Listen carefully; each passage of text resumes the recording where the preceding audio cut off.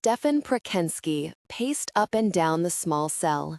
He knew exactly how many steps he could take before he leapt to catch the bars and do pull-ups, a dozen more before pacing to the end of the cell and dropping down for push-ups. There was no getting used to the smell of the prison, or the slime on the walls, or the way the showers didn't work, and the need for constant vigilance to stay alive, but he didn't mind any of that. He could tolerate anything. He had endured much worse.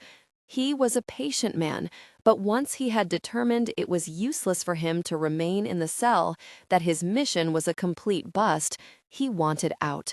It was a waste of time for him to stay, yet his handler hadn't agreed a month earlier to pull him out. Every day was increasingly dangerous and irritating, his mind becoming consumed with the only thing decent in the prison. Swearing under his breath, Stefan took from the wall the latest photograph of the woman his cellmate obsessed over. She stood on a beach, the ocean waves rising behind her, a little turbulent and obviously windy, but there were no landmarks Stefan had a chance of identifying. She was undoubtedly beautiful, with her long black hair blowing in the wind. Dressed in jeans and a tee, she still managed to look elegant and sexy at the same time. If he were a man who was interested in relationships, no doubt he would understand his cellmate's fixation with her. And the idiot was totally obsessed with her. There were hundreds of photographs taken over a period of years of just this one woman, pinned all over the walls. It didn't seem to matter how intelligent a man was or what he did for a living. In the end, it seemed a woman often brought even the greatest of criminals tumbling down. And this particular woman was no exception. Stefan planned to use her to take down Jean-Claude Leroux's international empire, if that was what it took. He glanced down at the picture in his hand. She looked pensive, no, sad. What had put that look on her face? Surely a woman like her was not pining away for a man like Jean-Claude. A small band of skin peeked out between her tee and her jeans. He observed the image, noting her appearance. No doubt Jean-Claude was a man of untold wealth. Stefan supposed a woman might find his good looks attractive, if you liked oozing charm. His charm covered a multitude of sins, but then women might find that edge of danger exciting as well. Women could be just as easily swayed by the wrong things as men could be by beauty. What are you doing with that? Glaring at Stefan, trying to intimidate someone impossible to intimidate, Jean-Claude Leroux snatched the small photograph from the hands of his cellmate. "You have no idea who I am." Deliberately, Stefan showed his teeth and then spit on the floor of the cell. That refrain is getting old, Rolex. He infused total contempt into his tone, calling the man the hated name he'd given him. A man like Jean-Claude, the head of a vast crime empire, would detest a common criminal taunting him. It was an affront the man couldn't accept. In the 2 months Stefan had been undercover, trying to collect information, he'd had to defend his life on several occasions, a tribute to Leroux's authority even there in the prison. Jean-Claude hated Stefan, and one word from him had sent several prisoners trying to curry favor by attempting to get rid of Stefan, the thorn in his side. There was no doubt that Leroux was every bit as powerful in prison as he was out of it. On the surface, sentencing him for his international crimes in France seemed good. The French prison system wasn't considered a place to coddle prisoners. But even with mold on the walls and water-stained slime trailing from the ceiling, Jean-Claude managed to appear wealthy and powerful. Every other prisoner gave him a wide berth, until Stefan had come along. He goaded Leroux at every opportunity, and not one of the men paid to teach Stefan a lesson or kill him had succeeded. There was no doubt in Stefan's mind that given an hour alone with Jean-Claude, if he was free to interrogate him in his own way, he would have all the information the government needed. But here, in this French prison, with guards watching day and night, and the government all too aware of their prisoner, he didn't have a chance to extract what he needed from the man. That left only one possibility. Jean-Claude Leroux had to escape. He sighed. He'd told his handler that same thing many times over the last 2 months. Stefan gestured toward the photograph-covered walls. "You have a lot of pictures, Rolex, but you sure don't have any letters. I think your woman is on that beach with another man," laughing heartily. Jean-Claude replaced the photograph, his hand smoothing over the glossy paper. Stefan noticed with some satisfaction that the crime lord's fingers trembled when he touched the woman's face. "You do not see a man in any of these photographs, do you?" Jean-Claude looked him over with obvious contempt. Stefan knew he wasn't much to look at. He was tall, with wide axe-handle shoulders, a thick muscular chest, and large arms with bulging muscles. He didn't look suave or wealthy or charming. He looked a brute, not very smart, with longish hair and lots of scruff. Scars webbed his skin, and his knuckles were calloused and shiny. He had a square jaw and dark blue-green eyes that looked straight into other men's souls and found them guilty. Stefan exuded raw power through sheer physical strength, and men like Jean-Claude automatically dismissed them as muscle and brawn, never looking beneath that surface to see if there was any intelligence behind the mask of a brute. In his mind, he used his real name, Stefan Prakenskii, as often as possible because, truthfully, he used aliases so often he was afraid of forgetting who he was. And maybe he had already, long ago, lost his identity. What was he? Who was he? And who really gave a very anyway? There wasn't a beautiful woman standing on a beach looking sad, pining away for him, and there never would be. He was successful at his job because he refused to let women, like the one Jean-Claude obsessed over, into his realm of consciousness.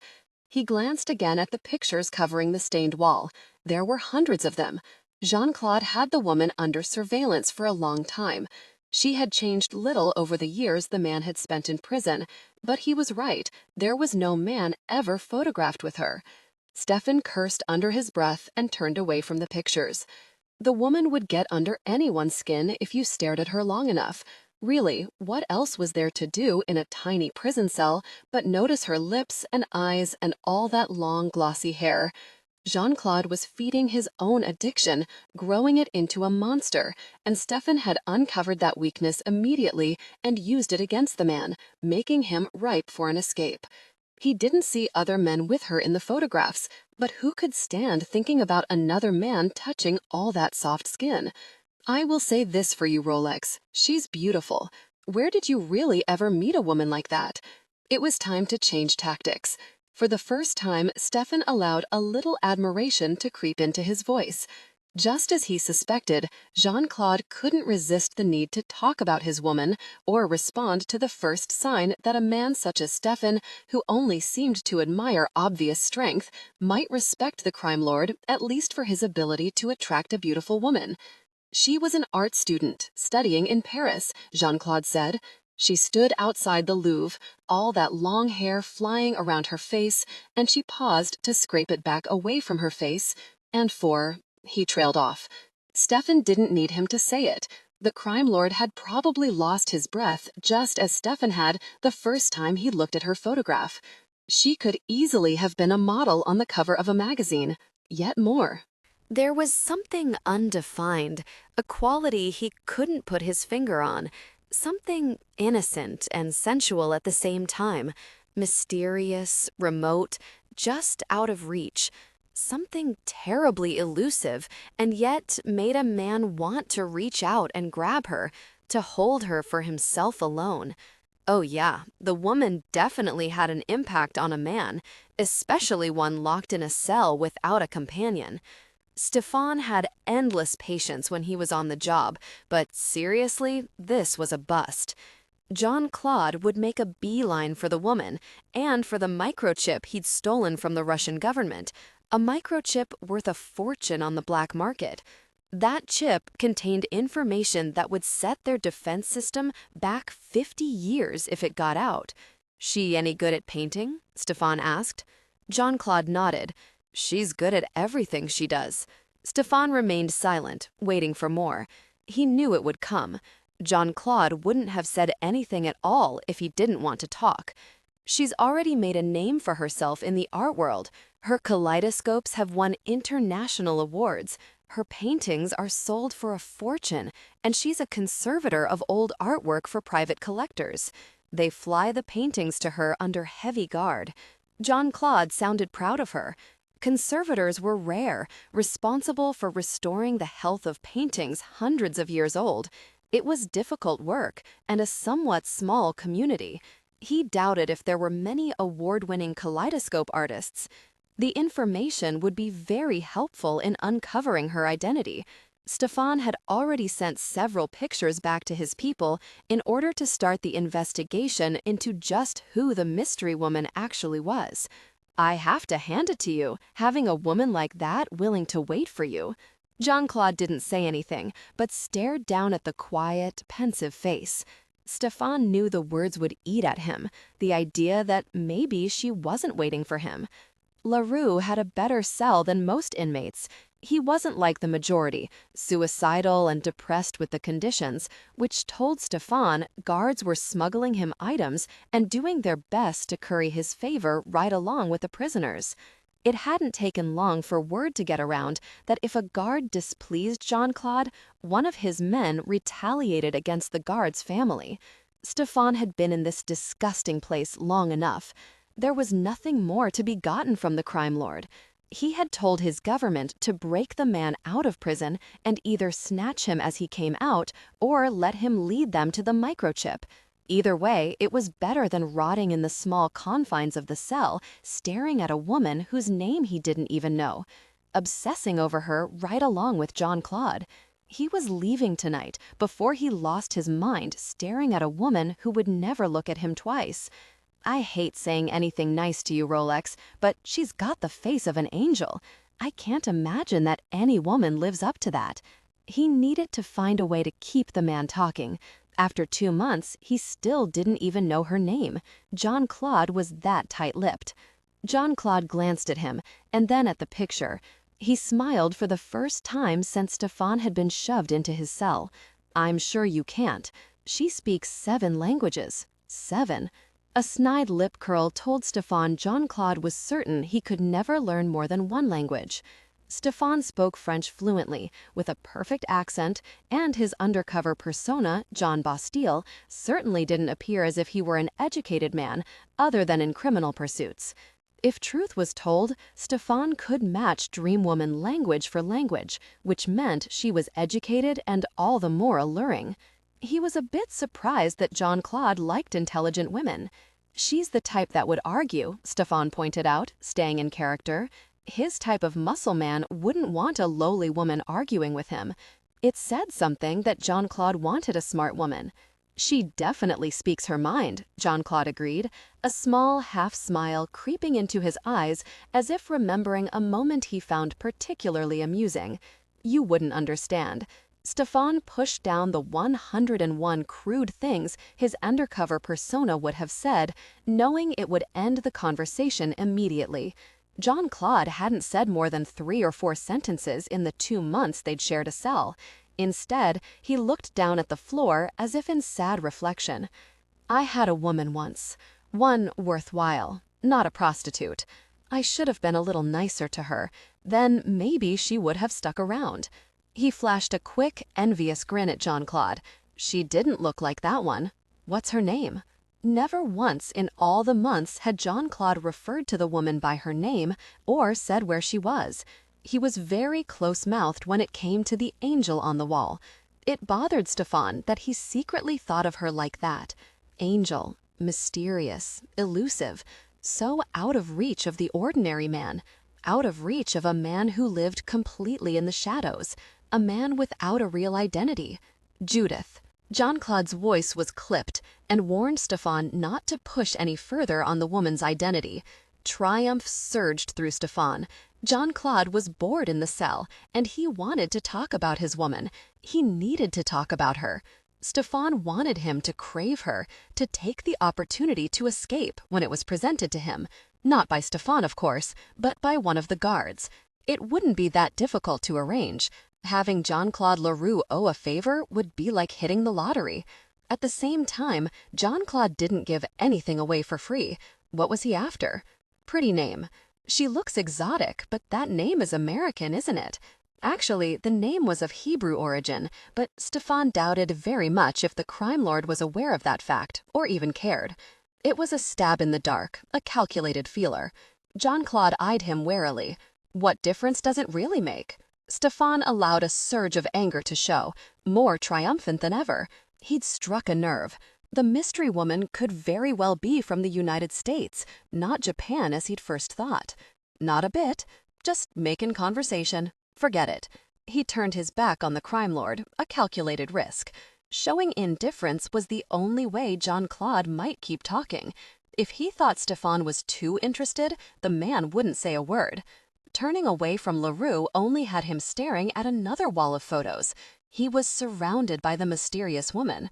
She definitely looked of Japanese descent, but not entirely. She appeared tall and her skin tone lighter. It was possible she had an American parent.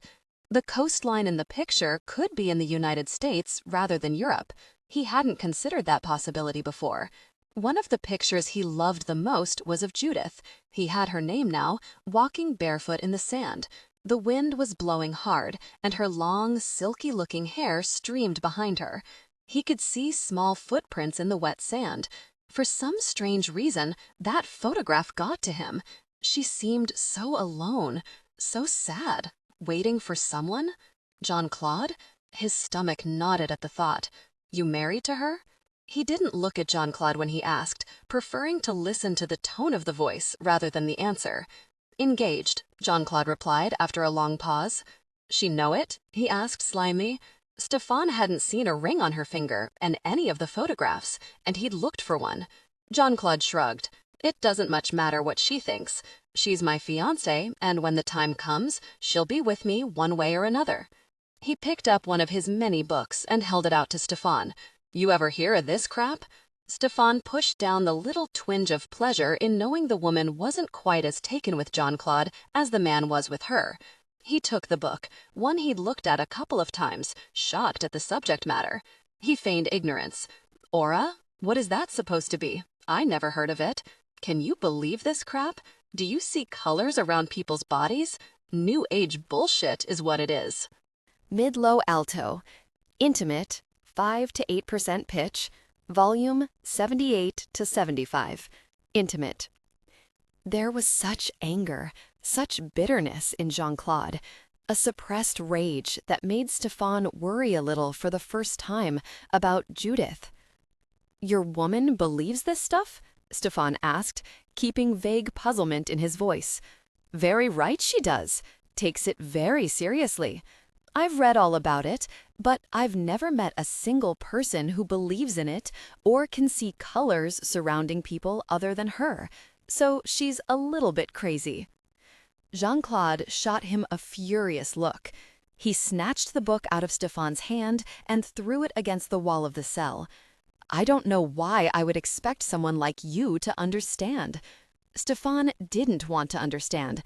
He wanted out of this stinking cell, away from the man whose soul was rotten. There was no mercy in his world, no soft skin, no dark eyes a man could get lost in. He wasn't even real, no more than a dark shadow sliding in and out of places others called home and leaving behind death and chaos. He didn't know what a home was, and he no longer cared. He had lost his humanity long ago in places like this, surrounded by corrupt men who traded in human flesh and wreaked havoc on the world for money. He'd been in the business too long when he started to fixate on a woman just because she was the only thing that remotely resembled innocence in a stinking prison cell. You know, Bastille, Jean-Claude began. Stefan went on alert. For the first time, Jean-Claude sounded different. They were getting to the business of why the crime lord had deigned to speak to him about his woman. Jean-Claude had been steadfastly silent, and it just wasn't in him to have a friendly conversation, no matter how much he might want to talk to someone about Judith and the photographs. He'd given to get something. Stefan turned around, leaned one hip lazily against the cot, and raised an eyebrow. Why didn't you kill me? You knew I ordered the beatings and the hits." Stefan kept his expression carefully blank. He shrugged. "No money in it. I want out of here. I came to do a job, and once it's done, I'll get out." Jean-Claude's eyebrows shot up. "A job?" he echoed. "Relax, Rolex. You aren't the mark." Stefan allowed a small smile to creep into his eyes. "I won't say it didn't cross my mind a time or two, but there's no percentage in it." "But you would kill me if someone paid you to do it? We're not exactly friends." This time, amusement reached his voice. "I underestimated you," Jean-Claude admitted.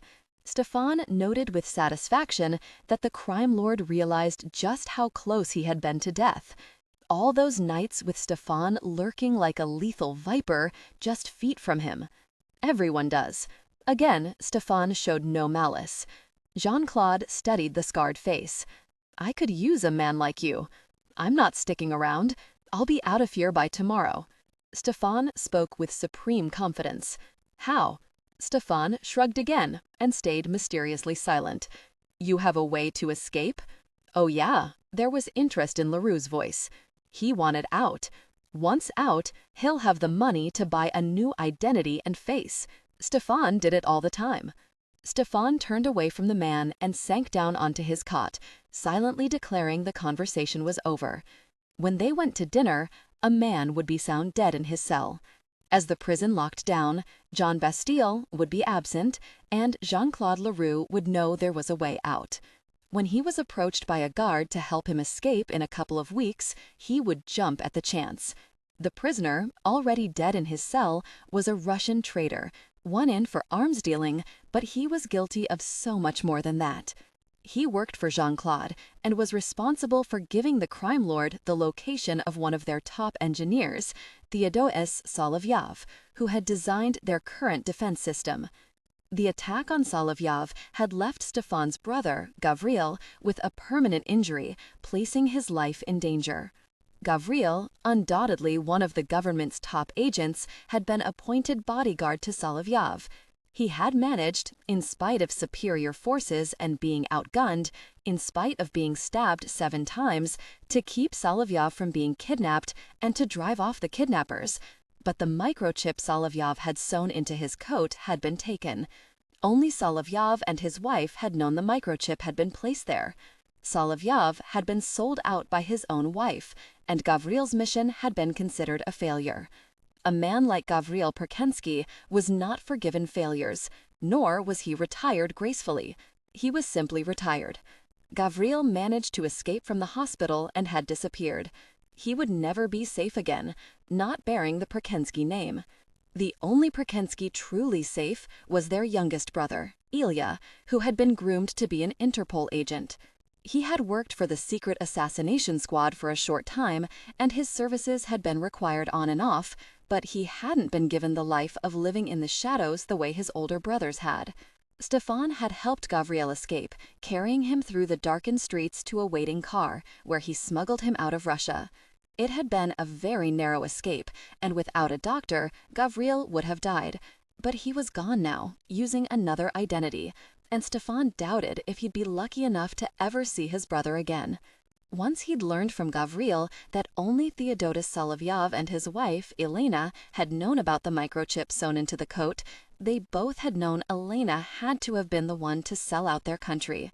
As soon as Gavril was out of danger, Stefan followed the money trail, found not only Elena's guilt, but the tie back to Jean-Claude Leroux. Elena died after providing the name of her lover. Her lover had given up the rest of the hit squad before he had died.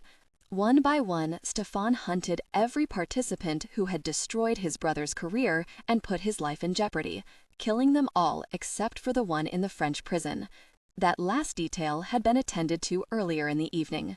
Stefan lay down on his cot, ignoring Jean-Claude's puzzled look. The man wanted more information and was probably regretting that he'd set the tone for their rocky relationship. There was immense satisfaction in knowing Jean-Claude was going to regret a lot of things, ending Gavril's career not the least of those regrets. 4 days later, Stefan took his time in the hot shower, grateful for a decent room, clean bathroom, and comfortable bed. He wrapped a towel around his hips and stepped out onto the cool tiles. Setting his gun down on the sink, he dried his hair, staring at the fogged image in the mirror. John Bastille was no more, and Stefan Prakenskii was back.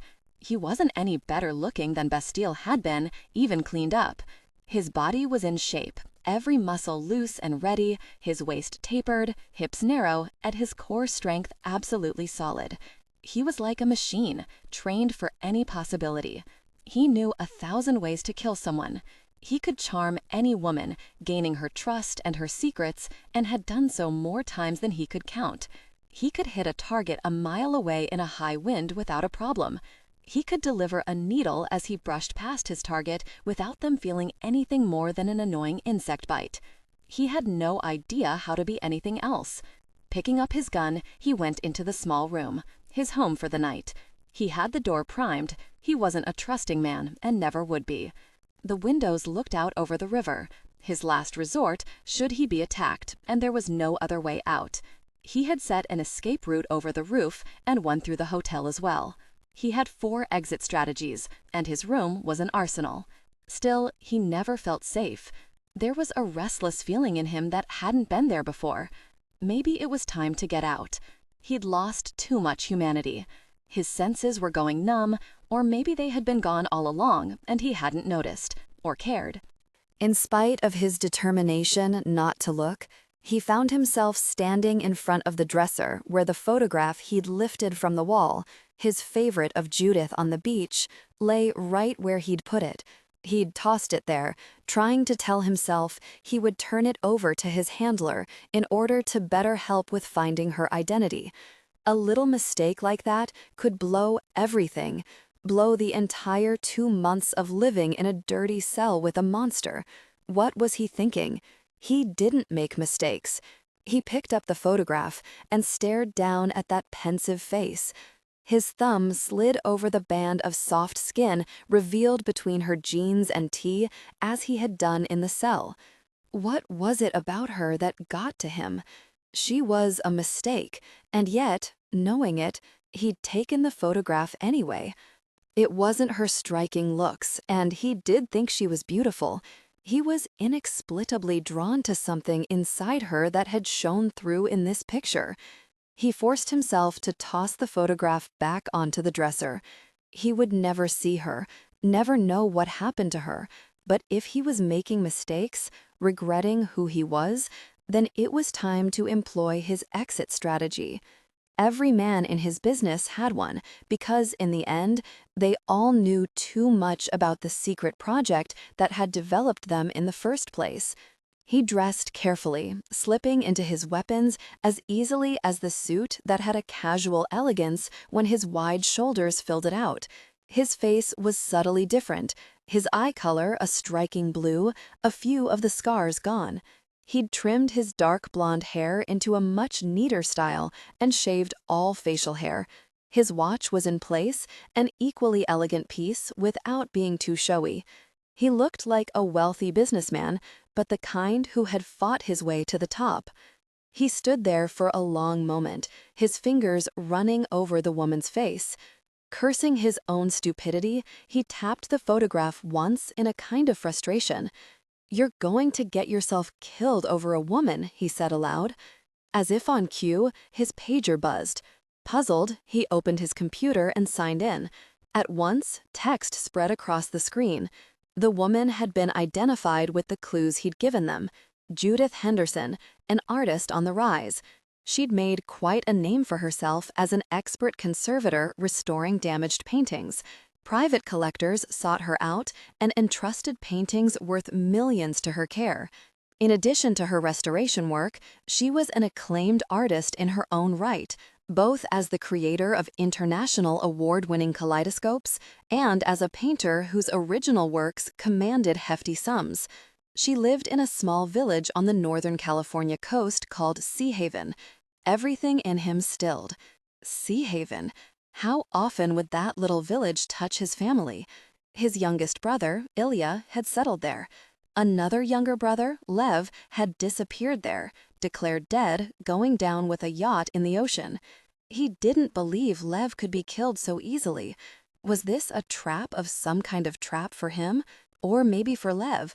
Was it possible he was being used to try to find his brother? A man like Lev, with all his abilities, didn't die easily.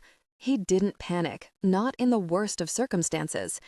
Petr Ivanov, a man with no human feelings whatsoever, had been sent to find and eliminate Lev should he still be alive. He had reported back that Lev had indeed died in the yacht accident. The body had never been found, but the investigation had been thorough. If Ivanov hadn't really been convinced of Lev's death, he wouldn't have risked his reputation on his report. Everyone had supposedly stopped looking for his brother. Did that mean they really believed Lev was dead, or were they setting up Stefan to lead them to his brother? He didn't react to the news scrolling across his screen. Like Lev, he was not a man to give in to panic. He waited in silence, in stillness. A new message appeared on the computer screen, and his heart jumped before it settled. He was to go to Sea Haven and establish a relationship with Judith Henderson. Files would follow detailing the mission. He felt himself go very still. Originally, he was to interrogate Jean-Claude when they broke him out of prison. He would easily acquire the needed information from LaRue, and his handlers knew he would. Traveling to Sea Haven, as much as he wanted to go find out about his brother, would be stepping into a minefield.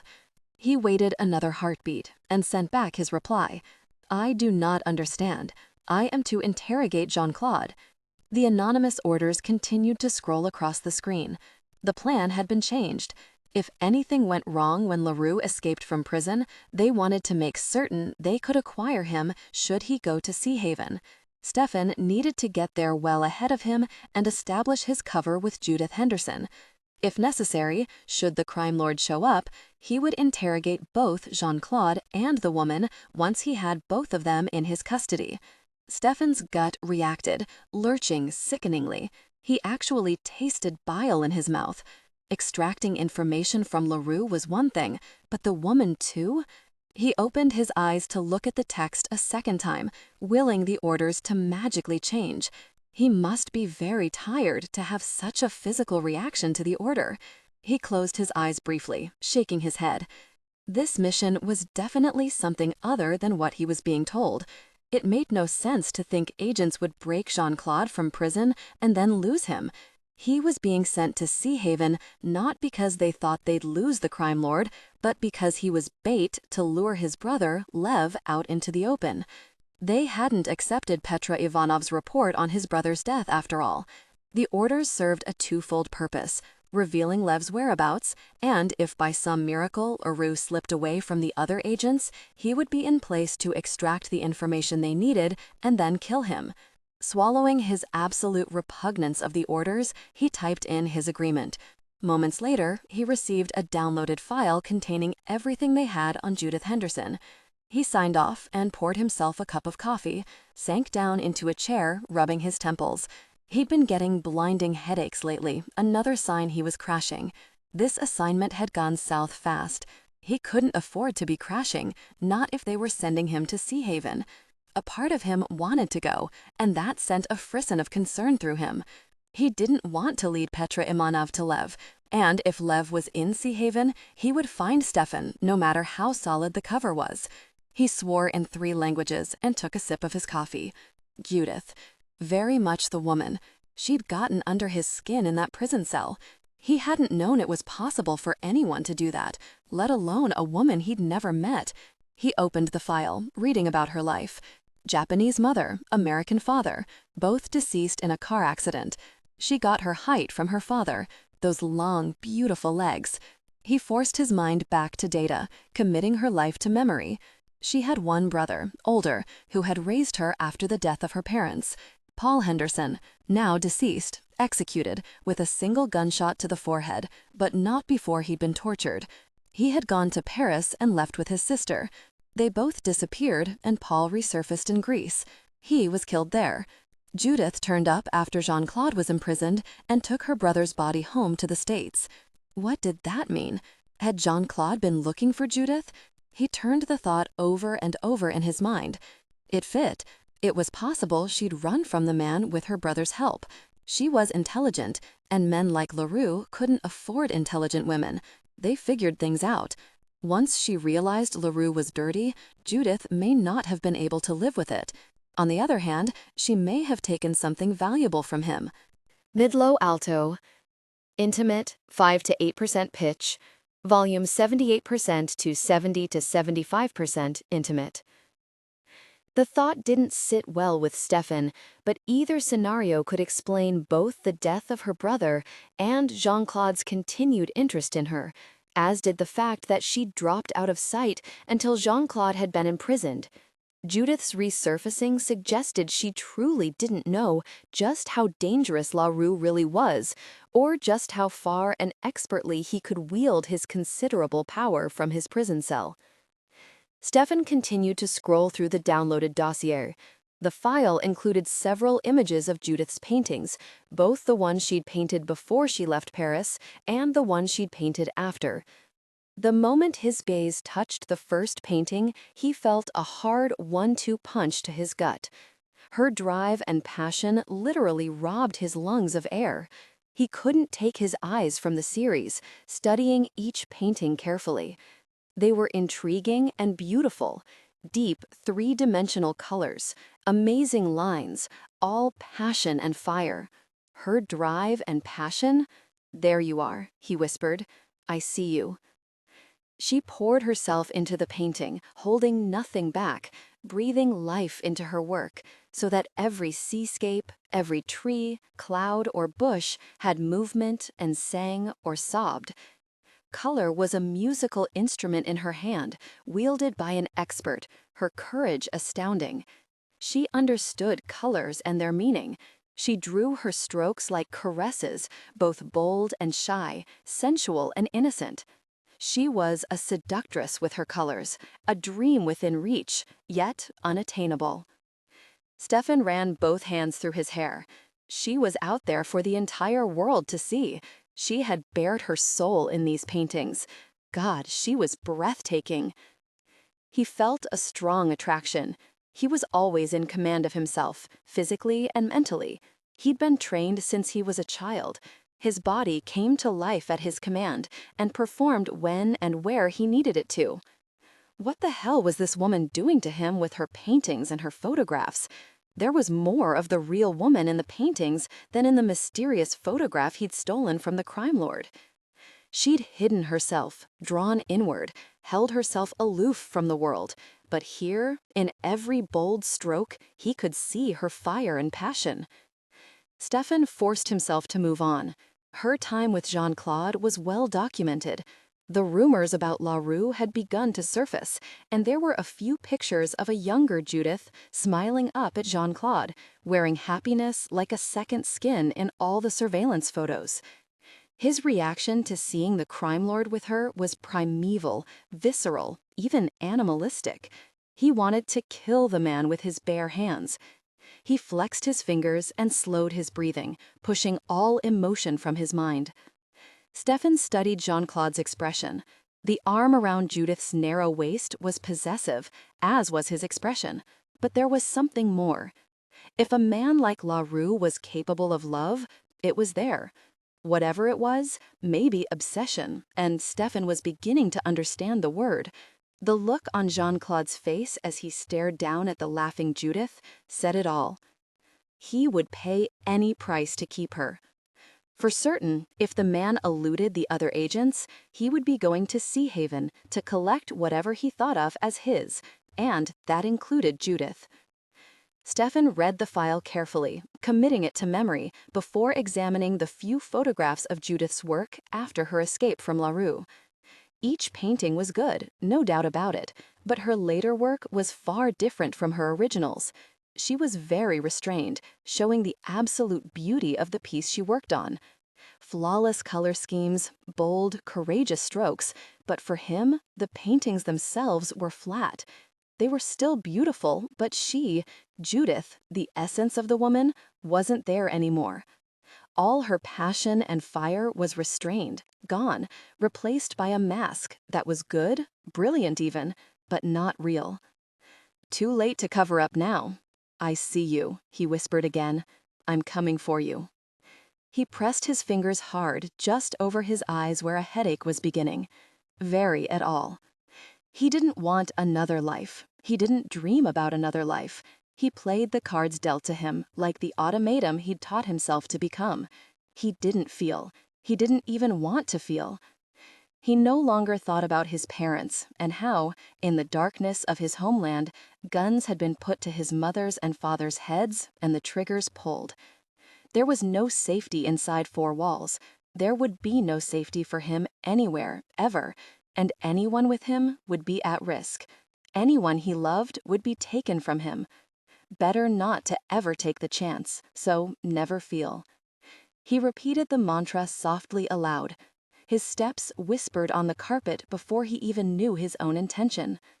He crossed to the dresser and picked up the photograph of Judith Henderson again, drawn by some force greater than he could resist. A woman who spoke 7 languages, intelligent, beautiful, an artist. He didn't even know what that would be like, to have the freedom to paint, to pour your heart and soul onto a canvas. He knew languages, he was intelligent, and he knew paintings, everything about them. It was all necessary to his business of shedding one skin and acquiring another. His temples throbbed, and he sank back into his chair, the photograph in his hand. What was it about her? That lost, lonely look? The wind in her hair? The sun shining on the water? His imagination, so long repressed, leapt forward in spite of his desire to suppress it. She was waiting for someone to come and unlock that passion and fire. She was waiting for the right man to give it to. What was he thinking? Dark purples swirling with black lines moved across the high cobalt ceiling, weeping crystalline tears. With so much sorrow filling the room, floor to ceiling, simple stone and wood could barely contain the intensity of emotion. Sorrow lived and breathed.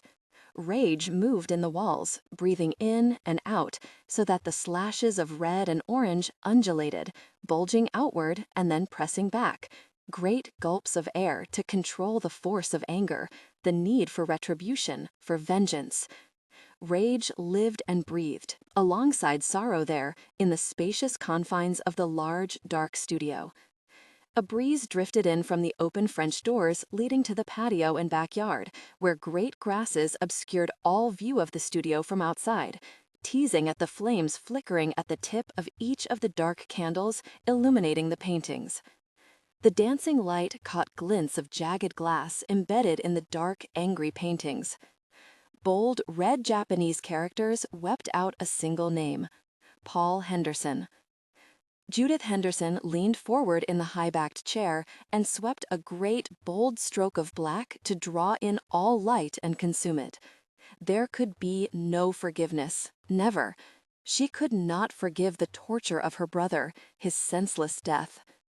Tears ran down her face, and she brushed them away with her forearm, added another weeping stroke to intersect with a fierce, bold promise of vengeance.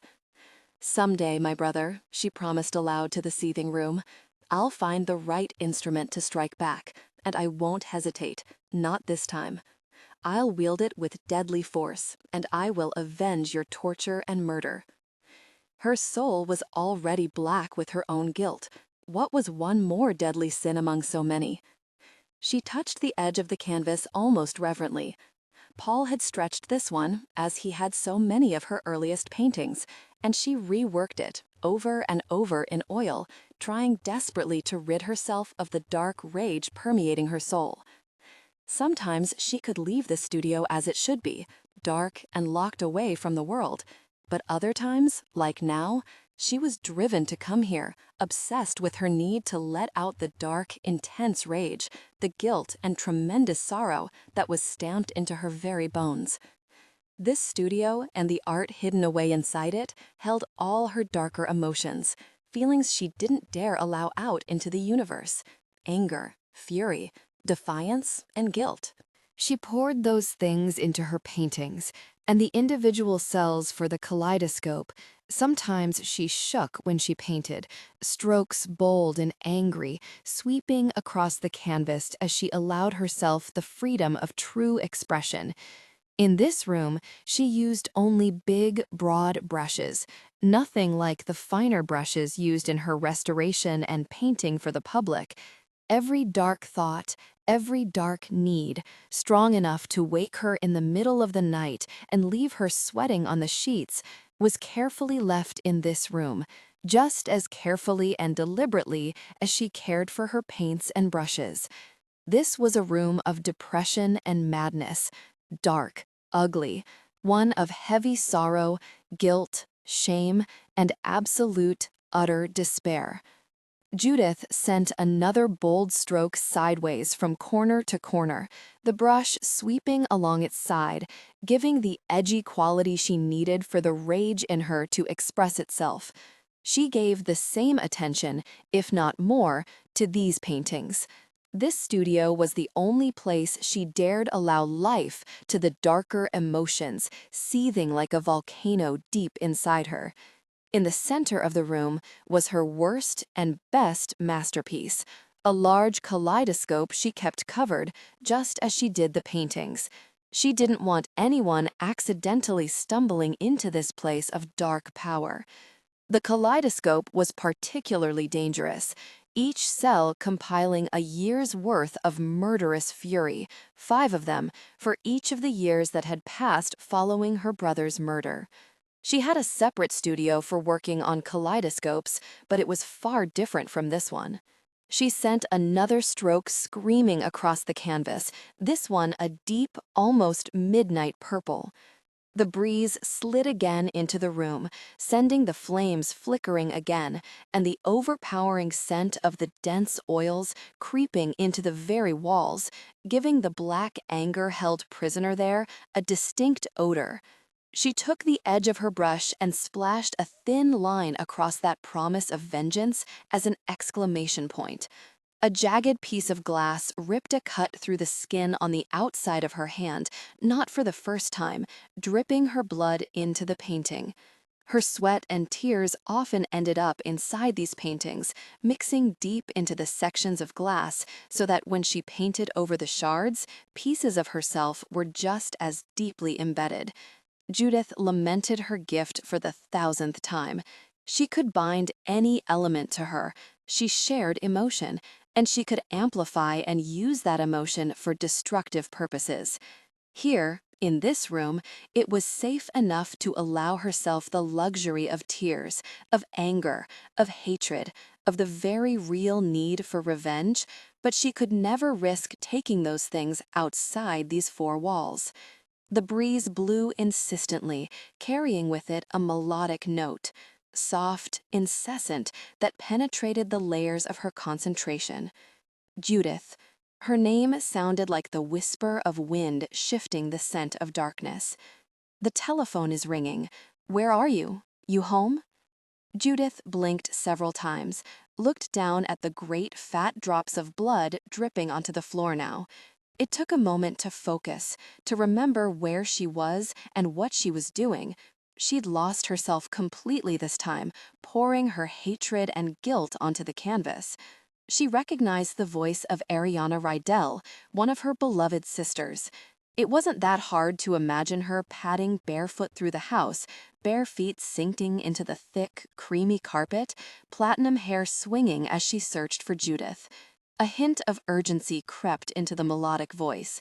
"Judith, are you all right? Answer me." Judith made her way to the edge of the French doors and inhaled sharply to try to clear her head. She was consumed by her painting, still in a deep fog, struggling to get out and make sense of where she was and what she needed to do. It took a few moments to push back the dark, swirling waters of rage and sorrow, threatening to eat her from the inside out, and find the way back to sanity. "Be out in a minute, Ariana." She struggled to keep her voice even as she wrapped a clean cloth around her hand to soak up the drops of blood. "Take a message for me, will you?" Very carefully, she cleaned her brushes, taking her time, knowing Ariana would cover for her on the phone. Ariana would know she was fighting her way back. She came into this room only when the darkness threatened to completely consume her, and she had to find a way to dissipate some of it.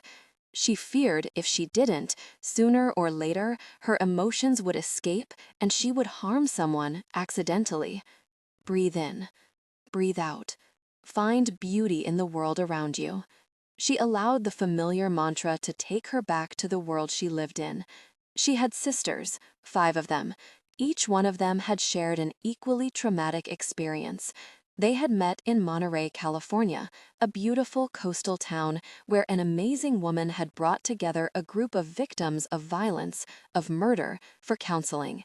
Each of the women felt responsible, and each was at the very end of their ability to cope with shame and guilt, until Monterey, until they met one another and formed their lasting sisterhood. They trusted few people, believed in even fewer, but together they were strong. Together they could live their lives in peace, find happiness again, maybe not in the way others would have thought was right, but it was their way, and Judith embraced her life in the small village of Sea Haven where she worked. They called each other family, and that's what they were, sisters. Many people in the world had family of the heart, kin by choice rather than by blood, and hers had come along in her darkest hour and saved her life. 5 years ago, they'd made the decision to buy a farm together just outside of the village of Sea Haven on the northern California coast. The community was small and close, the villagers interdependent on one another for success, which made them all very friendly and tolerant of one another. "You okay, Judith?" Ariana called again, this time insistent. It was a common question they all asked one another. "Be right out," she said again, dodging the question. It was never good to outright lie, bad karma, and in any case, Ariana was fairly good at seeing through lies. Ariana was the most difficult of all her sisters to mislead. Like Judith, she could read auras, the electromagnetic field of pure energy surrounding human beings. She saw the energy in colors surrounding people, allowing glimpses into their emotions as well as character. Judith rarely trusted her gift, while Ariana relied on hers. All of her sisters knew that if Judith was in this particular studio, it wasn't a good day. Judith carefully put all her brushes and paints away and draped the canvas she was working on. No one could ever see this painting. No one could ever peer into the swirling bark kaleidoscope. These pieces were far too powerful on the senses, created from a forbidding, despairing place she rarely allowed herself to go, but sometimes had no choice. With great deliberation, she locked the French doors and drew the thick, heavy drapes, preventing light, preventing any view whatsoever of this studio. She blew out the many candles, plunging the room into darkness, and took a deep breath of the soothing lavender as she struggled to find peace again. After hours of allowing her darker emotions free rein, it took time to bury them again, to cover them up and find tranquility. She needed to maintain complete and absolute serenity at all times when she was in the company of others. Judith took another deep breath of the lavender, the scent now slightly faded, and stepped into the hallway of her home. The soothing color of ivory washed over her. She looked at everything as a canvas, including, or especially, her home. Because each of the sisters had their own designated 5 acres on the farm and were able to design their own home, she had started with an amazing blank canvas. Mid-low alto. Intimate, 5 to 8% pitch. Volume 78% to 70 to 75% intimate. The lower story was all about her work. The 3 studios, a playroom, a bathroom, and a bedroom, just in case she'd worked too long into the night and just crashed without bothering to go upstairs. Her living space was all about glass and views of the gardens surrounding the house. Open space and welcoming. She loved her home and the hard-earned peace she found there. She met Ariana in the hallway and gave her a quick hug. "I was worried," Ariana admitted, her deep blue eyes searching Judith's face for hidden shadows. "You only go into that studio when you're really upset, Judith. You haven't been there for a few weeks." That wasn't strictly true. In the last few days leading up to the anniversary of Paul's murder, Judith hadn't been able to sleep, and she'd spent several nights in the studio surrounded by her anger and sorrow. "I know it's distressing to you," Judith said gently. Just the sight of Ariana restored her inner balance. She wasn't alone, dealing with the mass of emotions she was forced to suppress. She had her sisters. They loved her in spite of her reckless past, and they would stand by her. "What happened to your hand?" Ariana demanded. "Should I call Lexi?" Their youngest sister worked with healing herbs, among other things. Judith forced a smile, holding up her hand. "A scratch, nothing more." "I'm dying for a cup of tea. Did you put the kettle on?" "Before I came downstairs," Ariana said, her gaze flicking once more to Judith's hand before she sighed and let it go. "Good, should be near boiling by now." Together, they went up the stairs leading to the main living quarters. Judith loved looking at Ariana, always calm in the face of any crisis. She was quite a bit shorter than Judith, slim, with an almost boyish figure, small breasts, a narrow waist, and slim legs. Her hair was natural platinum, streaked with silver and gold, amazing in the sun. Her eyes were enormous, a deep blue, fringed with golden lashes. Small specks of gold dusted her nose. Ariana was one of the smartest people Judith knew, and that included Damon Wilder, Sarah Drake's husband, who worked on defense systems for the United States. No one would ever guess looking at the little pixie who was Ariana. She looked more like a dancer than a think tank. Ariana simply made people feel good with her presence, and on days like this one, Judith welcomed her company. "You always pick the perfect day to come and see me," Judith said, meaning it. "I suppose you already chose the tea and put it in the teapot as well." Ariana always seemed to know when Judith or anyone needed cheering up. Ariana laughed. "Of course. You know I'm not shy about making myself at home. When you have a husband and a dozen kids running around, I'll still just let myself in and be the favorite, wonderful auntie. And we're having black tea. I needed a boost." Judith shook her head, smiling wider and keeping her eyes bright and sunny when deep inside she wept continuously. She was trapped by her own gifts, terrified to ever take such a chance again, to feel for a man, to trust.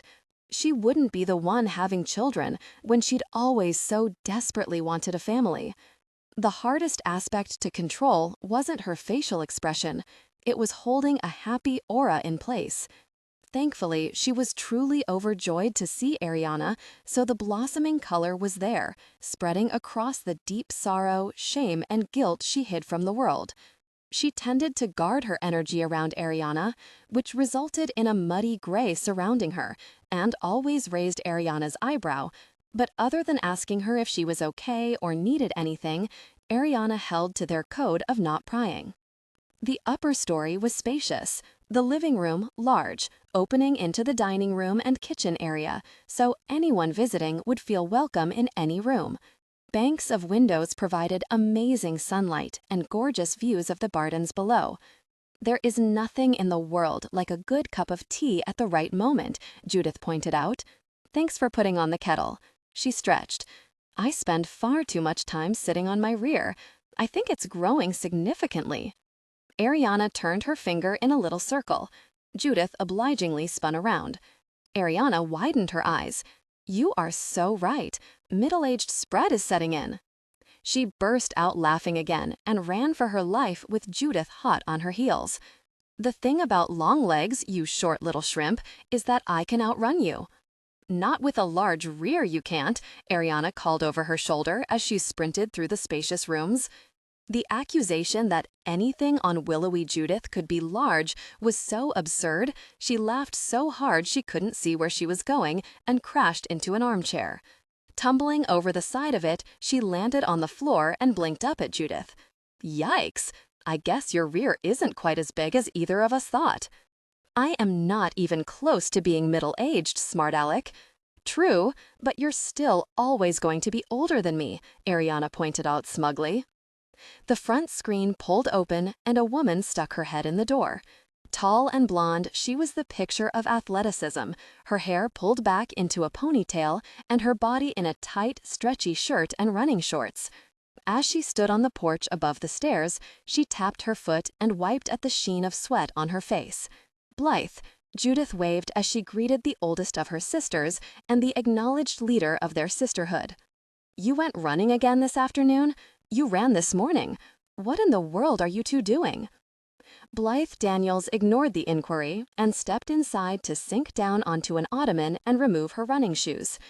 "Well," Ariana said from the floor, "basically, we're discussing Judith's rear and how big it's grown while she sat and painted today." "Really?" Blythe frowned at them both, looking very concerned. "I don't have my glasses to examine you up close and personal, Judith, but there isn't much there. In fact, your rear might be considered flat." "I have a very cute rear," Judith protested. "You were the one just saying it was ballooning," Ariana reminded her. "I was trying to be supportive and helpful." Judith flung a decorative pillow at her head. Ariana sent a push of air to counter it, stopping the pillow abruptly so that it fell to the floor. "Show off," Judith accused. "I'll make the tea. Blythe, do you need a glass of water?" "Thanks, love." 1. You shouldn't run twice in one day, Blythe, especially not today. "Doesn't Levi teach our self-defense class tonight, or do I have my days mixed up?" Ariana asked. Once again, her blue eyes inspected her oldest sister with some concern. Judith paused in the open, sweeping wide arch leading to the kitchen to hear Blythe's answer. All of them had personal demons they fought, and Blythe was no exception. She was just so good, the only word Judith could think of. It was distressing to all of them when she went through these periods of insomnia. She got up early and often ran late in the evenings. It was rare for her to include an afternoon. "No, Levi's definitely going to throw us all over the gym tonight," Blythe said, wiping at her face with the hem of her shirt. "I think last week every bone in my body ached. He's worse than Lissa and her martial arts training. Don't forget her Pilates and her weight training and her Zumba classes," Ariana added, and threw herself onto her back on the floor, groaning. "I'm exhausted just thinking about it." "Lissa can think of a million ways to do us all in." Judith forced a laugh. It was becoming easier to feel the emotion she was trying to portray to her sisters. Not like Levi. Levi Hammond was married to Ricky, another sister, and Levi believed in preparing them all for any situation. They practiced self-defense moves over and over, and he was a very exacting teacher. Lately, he'd been adding weapons training. Lissa, of course, already a third-degree black belt, was particularly fast at catching on, while Judith felt very out of her element. Mid-low alto. She could do martial arts katas, all those beautiful, graceful forms, flowing across the room, every movement exact and elegant, but she just couldn't seem to get some of the more practical self-defense moves down. Lissa was always unfailingly patient with her. Levi, less so. He was determined to ensure Judith could handle herself in any situation. She knew he was right, but that didn't make her any better at self-defense. She busied herself pouring the boiling water into the teapot and slipped a cozy over it to allow it to steep. Blythe drank a full glass of water by the time the tea was ready, ignoring the other two laughing at her. The three women curled up close on thick, comfortable chairs, tucking legs up. "I have to say," Judith confessed, "I was totally wrong about Levi. He's crazy about Ricky and has been good for her. I've actually grown very fond of him." "I didn't expect to like him so much either," Ariana admitted. Blythe shrugged her shoulders and looked at them over her teacup. "Oh, no, you don't," Judith shook her head. "You don't get to be silent on the subject of Levi. He's with our beloved Ricky, and I thought you said they were good for each other." "I think they are," Blythe said. "He pushes her just a little to stretch her comfort zone, but he accepts her and seems to love her for who she is. They seem a perfect match." "There's a but in there," Ariana pointed out. "No one really knows anyone," Blythe said. "You have to take people at face value. What they say, how they act. But if they lie, if they don't show all sides of themselves, you never know who you're truly dealing with. Judith ducked her head, pretending to take a sip of tea. Blythe always told the truth, and this time she hit so close to the mark, Judith felt it like an arrow through her heart. There was a sudden silence, and when she looked up, she realized both of her sisters were looking at her in alarm. "What is it, honey?" Blythe said. "I didn't mean to stir up old ghosts. Perhaps mine were just a little too close today. I haven't been able to sleep, and I guess I'm feeling a little melancholy." Judith took a deep breath and pulled back from that yawning precipice of despair and sorrow, knowing if she went over the edge, she'd take Blythe and Ariana with her. "I'm sorry," she whispered.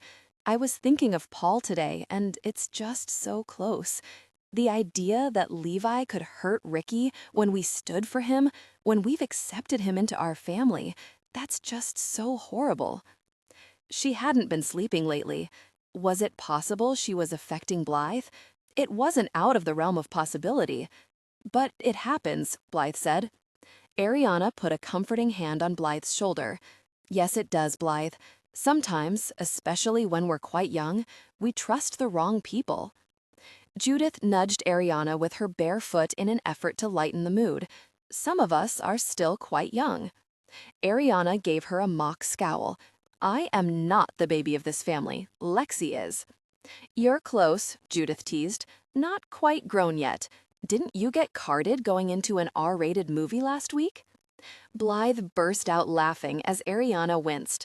"You can't deny it, Ariana, and you're never going to live that one down, at least not for a very long time." Ariana joined the laughter as she shook her head at the absurdity. Clearly, the woman needed glasses. "Who called earlier?" Judith asked as the laughter subsided. "I almost forgot," Ariana said. "Inez called. She said she needed you to call back as soon as possible. Someone's inquiring about buying the gallery, and she's hoping you can take the time to show them around." "That would be so nice for her and Frank to get out from under that payment," Blythe said. She really struggled to keep things going for Frank while he was in jail. His health is so fragile right now that they can't keep both the store and the gallery. You've been so good to them, Judith." Judith indicated Ariana with her teacup. "I've been working at the gallery more than in my own shop. If Ariana wasn't helping out, I wouldn't have been able to help them." She grinned at her sisters. "I might just get out of working out tonight." "Oh, no, you don't," Blythe protested. "If I'm going, you have to go too." "Levi doesn't even let Ricky off the hook," Ariana pointed out. "You're going to go. Call Inez back, but don't you dare try to make an appointment to see them this evening. We promised Levi we'd learn self-defense." "But I'm hopeless," Judith wailed. "Only because you won't hit anyone," Ariana said. "Personally, I enjoy hitting the man. Try it, honey. You might like it. Just pretend he's someone you don't like." Judith's heart jumped. She forced her mind away from that possibility. Ariana had no idea just how dangerous that would be. Judith could tap into every element, draw power from all energy, ignite the room with Lissa's fire, flood it with Ricky's water, bury it with Lexi's earth, or use Ariana's air to blow a house down. She couldn't afford, not ever again, to lose control of her emotions. She didn't even dare acknowledge a darker emotion for fear of what would happen. She was afraid to hit someone, especially someone she loved. She ducked her head to hide her expression, hanging on to her smile a little grimly. "Levi thinks I'm weak." Ariana nudged her with her toe. "Isn't that better than having a big rear? Or no rear at all?" Blythe asked. Judith gave them both a mock scowl. "You're both obsessed with my rear." She studied Blythe's face. "But you didn't come here to discuss any of this, did you?" "What's wrong, Blythe?" Blythe sighed and put down her teacup. "You know Elle and Jackson are in Europe. He's taken a leave of absence for 6 months, and they're touring right now. But they'll be coming back. The 7th daughter has always lived in the Drake house in Sea Haven. They're definitely coming back. Jolie Drake married Ilya Prakenskii. We can pretend that Levi is a Hammond all we want, but Ilya's going to know. And Jonas is going to tell Jackson." Judith bit her lip. Levi Hammond would not be welcomed to Sea Haven by Jackson, Ella's husband. Levi had been there when Stavros was holding Elle Drake captive. He'd been deep undercover, trying to stop a major human trafficking ring, and he couldn't risk blowing his cover to save Elle. But none of that would matter to Jackson. Elle had been held captive and suffered greatly for months by Stavros, and as far as Jackson was concerned, there was no goal important enough to justify turning a blind eye to her. "You're afraid they'll make his life hell," Ariana ventured. "Or worse, Ricky is too fragile for that." Blythe rubbed her temples in agitation. "If they force Levi to leave, Ricky will go with him, and she won't do well out of this environment. It took her so long to adjust." "The Drakes can't force us out of Sea Haven," Judith said. "But if they can't get over who and what Levi was, and they make his life here impossible, I'm willing to relocate." Blythe looked up at her. "Really think about it, Judith. We all should before making a personal decision. You have your business and studios here." Judith nodded. "I love Ricky. She's my sister, and she's autistic. She needs us. She needs the ocean, and she needs Levi. If they go, I'll go with them. It doesn't matter to me where I work. I love this place, but our family is what matters most, not where we are." Ariana let out her breath. "I've been worried too. I didn't realize anyone else was." "Have you spoken to the others? To Lexi?" Judith asked. Lexi spent most of her time on their large farm. She grew the vegetables they sold to markets and at the farmers' markets in the surrounding towns. "Everyone but her," Blythe admitted. "Lissa said she'll relocate as well. It will be hard for Lexi. She's put so much into this place." "Do you really think it will come to that?" Ariana asked. "Jonas did fairly well when he found out, and he's married to Hannah, Elle's sister." "That doesn't mean Jackson is going to have the same reaction," Blythe pointed out. "I'm their first cousin, a family member, and believe me when I say they can close ranks just as we can." "If Jackson can't come to terms with Levi, Sea Haven's going to become a difficult place for us to live, Ricky. Ricky is very sensitive, and she'll feel it." She shrugged her shoulders. "I'm just trying to anticipate that it might happen." "All of us have been worried," Judith said. "I think Levi worries, but probably not in the same way. He wouldn't care one way or the other if he's accepted, and I suppose Ricky wouldn't either if she could stay out of the village." "A child would feel it," Ariana ventured. "A child always knows when they're being ostracized." "I doubt if Ricky would consider having a baby," Blythe said. "But at least we're all in agreement. I'll approach Lexi on the subject as well, just to be safe." "It might be difficult to sell the farm," Judith pointed out. "Times are hard right now, although the farm is making money." "Which will make it easier," Blythe said. "Showing a profit is going to be beneficial. But we can cross that bridge when we come to it." "Have you looked at other places where we might all relocate together?" Ariana asked. "This works for us all. Can we find something similar somewhere else?" "We'll find the right piece of property if we need to," Blythe said with conviction.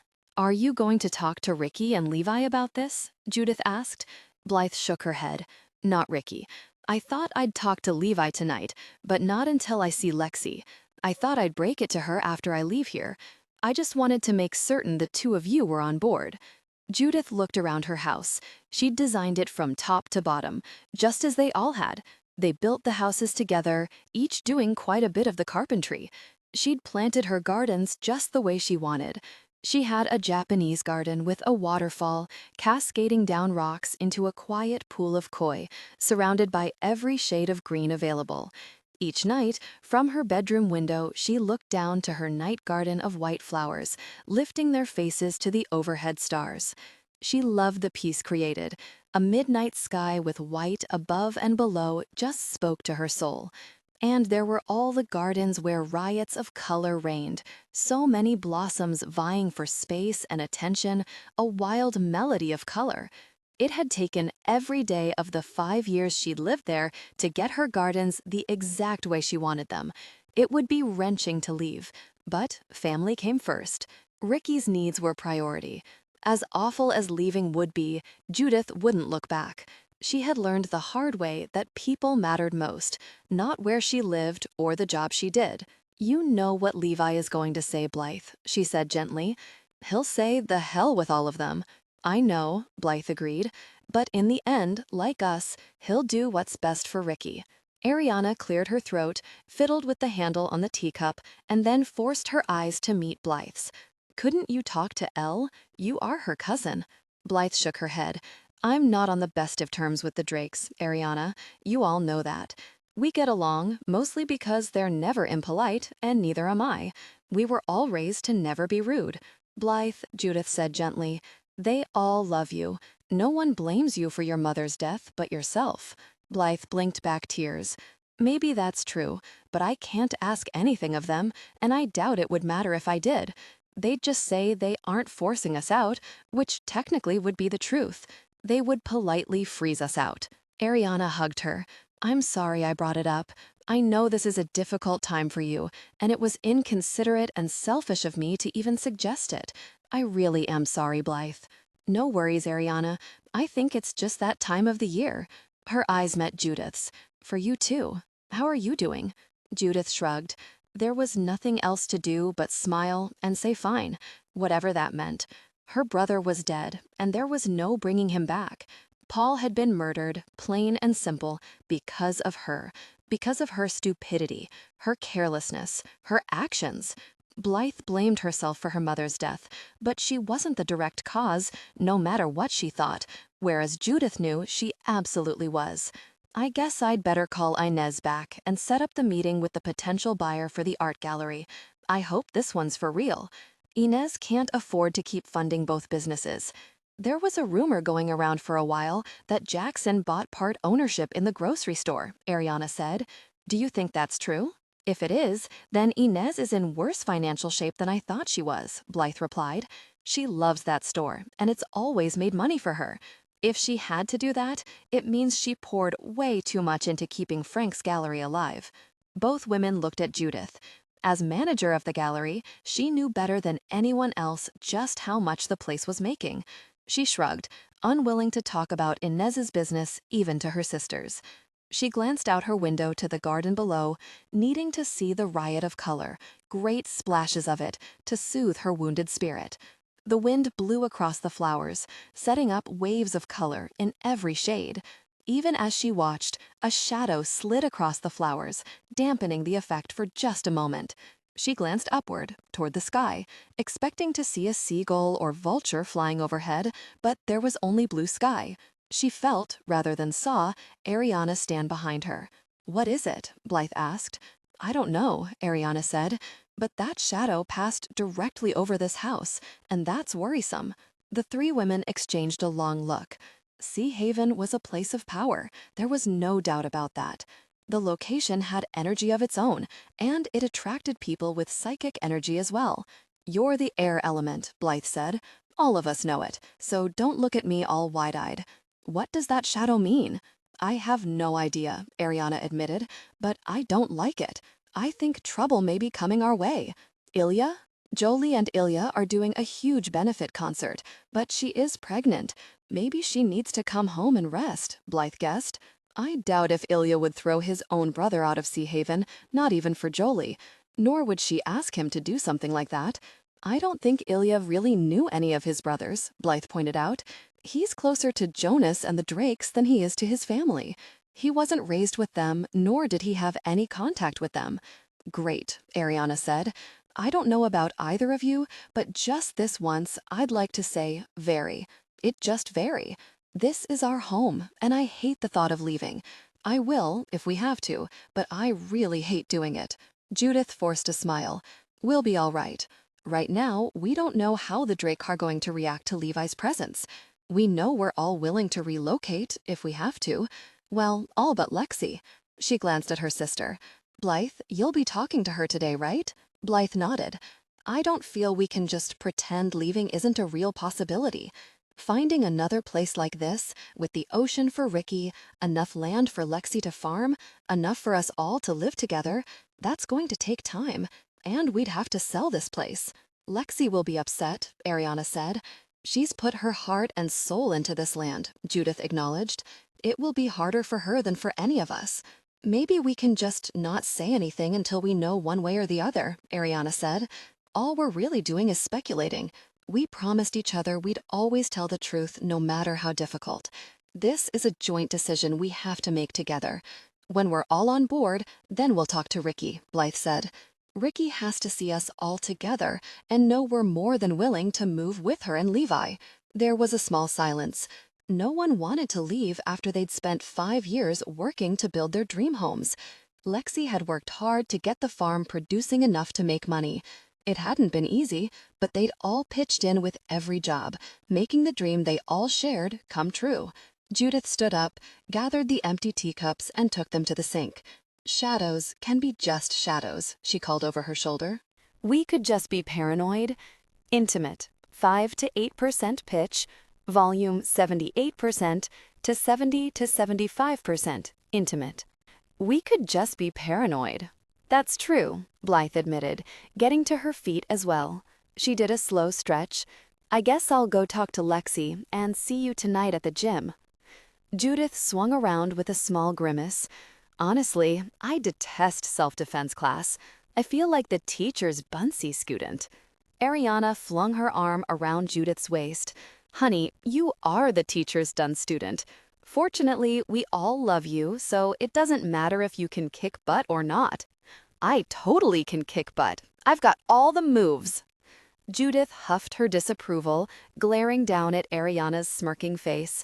I just prefer not to hit people. I'm more evolved and civilized than the rest of you. Well, you did flip Blythe onto her back last night, Ariana conceded, but then you burst into tears and that sort of ruined the whole effect. Levi was so exasperated, Blythe said, and burst out laughing at the memory. Did you see his face? I thought he might run out of there. Judith couldn't help but laugh as well, although remembering the moment when she'd thrown her sister to the mat made her a little nauseous. The sound of Blythe's body hitting the mat, the air rushing from her lungs, had been sickening. Judith couldn't explain to Levi or her sisters that she wanted to learn. She just didn't want to hurt anyone in the process. She believed she could defend her sisters fiercely if she had to, but to deliberately hit one of them or throw them down so hard it knocked the breath from them was abhorrent to her. And what if she lost her temper? What disaster would she bring down on everyone then? He definitely doesn't like any of us to cry, Ariana agreed. And have you ever seen him when Ricky is upset? He's crazy about her. Blythe sighed. I have to admit that he is. I watch him all the time. I still drop by in the early morning hours for coffee, and Ricky's always waiting outside for me. Levi brings the coffee out and seems happy enough to see me, but he rarely takes his eyes off of Ricky. I'm happy for her, Judith lauded, knowing Blythe was right. Levi Hammond was so in love with Ricky, her autism didn't seem to be in any way a deterrent. Does it make you think maybe there's someone out there for the rest of us? He's so different, and I can't imagine either one with anyone else. They were made for each other. Maybe there really is a Mr. Right. Her voice lacked conviction, and she knew it. There would never be a Mr. Right for her. She couldn't trust herself or her talent to not ever put those she loved in peril again. She was attracted to the wrong kind of man. In the past few years, she hadn't even dared look at a man with any degree of interest. She didn't dare go down that path ever again. Worse, she felt as if her own body had died. She hadn't been the least attracted, physically or emotionally, to any man she'd met in the past 5 years. Blythe shook her head. I'm past the age where some knight in shining armor is going to ride in on a white steed and sweep me off my feet. Ariana did a few little dance steps across the thick, creamy carpet. I think Levi is going to be starved for male company, poor man. Judith forced another laugh, but that shadow passing over her house hadn't kept going. It had slipped inside her, and a deep dread blossomed and grew. She came toward him, walking with unhurried steps, unaware of his presence. Stefan stood in the shadows, just inside the alcove by the gallery door, his back to the building, where he could see anything coming at him. Judith Henderson was far more breathtaking in person than in her photographs. She was still a good distance away, so he had plenty of time to absorb her. Tall, long legs, her suit as elegant as they came. A pencil skirt hugged the curve of her hips lovingly. Her short, flared matching jacket was severe black, but the bright red silk shirt beneath it clung like a second skin and looked very sexy. Women didn't affect his pulse or his body, yet deep inside where no one could see, the earth shook so hard something cracked wide open, deep, a fissure he couldn't repair. Emotions long varied, thought dead, rose with the force of a volcano, shaking him. He felt stripped of his armor, vulnerable, broken open and entirely exposed. His hand slid inside his jacket to the familiar feeling of the butt of his Glock. The moment he touched the weapon, he knew he was in trouble. Judith Henderson threatened him on an elemental level. The danger was almost tangible, yet he was at a loss as to why. She had that same far-away, lost look on her face that was in the photograph he carried with him, next to his skin, in the inside pocket of his shirt where he kept the small tablet that would end his life should he fall into the wrong hands. This woman was the type who brought men to their knees. Even the strongest man bared his soul, handed his heart into keeping, and was lost for all time just from a smile from those angel lips. He could hold his breath, just waiting for her to smile at him. For him. Just him. He willed her to look up, to see him. He braced himself for the impact, knowing it was coming. Judith took 2 more unhurried steps in her high heels, with that splash of tantalizing red streaking through the unrelenting black. His heart would have kicked into high gear if he'd allowed it, just at the anticipation of her gaze meeting his, but he was far too disciplined for that. He didn't take his eyes from her, absorbing her into his being. Gosh, she was beautiful. Her eyes flicked to the shadows and away again. Deliberately, he shifted his weight. Her gaze jumped back to the alcove, to him. Her eyes widened, met his. His body reacted, a powerful surge of sensation spreading through him. The shock of it, of that unrelenting, fierce ache, shook him. He was never out of control, his body completely disciplined, yet a profound desire surged through him, just with her eyes meeting his. This time, there was no controlling his wayward heart. Thunder roared in his ears, filling his head with warning, with need. Her gaze was more of a punch, hitting him low and wicked hard. She drove the breath from his lungs and sanity from his mind. If he opened his mouth, he doubted if sound would emerge. All of his training, all of his discipline was gone in one moment. Power surrounded the woman in her perfect suit on her perfect body. Innocence radiated from her. Brightness shone through all that soft skin. Yet there was unconscious seduction in every movement of her body. The way her lips were made for fantasy nights, those eyes, dark and mysterious like the woman herself. He could read that power she wore like a cloak just as easily as he could read the aura surrounding her. She hid her powerful energy, hid every dark shadow inside her, presented a different face to the world than what was deep inside of her. But he saw her, all of her, and he wanted what he saw. What man wouldn't? This was a woman a man would never get out of his mind. He saw instantly why Jean-Claude Leroux was so obsessed. She crawled inside a man before he ever had a chance to run, just with one smoldering look, that innocent seduction. Through it all, there was something else, something much deeper that he reacted to, elemental, elusive. She was far more than that bright, innocent seductress every other man would see and want.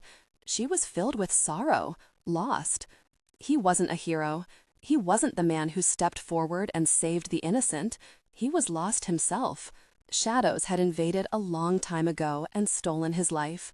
But he would give anything he had left to be the man who found a way to save Judith Henderson. He wanted to be that man, and it made no sense. She was a complete stranger, but that tiny piece of humanity left in him reached for this woman. Mr. Vincent? Her voice was as seductive as the rest of her, velvet soft, stroking over his skin like the touch of fingers. She was already inside of him. He could feel her there, where he could never get her out. Miss Henderson? His accent was perfect. He was already firmly anchored in his role as Thomas Vincent, an American businessman recognized in the art world with enough credentials to impress anyone. Like any good cover, he'd worked on it for some time, in case he ever needed an American businessman. The art was easy enough. He had studied hard, and with his ability to retain what he read, it was simple enough to pull out his extensive education and add it to the role he immersed himself in. Judith took another step toward him, her gaze moving over his body. Even in his elegant, perfectly fitting suit, he knew he wasn't much to look at. He had the physique of a bodybuilder, impossible to hide. His tapered waist and narrow hips only exaggerated the bulk of his chest, arms, and shoulders. His eyes were penetrating and deep blue-green, almost an aqua, his natural color. He normally wore tinted contacts, but it had been necessary to give a little of himself to this woman, what there was left of him, and it wasn't much. "Yes, I'm Judith Henderson. I hope I haven't kept you waiting long. I was held up at the studio and didn't have a number to reach you. I'm so sorry." A man would forgive this woman anything, especially when she looked at him with such obvious sincerity. Her eyes were enough to drown a man.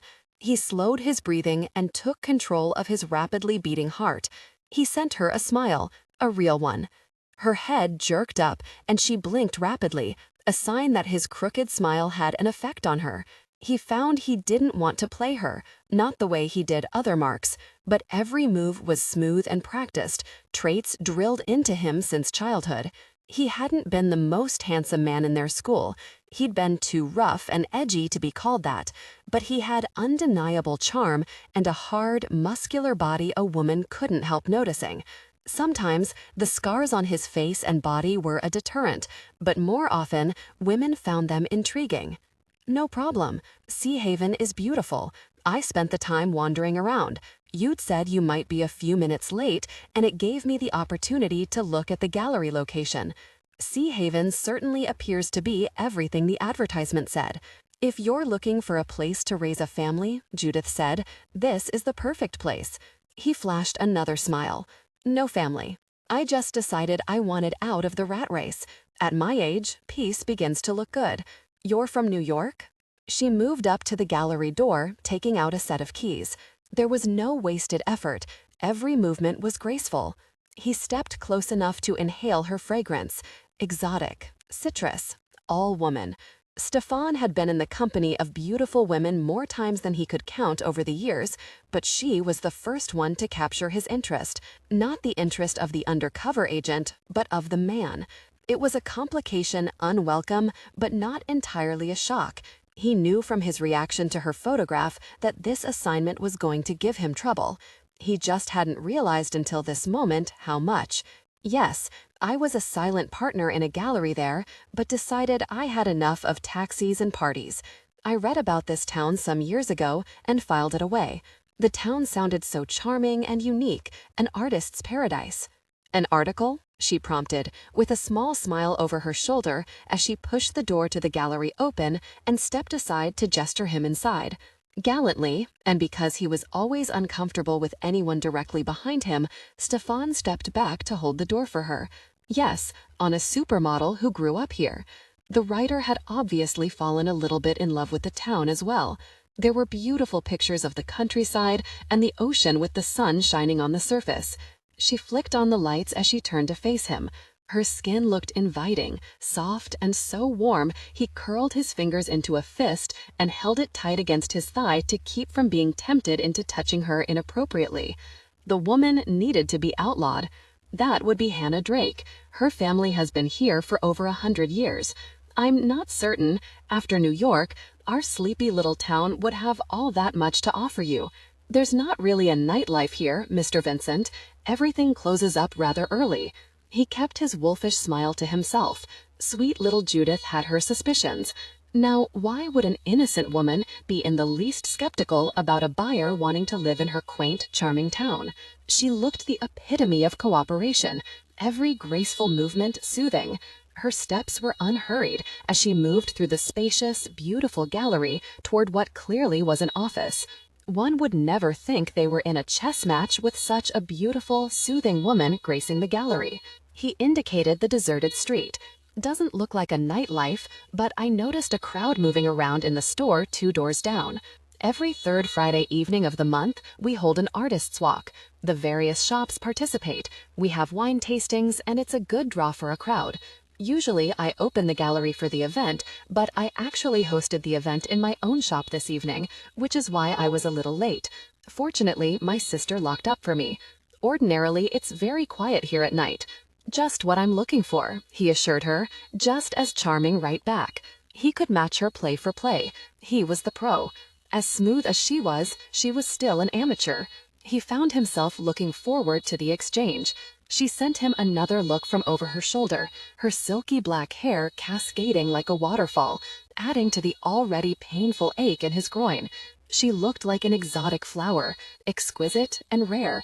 And very much, it wasn't safe for a woman like her to be showing strange men around an empty gallery at night. She was temptation personified. As much as he didn't want to explore the possibility of her being an agent for another country, the thought still crossed his mind. She was just too seductive without even trying. Her walk, her dark eyes looking at him over her shoulder through all that smooth, silky hair. She was made for fantasy, for long nights. Her manner didn't appear affected. In fact, just the opposite. She seemed naturally sensual, something all good agents were trained to be. He'd been uncharacteristic by not calling too much attention to her, not asking for more background, more checks. He cursed himself for falling into the inevitable trap some women seem to bait so easily. His initial reaction to her, that terrible need to be the one to change that look in her eyes, to be the man she relied on, made no sense. He was a cynical man. He'd seen it all. He didn't believe in love, and he sure didn't believe he would be pulled into a trap by a woman. He'd thought himself immune, but he recognized danger when he saw it. The gallery was closed for a time and lost a bit of ground, but since reopening, it's recovering nicely, at a very steady rate. She flicked on the lights in the office. The room was spacious, but private, with a door leading to a bathroom and another that led outside. The entire front of the gallery was tinted glass to protect paintings from the sun while allowing a sweeping view of the ocean across the street. Frank actually owns this building outright. The price includes the building and surrounding lock, as well as the gallery name and inventory. If you're really interested, he owns the block beside the building as well, and I believe he'd consider selling that also. For the first time, he actually wished he was an American businessman and could settle there in the little village by the sea, this woman at his side. He wouldn't mind owning his own art gallery. He frowned and pressed his fingers to his temple, the beginnings of a headache slipping up on him unnoticed. What was he thinking? Men like him don't settle down. They hunted, and then they were hunted. Are you all right? His gaze found and captured hers. He gave her another lopsided smile, charming her. He caught the rise and fall of her breasts beneath that slim jacket at her sudden intake of breath. Long flight, and then a good 4-hour drive. The scenery was beautiful, though. Did you fly into San Francisco or Oakland? The question should have been conversational, but there was something in the way her eyes tried to move from his, but couldn't. His heart accelerated. As a game of chess, he wasn't certain who actually was ahead in moves. She didn't seem to have to do much of anything. That sensual caress in her voice endangered his sanity as nothing else could. She had to be innocent. No one could be that good. He'd come across some of the best agents in the business, and none had ever waged such a brutal, vicious attack on his body and his self-control. San Francisco. Deliberately, he glanced away from her, a shy businessman, a little outclassed by a beautiful woman. I was looking at a gallery there as well, but I could tell I would be trading one big city for another. A different way of life, perhaps, but still not what I'm looking for. Sea Haven appeals to me." He stepped close to her, crowding her a little on the pretense of looking into the safe she had crouched down to open. The thought of her head level with his body's intense awareness made his desire grow. He took a breath to get his body back under control, reminding himself to maintain his focus. He took care not to accidentally brush up against her. He had to be that sharp businessman, a little shy with women, charming but not pushy. Judith was attracted to him, and that made her wary. The fact that she physically responded to a stranger obviously bothered her on the same elemental level it bothered him. She removed several books with unsteady hands, but she hid it well. He filed that away, more pleased than he should have been at the evidence that she was having as much trouble as he was. He had no business thinking of her as anything but a mark. His job was to find the best way to seduce her into trusting him. For the first time that he could ever remember, he didn't much like his assignment and hadn't from the beginning. He'd convinced himself it was because he sensed a trap for his brother, that he was being used to bring Lev out into the open so he could be terminated. Now, he knew his reticence was more than that. It was also about this particular woman. "I love living here," Judith admitted as she slowly straightened, the books in her hands. Stefan knew he was giving her the idea that something tragic and personal had happened to him to make him want peace, to make him decide to turn his back on city life. She was looking at him with just a little bit of compassion. She didn't want to be interested, but she couldn't quite help herself. He made the observation with intense satisfaction. Thomas Vincent had to make his pursuit of Judith low-key, or she would run. I think I would as well. He was a little shocked to realize he spoke the truth. Settling down had never been something he considered or even imagined, yet the conviction in his voice was real. "Do you get many strangers in town? The locals all know one another. We're a fairly close bunch. Our livelihood depends on one another. But this is a tourist town. Many people vacation here. It's beautiful, and all the artists settling here have attracted visitors as well. That wasn't necessarily a good thing. Petra Ivanov could very well blend in to the many vacationers and tourists, making it more difficult for Stefan to ferret him out. Ivanov was good at blending, and even better at disguises. Stefan let his gaze slide away from Judith's again. He drew his finger around his collar as if it had become just a little too tight. "I have a confession to make." He hesitated just a moment and then sent her a quick, apologetic grin, a wolf in sheep's clothing. "I saw one of your early paintings at a friend's house. He's a collector out of New York. It was titled Moon Rising, and I was awed when I saw it. I tried to buy it from him, but he wouldn't budge. I offered $250,000, and he still wouldn't sell. It was easy enough to sound honest, because he was telling the absolute truth. As part of his cover as an American, over the years, he had cultivated high-profile friends. Stephen Cabot was the owner of a prestigious international law firm. He also was a collector of art, both paintings and sculptures. It was pure coincidence that when Thomas Vincent had mentioned he was interested in artist Judith Henderson, Cabot had become extremely excited.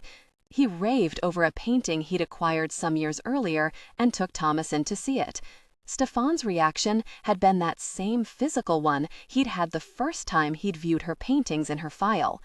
Gut-wrenching and totally ensnared. He saw far more than the moonlit sky spilling down on a field of white flowers. The piece was breathtaking, marvelous, ingenious. The painting was filled with passion, sensual and innocent, just like the woman standing before him. It wouldn't have mattered so much if Steve hadn't stood staring entranced up at it. For the first time in his life, Stefan Prakenskii experienced black jealousy. The emotion shook him, descending like a dark cloud when he was someone who refused to acknowledge feelings. For one terrible moment, Steve Cabot's life had hung in the balance. Judith's painting was all about life and living, not about death, and he respected that, forcing himself to turn on his heel and walk away from dark temptation. He had known then he needed to retire, to disappear, before he no longer knew the difference between right and wrong. Contrary to the beliefs of his superiors, he had a code he lived by, and he was too close to crossing that thin, blurring line. For good or bad, this was his last mission, and he'd taken it for 2 reasons. He was going to know once and for all if his brother was alive, and he meant to keep him that way. And he'd wanted to meet her, Judith, in person. That's insane. He didn't pay anything near that for it. She looked both pleased and a little horrified. He liked her all the more for her reaction. He obviously loves it as much as I do, Stefan said. In any case, knowing that your work is sold through this gallery was a major part of my decision to consider buying. I felt it was important to disclose that. He ducked his head a little, but refused to look away. Her gaze moved over his face, dwelled for a moment on his mouth, and then jumped back up to his eyes. A slow smile tugged at her lips. Her mouth truly fascinated him, giving him enough fantasies to last forever. She had beautiful teeth, small and delicate to go with her exotic features. Her eyelashes were long and sweeping, 2 thick crescents that drew attention to her large dark eyes. He made a conscious decision not to just drown there, and pulled back from the edge of disaster. He couldn't fall out of character for a pair of enormous bedroom eyes. "I'm very flattered, Mr. Vincent. Call me Tom. All my friends do. And I'm Judith." She placed the books on the desk and indicated the chair. "Why don't you take a look at these while I do a few things out on the floor? Of course, you'll want your bookkeeper and lawyer to go through them, but it's my opinion that the gallery is a sound investment. If I had the money, I would have tried to buy it."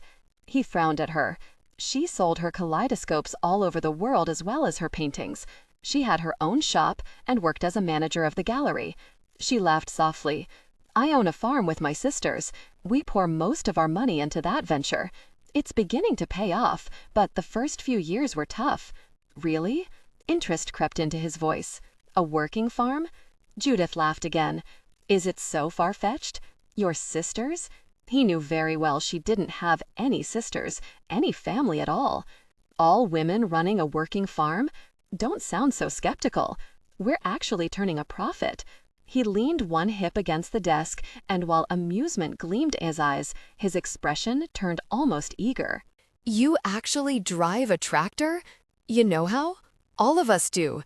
She flashed her dark eyes at him, and for the first time, he thought her smile and accompanying laughter was truly genuine. "I don't, however, wear a business suit while running heavy equipment. I've always wanted to drive a tractor," he confided with a boyish grin. "I never had the opportunity." He shook his head and shoved his hand through his hair, carefully messing it up so that he looked a little less sleek and a little more charming.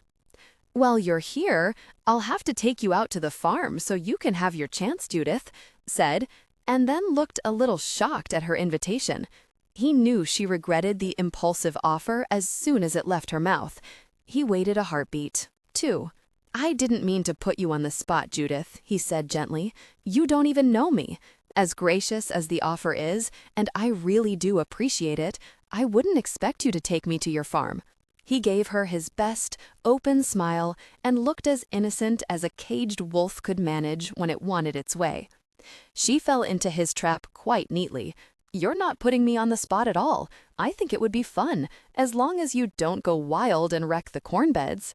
"I'm in then." Surprisingly, the idea did sound kind of fun.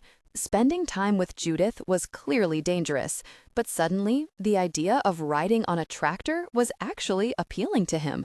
He'd never thought about having the experience of it, but if he was going to disappear, maybe farming would interest him. If not, he'd still sit next to Judith on a tractor and enjoy watching her face as she tried to teach him to drive the thing. "I'll be here for a couple of weeks. I thought it was important to spend time here and really get a feel for the place. I'm not working at the shop tomorrow, and the weather should be nice." Her chin was up, her spine straight.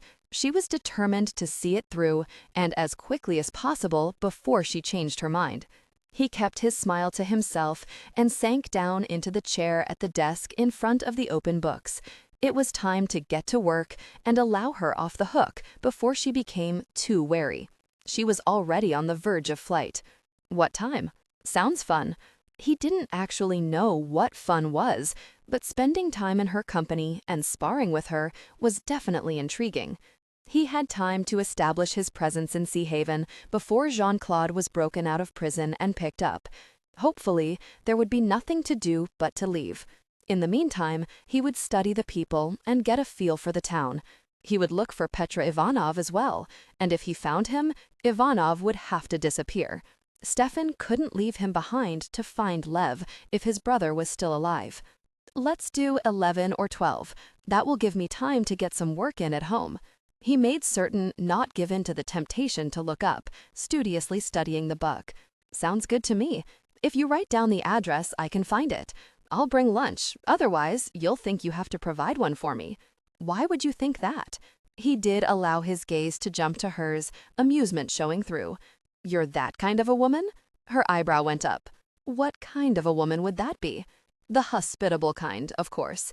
And I'm not going to take any more advantage of your kindness than I already am just by agreeing to the tractor ride. Oh, no, you don't. Thomas, you're not just getting a ride, you're going to drive it. The teasing note in her voice disarmed him.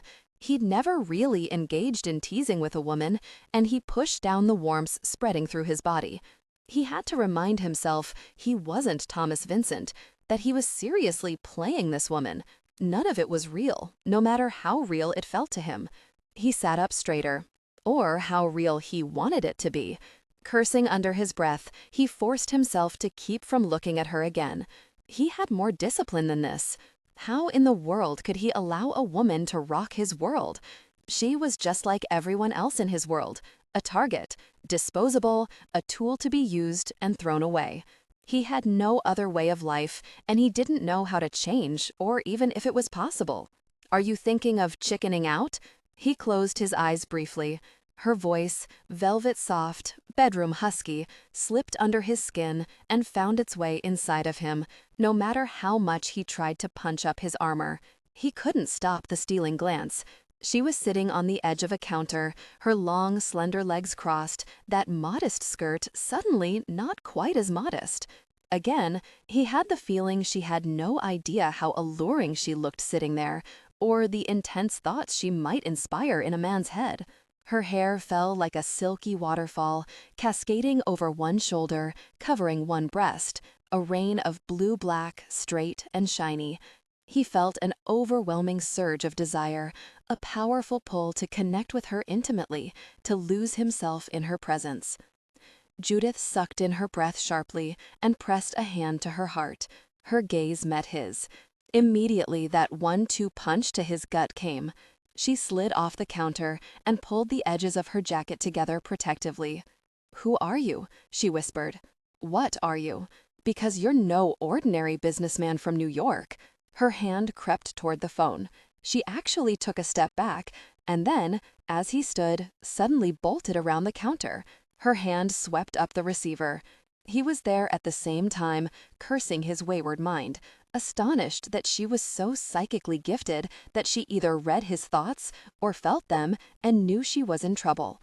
His hand closed over hers very gently, but his strength easily prevented her from picking up the phone. The moment his skin touched hers, electricity arced and snapped over him. He felt the impact through his body, a sheer physical reaction, blood rushing hot, spreading like a wildfire out of control. She was far more dangerous to him than he'd ever realized. His entire being focused on her, shaking the very foundation of what he believed about himself. He took a breath and kept to Thomas Vincent's reaction, pushing down the lethal reaction a man like Stefan Prakenskii had when he felt threat on the most elemental level. "Just hear me out. If you still want to call the police or have me leave, I'll go," he said, keeping his voice pitched low, velvet soft.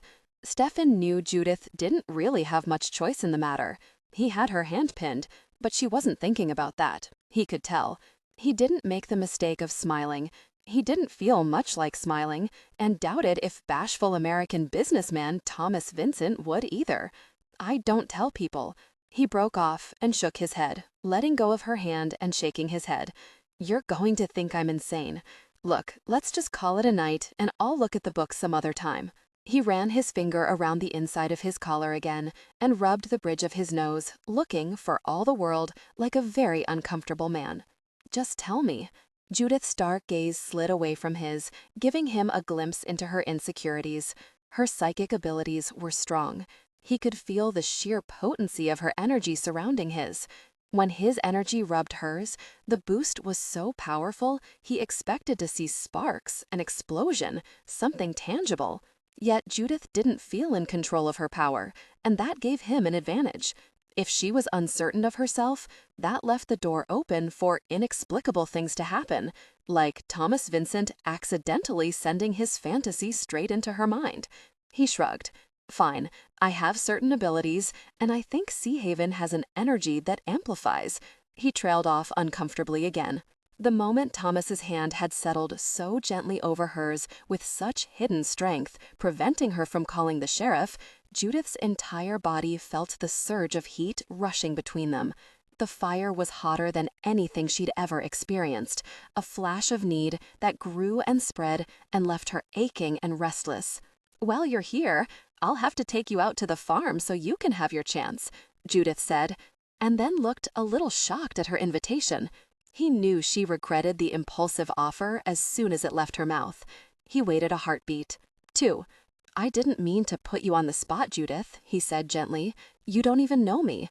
As gracious as the offer is, and I really do appreciate it, I wouldn't expect you to take me to your farm." He gave her his best, open smile and looked as innocent as a caged wolf could manage when it wanted its way. She fell into his trap quite neatly. "You're not putting me on the spot at all. I think it would be fun, as long as you don't go wild and wreck the corn beds." "I'm in then." Surprisingly, the idea did sound kind of fun.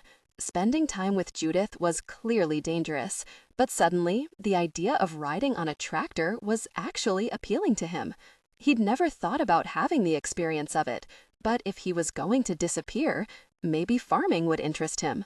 If not, he'd still sit next to Judith on a tractor and enjoy watching her face as she tried to teach him to drive the thing.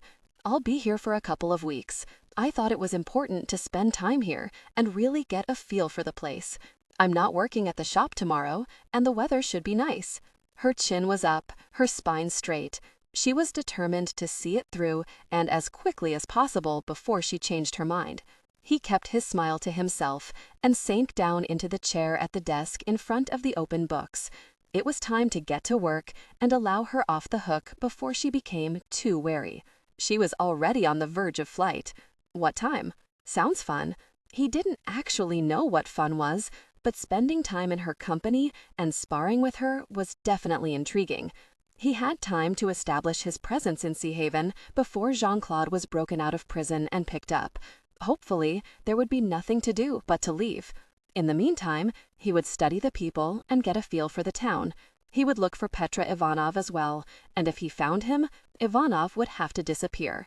Stefan couldn't leave him behind to find Lev if his brother was still alive. "Let's do 11 or 12. That will give me time to get some work in at home." He made certain not give in to the Shocked, ashamed, and certain she'd humiliated herself for life, she swallowed hard, steadying Thomas Vincent's averted face.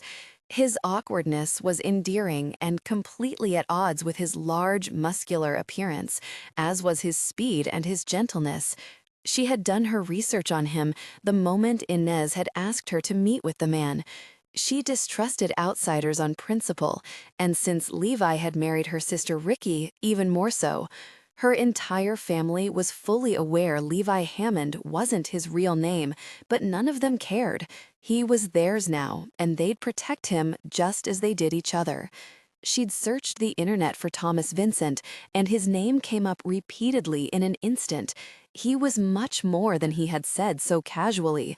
He was a man who had a reputation for brilliant deals, swooping in on failing businesses, turning them around, and then selling them for quite a profit. He was reportedly worth millions. He was the only son of a railroad worker. His mother had died in childbirth, and he'd been raised by his father. The father had never remarried and had died several months earlier of cancer. It was easy to see why he was such a powerful figure in the business world, but a little shy with women. There were several photographs of Thomas Vincent with his father, and the two had looked very close. Her heart had gone out to him. It was no wonder he was contemplating a life-changing move. And, God help her, she was attracted to him. That was the biggest red flag of all. She would never again risk falling for someone and put those around him in danger. She didn't make good choices. But never once in the last 5 years had she thought this could happen to her, this amazing, invigorating, exhilarating response to a man. She wanted to help him out of his dilemma, even though he'd scared her to death. She had been flirting, not overtly, but she definitely let a little leg show, hoping to draw his attention. She'd had very intense fantasies about him, something completely out of character for her, and she'd somehow connected with his mind. Her wild fantasies about him had gotten out of hand, and he'd picked them up and thought himself responsible. Clearly, he had psychic ability, and, by her reaction, there was no doubt that she'd given away the fact that she was adept as well. She should have been surprised, but the truth was, Sea Haven did have energy, power, whatever one wanted to call it, and those with psychic abilities were attracted to the small epicenter of it. "If you're trying to say you have psychic abilities," she said, "I do as well."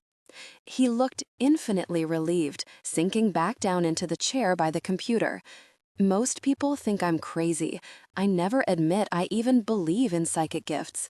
She stayed behind the counter where she felt a little safer, or where she could keep him safe. She hadn't realized until that moment how much she longed for intimacy. She didn't date, didn't trust anyone enough to get that close to her, close enough to share intimacy. Judith couldn't engage in casual encounters. She was all or nothing, and for a very long time, it had been nothing.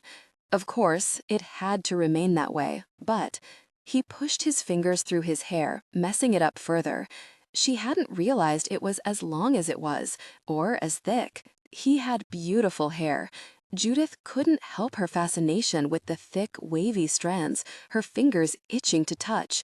Why did he have to be so attractive? "I'm sorry about," he trailed off, looking as if he was blushing a little. I don't normally get such intense images of women in my head, but you're very appealing, and it's been a long time for me to feel this way." Each word of his confession was delivered painfully. She couldn't let him take the blame. As humiliating as it was, he had the courage to confess what he thought was his sin. She couldn't do less. Judith moistened her lips. "Actually, Tom, I think you're off the hook this time. I'm standing behind the counter here because I'm not sure you're entirely safe. I seem to have a few wayward thoughts of my own. I'm totally sorry." He lifted his head, his eyes meeting hers. "You don't have to take the blame, Judith. I'm being honest. Believe me, if it wasn't the truth, I would never say it." A slow smile pulled at Stefan's mouth, even as his body tensed with intense desire. A strange roaring began in his head. The thunder of his heart was loud enough to wake the dead. He didn't want to think too much about the real reason such elation swept through him. Doing a job meant getting it done, not necessarily being happy in the doing of it. He didn't have emotions swaying him one way or the other, or making him vulnerable. He shouldn't care that Judith Henderson thought she was having the exact same intense fantasy about him as he was about her. He shouldn't care that she was attracted to him, other than to make his job easier. He shouldn't be in danger of drowning in her amazing eyes. He was in her presence an hour, and he was really messing up big time. "Are you still willing to take me for a tractor ride on your farm tomorrow?" He had to give her the out. Thomas Vincent was a decent man, and in keeping with his reticence with women, Stefan had no choice. If it was left to him, the counter wouldn't save her. Nothing would save her. Or him. Of course. I can't very well condemn you when I was being just as bad. We'll just agree to behave ourselves. She offered him a faint, hopeful smile. Oh yeah, she believed the Thomas Vincent act, or else she'd be much more alarmed. He could read the wariness in her eyes, but the fact that he was keeping his distance and so careful to take the blame for a healthy male's thoughts was a good sign. She was a little bit flattered as well. He averted his eyes, not for Thomas, but because she was so very beautiful, so bright and innocent. He was choking on his own deception. Not once in his life had he felt shame for misleading another person, but Judith, with her willingness to confess an embarrassing moment to a complete stranger, with that profound sorrow weighing her down that she kept so carefully hidden from the rest of the world, made him feel unworthy. "I think that's a good idea," Stefan agreed. "If you don't mind, I'll keep my mind on the books for a little while." Resolutely, Thomas Vincent turned his attention to the books lying open on the desk, while Stefan Prakenskii centered his attention on his surroundings and the woman. The front of the gallery was all tinted glass, allowing a magnificent view of the turbulent ocean while still protecting the paintings and sculpture from the sun. It would be difficult, but not impossible, to see inside during the day. With the lights on at night, it would be easy. The office was protected, and there were obvious exits, 4 of them. It led into the back workroom, which provided even more cover as well as another exit. He winced a little as Judith moved in front of the bank of windows, the lights exposing her exact position to anyone watching. He had to push down the desire to call her to him on some pretext, just to get her out from in front of those windows. She wasn't in danger, yet, but she would be if Ivanov was close by. The man had no regard for life. He was a pure sociopath, and he loved his job. He lived for the killing of others. Stefan had long ago come to the conclusion that the man killed for enjoyment, not for duty. He wouldn't see Judith's brightness or her innocence, and if he did, it wouldn't matter. It might only add to his pleasure of taking her life. Stefan sighed. Before setting up a meeting with Frank Warner, he had slipped into Sea Haven a couple of weeks earlier and spent time there setting up for his mission. He had already walked through the village numerous times, familiarizing himself with every street and alley, every conceivable hiding place and escape route. He'd driven the highway again and again, investigating the side roads that led away from the sea until he knew he could run them in the dark at high speeds. Had set up several escape routes and already secured a storage facility where he kept money and passports in various names. Petra Ivanov would come, if he hadn't already. Stefan knew he'd been set up.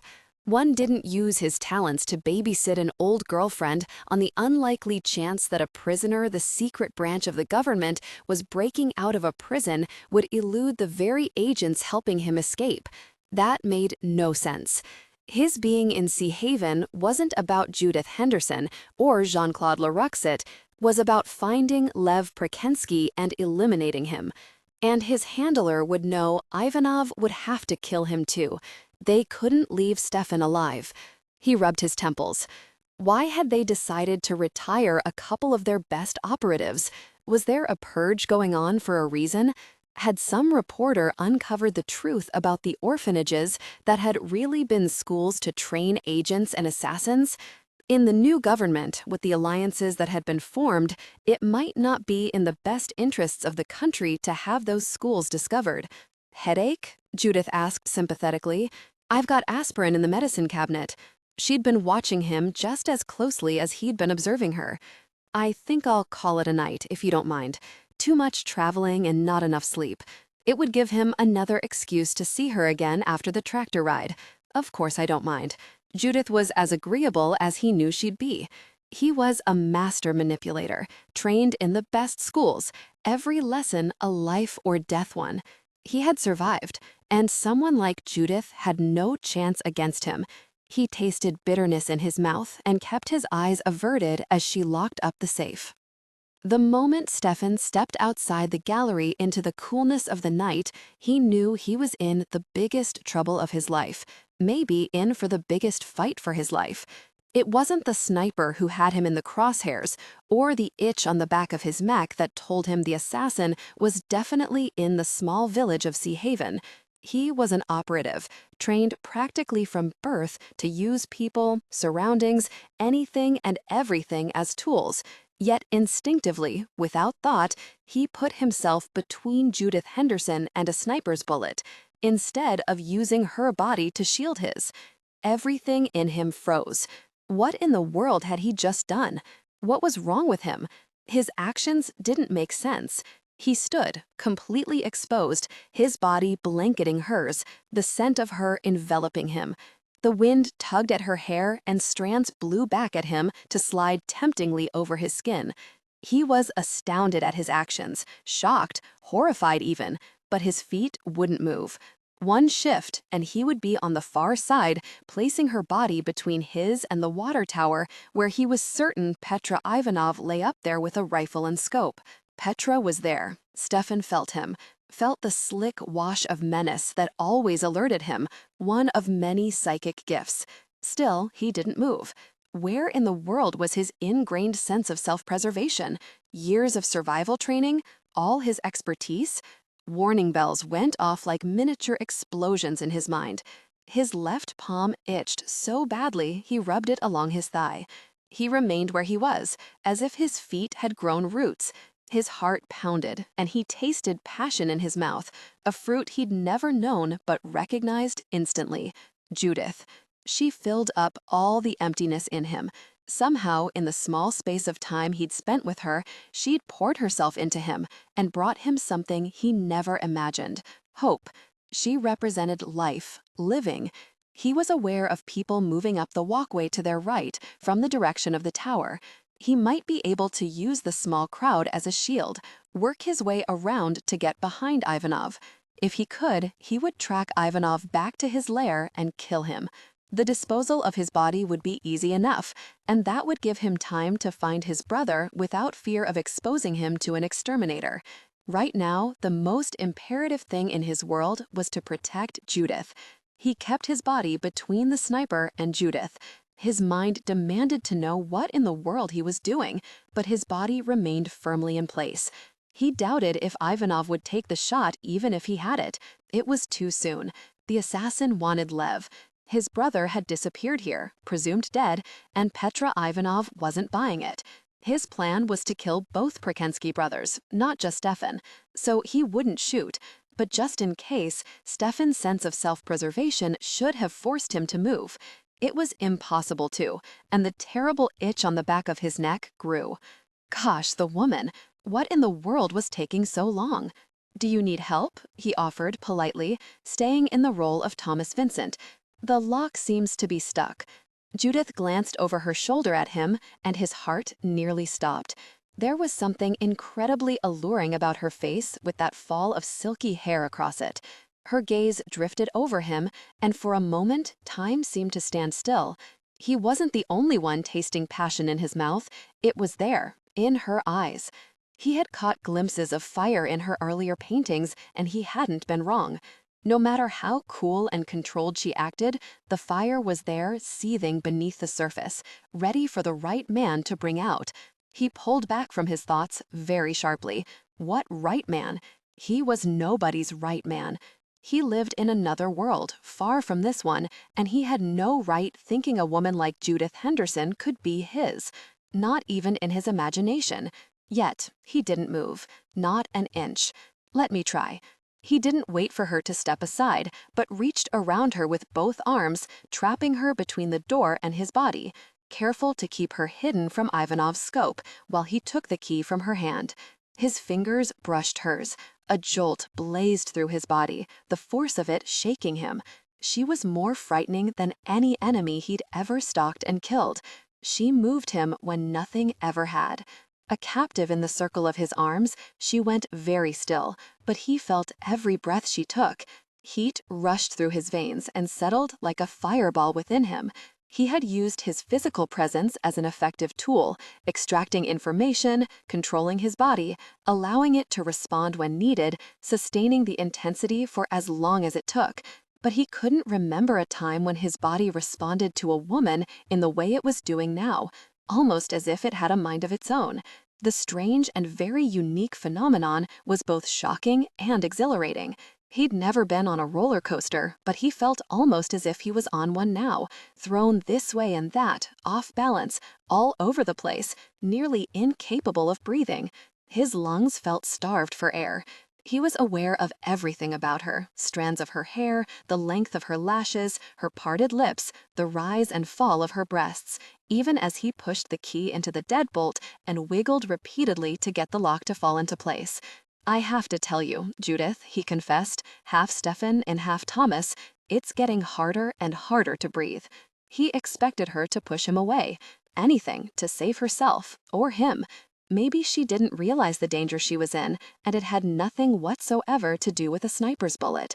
"I noticed that. My lungs are burning too," he groaned. Her honesty was going to kill him. He wasn't an honest man. He didn't even know now if he was deliberately manipulating her, which he was entirely capable of. He had no idea who he was anymore. Judith seemed so out of his league, everything that he was not, and could never be. She was genuine, soft, compassionate. He could see it so easily in her. He was all hard edges and shadows. He had no idea of the kind of world she lived in. His was violent and ugly. There was no laughter and no honesty. The lock clicked with a hard thud, and he had no reason to keep her caged. But he didn't move his body away from hers as he handed the key back. "I'm not good with women." That was a blatant lie. He mid-low alto. He manipulated women without trying. Thomas Vincent might not be good with women, but Stefan used his charm as a weapon, influencing women into giving him anything he wanted, everything he wanted. He had been trained and had complete control of his body, until Judith. He certainly shouldn't be having trouble controlling his intense physical reaction just because he was inhaling her unique scent deep into his lungs, or touching all that silky hair. "I'm not all that good with men either," she confided. His gaze captured hers and held her there. In the intimacy of the night, Stefan felt as if the world had turned upside down. There was more power in Sea Haven than he realized, or more power in this woman. He had come prepared for warfare, but not for this slow seduction of every one of his senses. He didn't feel. He wasn't permitted to feel. And yet, with his body a breath from Judith's, he was more alive than he'd ever been. He pushed the key into her hand and checked the door before slowly, almost reluctantly straightening. He couldn't quite move away from her, and never once did he take his gaze from hers. Stefan placed one hand carefully above and to the side of her head, leaning that inch or two closer until her breasts were a heartbeat from his chest. "Never in my life has this ever happened to me." She couldn't fail to hear the honesty in his voice. It was the stark truth. "I don't even know what in the world is happening." That was definitely Stefan Prakenskii, and he winced. It was an accusation, a snarl, a demand for the truth. Worse, stepping out of his role as bashful Thomas. Was she an agent, just so very good that he had no chance against her? Had she duped Jean-Claude just as easily? He'd witnessed Jean-Claude's obsession with her firsthand, and yet he still found himself caught in the snare. She reached up, hand trembling, her fingers nearly brushing his face, before she stopped herself. "I don't know what's happening, Thomas. Whatever it is, it can't happen. I wouldn't do that to you." Her statement was as honest as his. She thought herself the one in the shadows. She was hiding behind that sweet demeanor, holding the real Judith still, frozen, a prisoner behind a wall she refused to take down. She was afraid of herself, of who she really was. He saw her where he knew others would never conceive of the smoldering fire buried deep. The fire and something else, lethal power that reached out for the matching, dangerous power in him. She was afraid for him. She was afraid of herself. And that told him so much more than anything she might have admitted aloud. She held great power and was unused to wielding it. So, what was it? What could she fear? Well, be okay, Judith, he assured. The compulsion to be that man for her, the one man she could tell the truth to without fear. He needed to be the man to free her from that clawing fear she held so tight inside of her. He'd never had the need to protect anyone or save anyone. What was it about her that got to him? She shook and ducked her head, but not before he caught the sudden terror in her eyes. She looked away only a moment, and then she was back, but he had already seen the real Judith. Her shoulders straightened, her chin went up, and her eyes met his courageously. "I'm not a good woman, Thomas. Whatever this thing is between us, you have to know it can't go anywhere. It won't go anywhere. You seem like a decent man.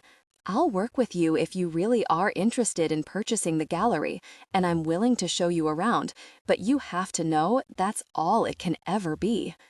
He was fiercely attracted to her physically, drawn to her psychic power, whatever that was. But now something else crept in and made being in her company all the more dangerous, and all the more necessary. Admiration, respect, and he was drowning in the need to be a better man, the kind of hero who rode on white horses and rescued beautiful women with sorrow-filled eyes. Sadly, Stefan Prakenskii was no such man. He was the kind of man who deceived women, targeted them, used them as tools of his trade, and cast them aside without much thought. He didn't even reside in the same world a woman like Judith lived in. She might think she wasn't a good woman, but she'd shown her vulnerability to him, and a man like Stefan leapt at that opening, took it, and used it. He didn't worry that Petro Ivanov would show undue interest in Judith, because he would believe Stefan was cementing his cover story by using a woman. Women were such easy targets, so vulnerable to a man preying on them, a man such as Stefan. He could read his query, every expression, the body language, and he was practiced and smooth at knowing exactly the right thing to say. Ivanov would expect him to use a local woman to insert himself into village life. "I understand. I don't know what it is between us, Judith," he said, his left palm itching until he couldn't help but run it down his thigh before he made a fool of himself and gave in to a powerful urge. Even with her declaration, or maybe because of it, he had an urgent desire to lean that scant few inches that separated them and connect with her. "I don't expect anything to happen, but I won't believe that you're not a good woman. I have a sixth sense about these things." That might be something Thomas Vincent would say. Stefan Prakenskii would have taken what he wanted, and he wanted Judith. The wanting was turning into something very dangerous. Abruptly, he dropped his arm and stepped back. He refused to be ensnared. Whatever small part that was left of his humanity was not going to be stripped from him. He forced himself back into the role of bashful Thomas, knowing that man was far safer for both of them. Judith Henderson was forcing him to evaluate his life, to reassess what he wanted. He'd been all over the world, and on some level, without realizing, he'd been searching for something to give meaning to life. He was a machine residing in the shadows, and now, looking at her, he realized there was a glimmer of hope still left in him. His trainers hadn't quite stamped out every bit of him. There was that tiny spark left, a glowing ember, no more, but it was there, hidden from sight, but still valiantly smoldering. "I'll walk you to your car." It was necessary to establish that Thomas Vincent was a man who would walk a woman to a car, or to her front door, looking out for her safety. That would allow Stefan to give her some protection against Ivanov, and, if he were honest with himself, spend a little more time in her company. "It isn't necessary, although it's kind of you. Sea Haven isn't exactly a high-crime area." "I'll walk you to your car," he affirmed, uncaring if he sounded like Stefan instead of Thomas. She wasn't walking down the street with a bullet just seconds from striking her. "Where is it?" "I'm parked just down the street a few stores down to the left." Of course she'd parked there. The tower where Ivanov was holed up was in that same direction. Stefan sent up a silent prayer to a god he had no faith or trust in, that he was judging the situation accurately and Ivanov wouldn't pull the trigger and kill him right then. He walked beside Judith, his eyes, out of habit, moving restlessly over the rooftops and delving into all the little courtyards tucked into the sides of the buildings, leading to more intriguing shops. He was careful to keep his hands free as he moved along the street. Every few seconds, his eyes tracked back to the tower and the surrounding rooftops. It was a habit, and if Ivanov was watching him closely through the night scope, he would expect that behavior. A wooden bench sat just back from the buildings in a small courtyard, leading to more shops. A homeless man sat hunched against the building, ignoring the bench. He simply watched the ocean as it sprayed white foam high into the air, crashing against the cliffs. Mid-low alto, intimate 5 to 8% pitch, volume 78% to 70 to 75% intimate. The small crowd of wine tasters seemed to be congregated around the door of a shop several businesses down, all talking at once and laughing, drowning out any real chance of catching sounds that would help him locate Ivanov's exact position. There was no doubt in his mind now. His body's radar confirmed to him that he was being tracked with a weapon. The enemy was out there and watching him. He turned his head toward Judith, bending slightly down, smiling, listening to her even as he noted every possible cover between where they were and her car. Self-preservation was automatic to him, so ingrained in him he would always know every license plate in his general vicinity, buildings and landscape, the natural flow of his surroundings. He was a chameleon, blending in, a snake shedding one skin and growing another easily, a shadow with no substance. They were approaching the homeless man. The man had one hand inside his jacket where he easily could be concealing a weapon. Stefan allowed his gaze to sweep the man, noting every detail. He had seen him around the village every day for the last 2 weeks as he'd scouted the place, and had spoken to him many times. The street people often were aware of any stranger in town, and cultivating a good relationship often proved useful. Impersonating one of the homeless was an easy enough cover as well. Ivanov might certainly use such a cover, which was why Stefan had acquainted himself with every homeless person in the small village. He kept to the far side of the street, something he ordinarily would never have done. Each step was a single heartbeat. He was on high alert now. If he was wrong about Ivanov being in the tower or on a rooftop, impersonating the homeless would get him close to his target. His knife was up his sleeve, and he could make the throw before Ivanov could get off a shot. The homeless man smelled the same and looked the same, but a pro would be able to pull that off. Just a moment, Thomas. Judith touched his arm as they approached the small courtyard. Her touch was barely there, but he felt warmth penetrating at that gentle brush of her fingers, distracting his full concentration, and he couldn't have that. He'd never experienced such a thing before. No matter what was going on around him, no matter who he was with, his life was all about the hunt and surviving. Stefan was overwhelmed by a powerful internal conflict. Instinctively, he dropped back a pace behind, just enough to put him into position. His stomach knotted. The vice was back, squeezing his heart until his chest ached. That thought brought him up short. Just how deep had he fallen into her spell to be so very desperate? Every survival instinct screamed at him to get out while he still could. "This will only take a minute," Judith continued, oblivious that her life hung by a mere thread. Inwardly, he cursed his inability to overcome who and what he was, even with an innocent. And he was becoming convinced she was innocent. He had radar for the enemy, man or woman, and it had never once let him down. She wasn't as she portrayed herself to the world. There was too much emotion bottled up in her, held back away from the world. He saw it there, smoldering deep below the surface. Gosh, it all. She had him twisted up inside, a conflicted mess that a few hours earlier he would never have believed could happen. She bent low to speak to the man on the ground. "Are you warm enough, Bill?" He nodded. "Blythe brought me socks and new boots." He pointed to his feet sticking out from under his blanket.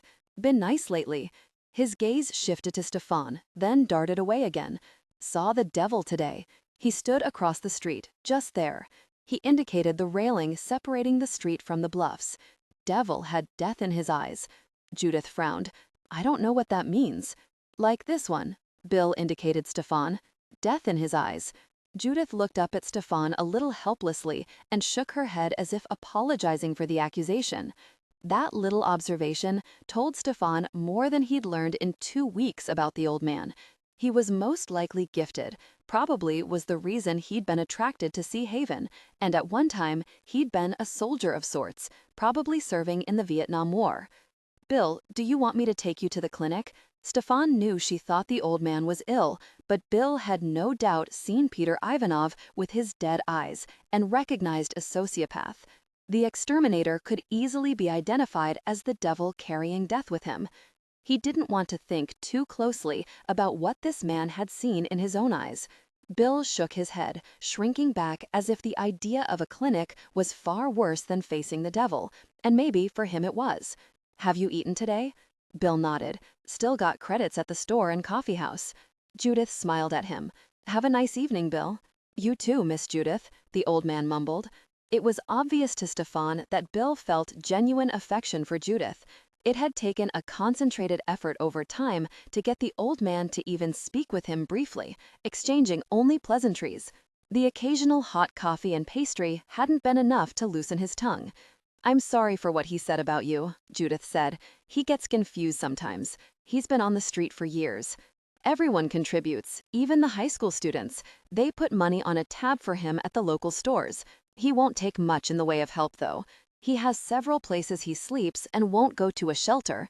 Not like we have anything like a shelter around here. She sighed.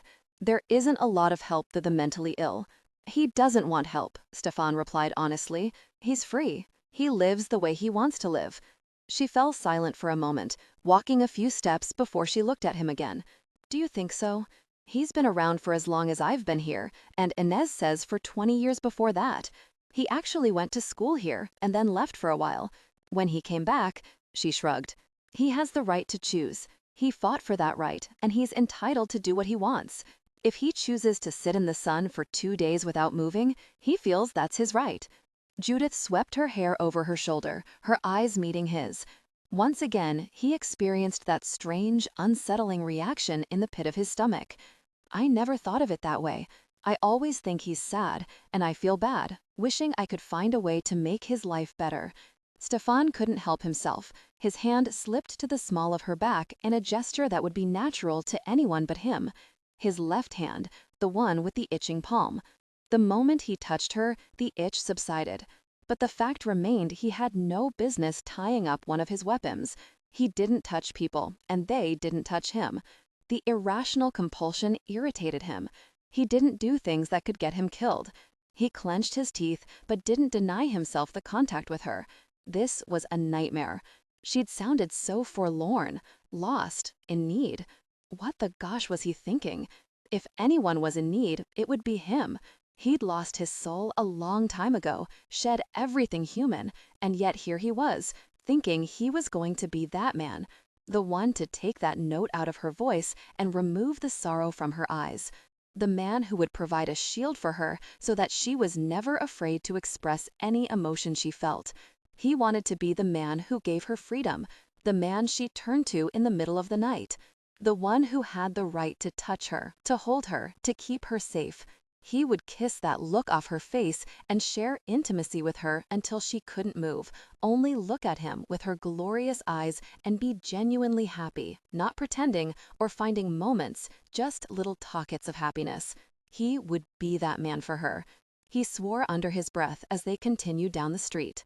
She hadn't moved away from him, nor had she given him a look of censure. Just where the gosh was her sense of self-preservation? You're not doing a very good job of saving us, he accused. Those dark eyes drifted over him, and then her long lashes swept down. I know, she admitted in a low tone. I'm pretending, just this once. His heart leapt.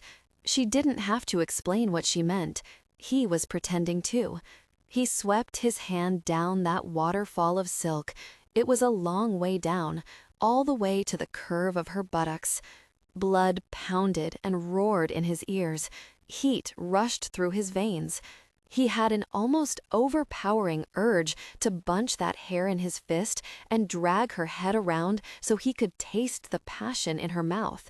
He felt the fire in her rising to meet the firestorm blazing through his body. Never in his life, until Judith, had he had a natural physical reaction to a woman. He had thought it impossible. It was both exhilarating and terrifying to be so out of control. For once in his life, he felt like a man instead of a machine.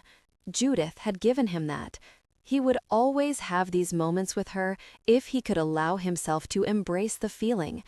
They were only a few steps away from the crowd. Already, a couple of people were turning toward them, noticing Judith and waving a cheery hello. He had seconds to savor the fact that he'd found the answers to questions he'd always thrust into the back of his mind. He'd traveled around the world hunting and often stood outside the homes of people, looking at the lights, listening to the low murmur of voices, watching a woman bend her head toward a child, and wondered what it would be like to feel that depth of emotion, if only for a moment, for another human being. With all the silky hair burning like fire through the center of his palm, he'd found what he was looking for. As they came up to the edge of the crowd, he dropped his hand, giving himself enough room to use any of the many weapons concealed on his person. He was Thomas Vincent, and these were the people who would be his neighbors if he bought the gallery, if he settled in Sea Haven, and found a woman to spend the rest of his life with. "Judith, we missed you, honey." A tall blonde greeted Judith with a kiss. Her gaze rested on Thomas, but more with polite interest than anything else. "Thomas, this is my sister, Blythe Daniels," Judith introduced him. Her fingers brushed his arm, as if bringing him closer. Blythe noticed that very small intimacy, even there in the dark, and that told Stefan she was someone to take great care around. He flashed a smile and took her hand when she held it out. There was the smallest current of energy, enough that his warning radar went off. There was more to Blythe than met the eye. "Thomas is considering buying the gallery," Judith offered. "Of course, it's beautiful. I've always loved that building, and the view is spectacular," Blythe said. "I have to agree." Stefan flashed another shy smile toward the blonde. Stefan slipped into his role easily, more familiar with the chameleon than with Stefan Prakenskii, who really didn't exist. Thomas Vincent might be interested in Judith Henderson, but he wasn't threatened by that interest. Thomas would be attracted to any number of women. He might be uncomfortable because he was a little shy where women were concerned, but he didn't mind contemplating a pleasant future. Stefan Prakenskii knew he would go up in flames with Judith, burn alive and crave more, need more. His entire body and mind responded to her, killing his sense of self-preservation and destroying years and years of discipline and training. For him, there would only be this one woman. She was a virtual stranger, yet he knew her almost intimately already. He'd spent a lifetime traveling the world, and not once had this incredible, impossible phenomenon happen to him. And he knew with utter certainty it wouldn't again. "The building is worth a fortune," Thomas agreed readily. He turned, allowing his eyes to sweep the rooftops on a pretext of looking back at the property. "This is quite a town." Behind Blythe, another older woman laughed as she held out her hand. "I think we're too small to qualify as a town. We refer to ourselves as a village. I'm Inez Nelson. It's a pleasure to meet you." The gallery is a very important part of Sea Haven. For her small size, she had a firm handshake and penetrating eyes. She definitely was assessing him carefully. "Thomas," he introduced himself. "Don't let her sway you, Thomas," Judith warned. "She's Frank Warner's fiancée, so she has a vested interest." "Did your wife come with you?" Inez asked, blatantly fishing. Blythe and Judith laughed aloud, clearly used to Inez interrogating people and taking no offense. Thomas wouldn't either. He was a charming man. He widened his smile to a boyish grin and shook his head. "No wife, ma'am. It's just me." Inez's eyes immediately lit up. "Oh, how nice. This is the perfect place to raise a family." "He'd need a wife for that, Inez," Blythe pointed out. Inez smirked. "Exactly. I believe neither of you is married. That's it." Blythe took the wineglass from her hand. "You're cut off. Thomas, please ignore her. Her tongue is out of control tonight." Inez looked unrepentant. "No more so than every night. How else are we going to entice this handsome man to give our little community a chance?" "She should be the one showing you the books," Judith said. "I wouldn't mind hearing what she's offering." Stefan entered into the game. "Do either of these two come with the gallery? I could use a wife and children, and so far I've failed miserably in that department." "I might be able to arrange it," Inez agreed. Her voice turned mock innocent. "Judith, would you care for a glass of wine or two?" Judith laughed. "You're incorrigible, Inez. On that note, I'm going home." She caught Stefan's arm and tugged. He saw the movement, knew she was going to reach for him, and could have avoided her touch as he normally would do, but he let her fingers settle over his wrist. It felt a little as if she'd trapped his heart in her hand. "I'll be taking him to safety as well, so get moving on to your next stop and quit trying to sell Frank's gallery using foul means," Judith teased. Stefan's mouth went dry at her touch. He took her fingers and tucked them into the crook of his arm, pretending he was Thomas, when it was Stefan drawing her close beneath his shoulder, indulging his terrible need to be with this woman. The fire between them refused to go out, no matter how hard either of them pretended it wasn't burning hot and bright. Worse, there was a chance that if it was simple physical attraction, they could have a passionate connection and be done with it. But somehow, the attraction went deeper, bone deep. Even that wasn't a good enough explanation for what seemed to be happening. As he walked with her, he realized it was that her spirit moved against his, maybe even absorbed his. However it had happened, this woman was forever written on his body, claiming him. She turned her head and her gaze collided with his. A vice squeezed his heart hard at that look of longing he saw in her eyes. He wasn't alone feeling the strength and intensity of the pull. "It's because we both have gifts," Judith whispered. "I've heard that can happen. The gifts complement each other or something." She was courageous. He had to hand her that. There was no pretense. Judith might not show herself to the world, but she was honest with him when it mattered, and he admired that. She could have remained silent. He did the worst possible thing. He tied up his other hand by sliding it over the top of hers. He couldn't resist feeling her soft skin, couldn't resist the connection.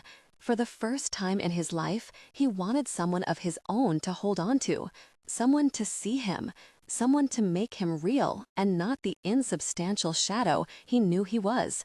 Not someone. Judith.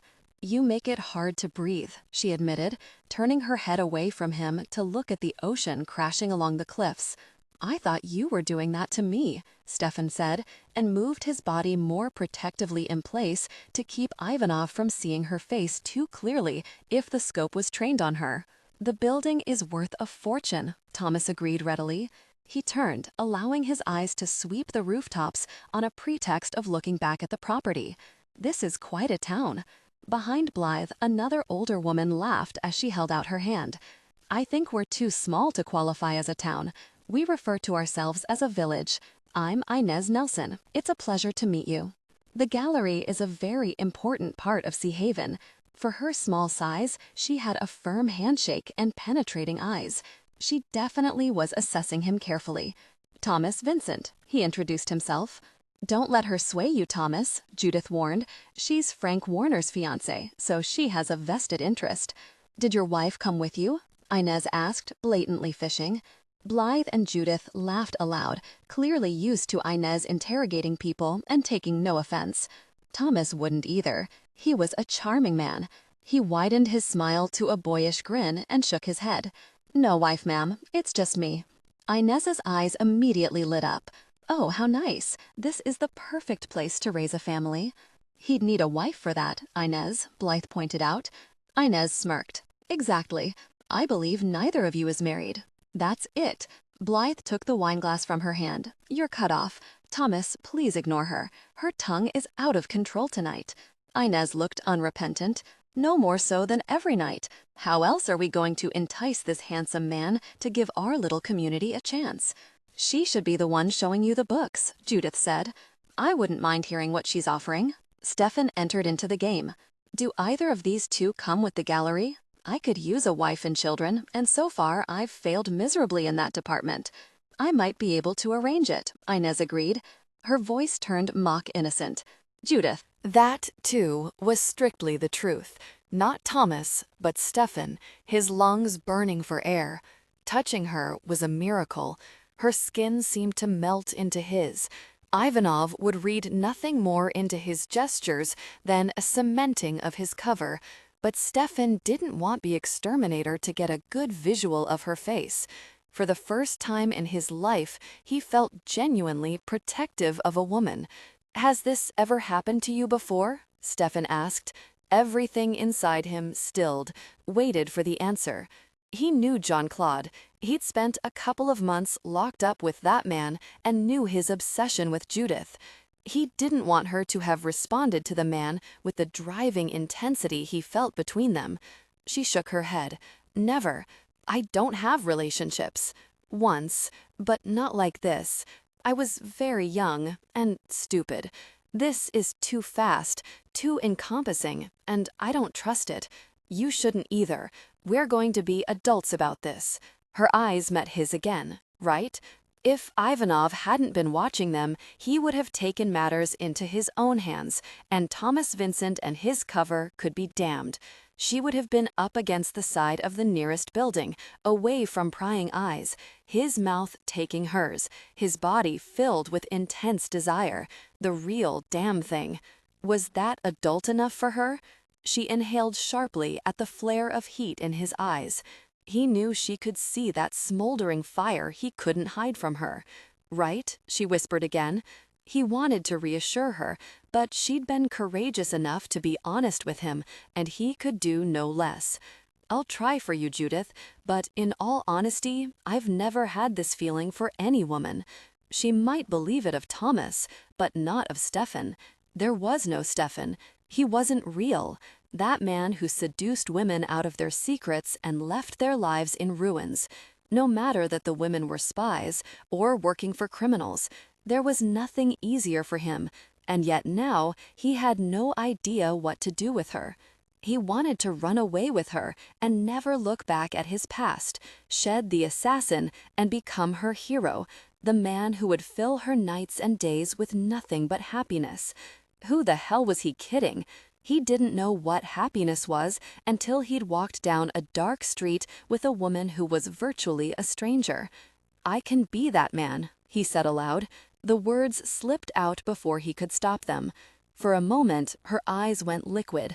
"I know you can," she whispered. "But I can't be that woman, Thomas.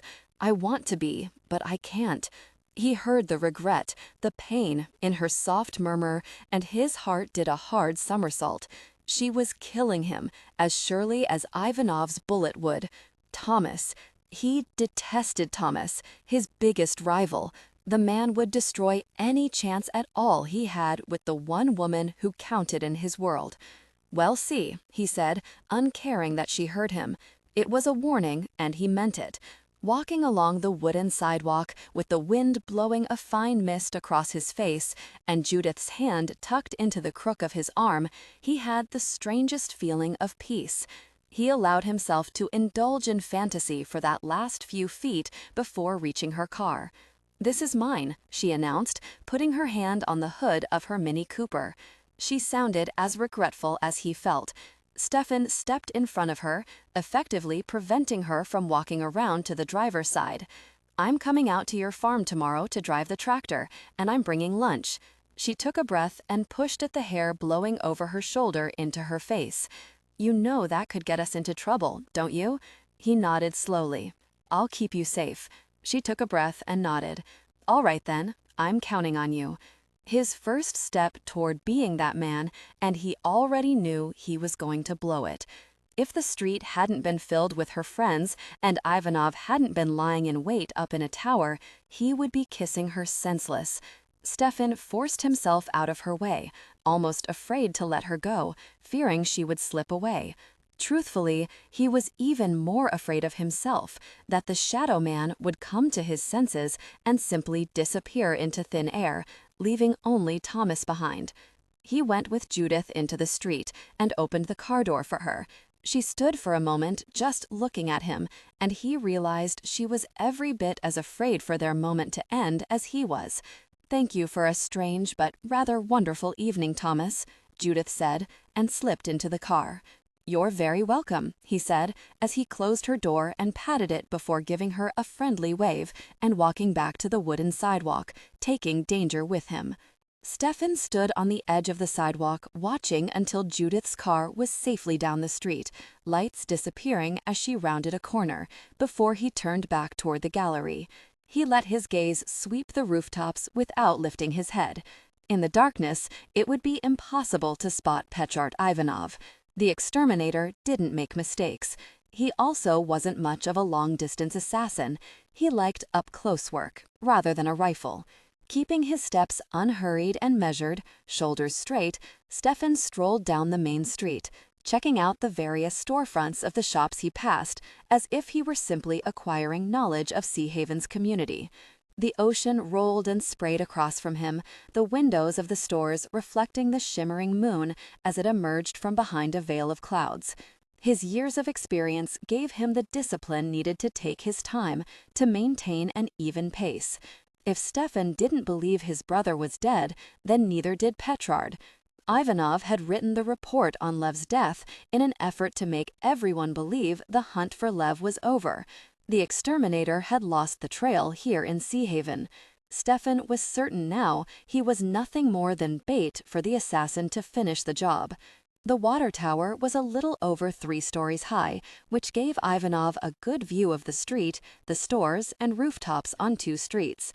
The double row of stores, one facing the main street and ocean, and the other facing the next street over, was nearly all in plain view of anyone lying up on the floor of the water tower with a sniper's rifle.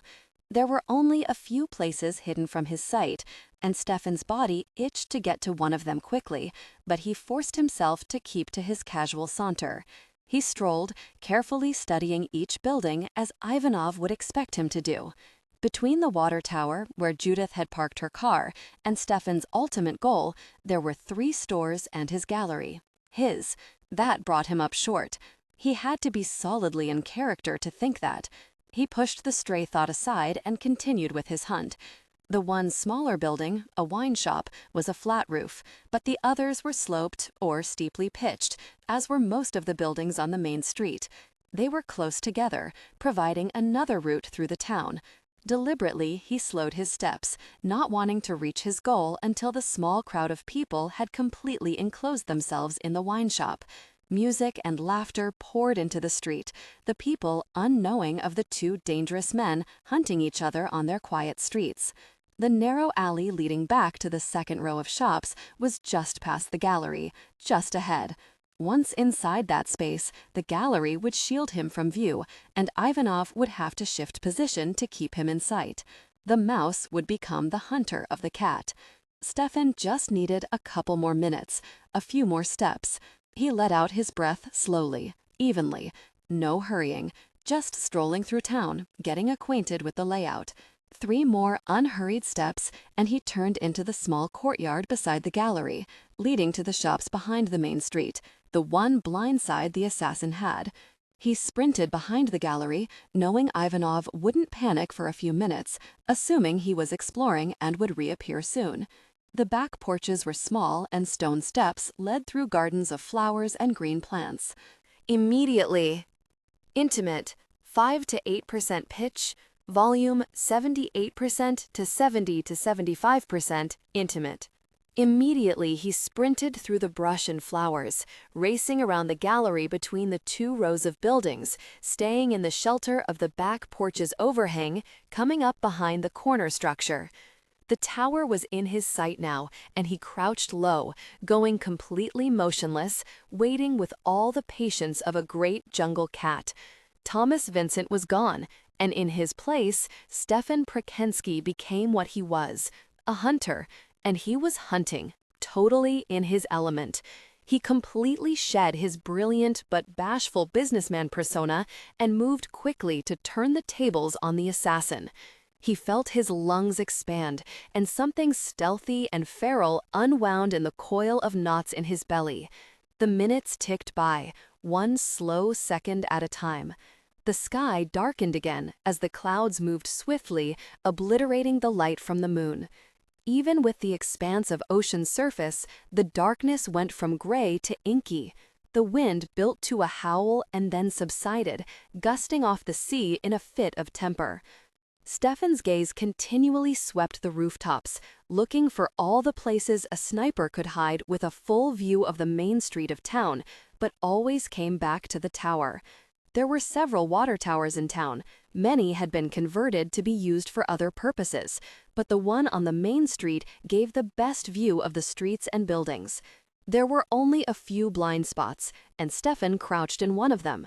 He was absolutely positive that Ivanov was in that tower. Minutes ticked by. This was definitely a waiting game, and few were better at it than Stefan.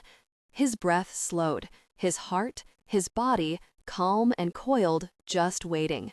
Killing Ivanov could cause a few problems down the road, but it would keep Lev safe, and possibly Ilyat, at least until the brothers had time to regroup and get the message out to the others to expect a possible purge. Banded together, the Prakenskii brothers would make a terrifying enemy, and anyone coming after them would know it. The sky grew darker still as another gust of wind scattered roiling black clouds over the few remaining stars. Something moved against that dark sky. A figure slid down the ladder from the top of the tower to the second story, a rapid descent, and stepped quickly into the shadow of the circular tank where Stefan lost sight of him for just a moment. In that split second, Stefan realized Ivanov's instincts had kicked in, and he knew the tables had turned, that Stefan was aware of his presence and was now hunting him. At once he was up, leaping onto the fence surrounding the back of the building and running along it, careful to keep from tripping on the posts sticking up. The 2x4 was a slim runway in the dark. The wind sent another ferocious gust, dropping swirling leaves from the trees over his head and shoulders, and he jumped to the slanted roof of the building connected to the fence. The structure was large, with multi-leveled roofs. He landed on the lower one and nearly slipped on the slick buildup of green moss from the constant fog and mist coming off the ocean. Evidently, the sun failed to reach this section of roof, making footing difficult. On the roof above him, Stefan heard the quick running of footsteps. The pitch on the higher roof was steeper, but Ivanov crossed it like a cat, with great long strides, well ahead of him, already leaping to the roof of the long, narrow 2-story gift shop. Stefan caught a glimpse of the assassin as he streaked over that surface. Stefan raced across the moss-covered roof and launched himself onto the next building. The roof had a good pitch, and he couldn't follow Ivanov's exact line from the angle he'd started and gain ground, so he was forced to run along the more sloped edge, requiring balance. Although, if his quarry thought that would slow him down, he was wrong. He streaked across the lower end of the roof in pursuit of Ivanov and launched himself over the small alleyway where the homeless man had wrapped himself in a blanket in preparation for a cold night. Stefan landed lightly onto the roof of the wine shop, trying to be as silent as a cat, although he doubted if, with the noise emanating from the shop from the small crowd, anyone would hear the chase. The last thing he wanted were witnesses such as Old Bill. Thomas Vincent would not be chasing killers over rooftops. He took 4 running steps and felt fire slicing along his cheek while an angry bee buzzed in his ear. He dropped flat and rolled toward the edge of the roof, grateful Ivanov's expertise was not in long-distance killing or shooting on the run. The assassin could shoot, but he wasn't known for his skill on the run, while all the Prakenskii brothers had that gift. Stefan slipped over the edge as the second shot kicked up a tile next to his shoulder. Fragments rained down on his face. Holding the weight of his body by his fingertips, he counted to 10 and pulled himself back up. Ivanov would fear he would drop to the ground and follow his escape route from there. Clearly, the exterminator had prepared for every possible scenario. They'd all been taught to do that so many years ago, back in the schools they'd attended, the ones shaping them into monsters. Stefan would have to be careful. Ivanov had made this run before, setting up his escape over the rooftops. He had probably practiced this exact route in the dead of night repeatedly, and he was armed with a silencer, which wasn't unexpected, but the shots were. Ivanov wanted to get away, not draw more attention to himself. He wouldn't want to give up on the idea of killing Lev, if that was why he'd come. Ivanov was nothing if not tenacious. The wine shop was a compact square, and it was filled to capacity even with such a small group, the sounds bursting through windows and doors. It was difficult to hear the whisper of steps running over the roof with the noise coming from the crowded building. With great stealth, Stefan pulled himself up so that just his eyes were looking out over the roof. Ivanov appeared to have abandoned the rooftop, but just to be on the safe side, Stefan remained cautious as he pulled himself up. When no shot came, he was up and running, keeping low as he did so, building momentum to jump to the next rooftop. Stefan raced up the side of the art gallery roof, angling to cover as much ground as possible and yet position himself directly behind Ivanov, fighting the wind every step of the way. The exterminator had already managed to make it down the other side and was making the leap to a smaller gallery that sold hand-carved furniture. The building was single-story with a normal roof, but it was set well back from the street. That gave Stefan the chance to make up a little time, as he was already on the lower side of the roof, and he gained a few steps, leaping onto that roof as Ivanov jumped to the next long, narrow two-story gift shop.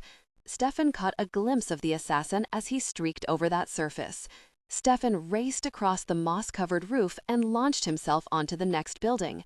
The roof had a good pitch, and he couldn't follow Ivanov's exact line from the angle he'd started and gain ground, so he was forced to run along the more sloped edge, requiring balance, although if his quarry thought that would slow him down, he was wrong.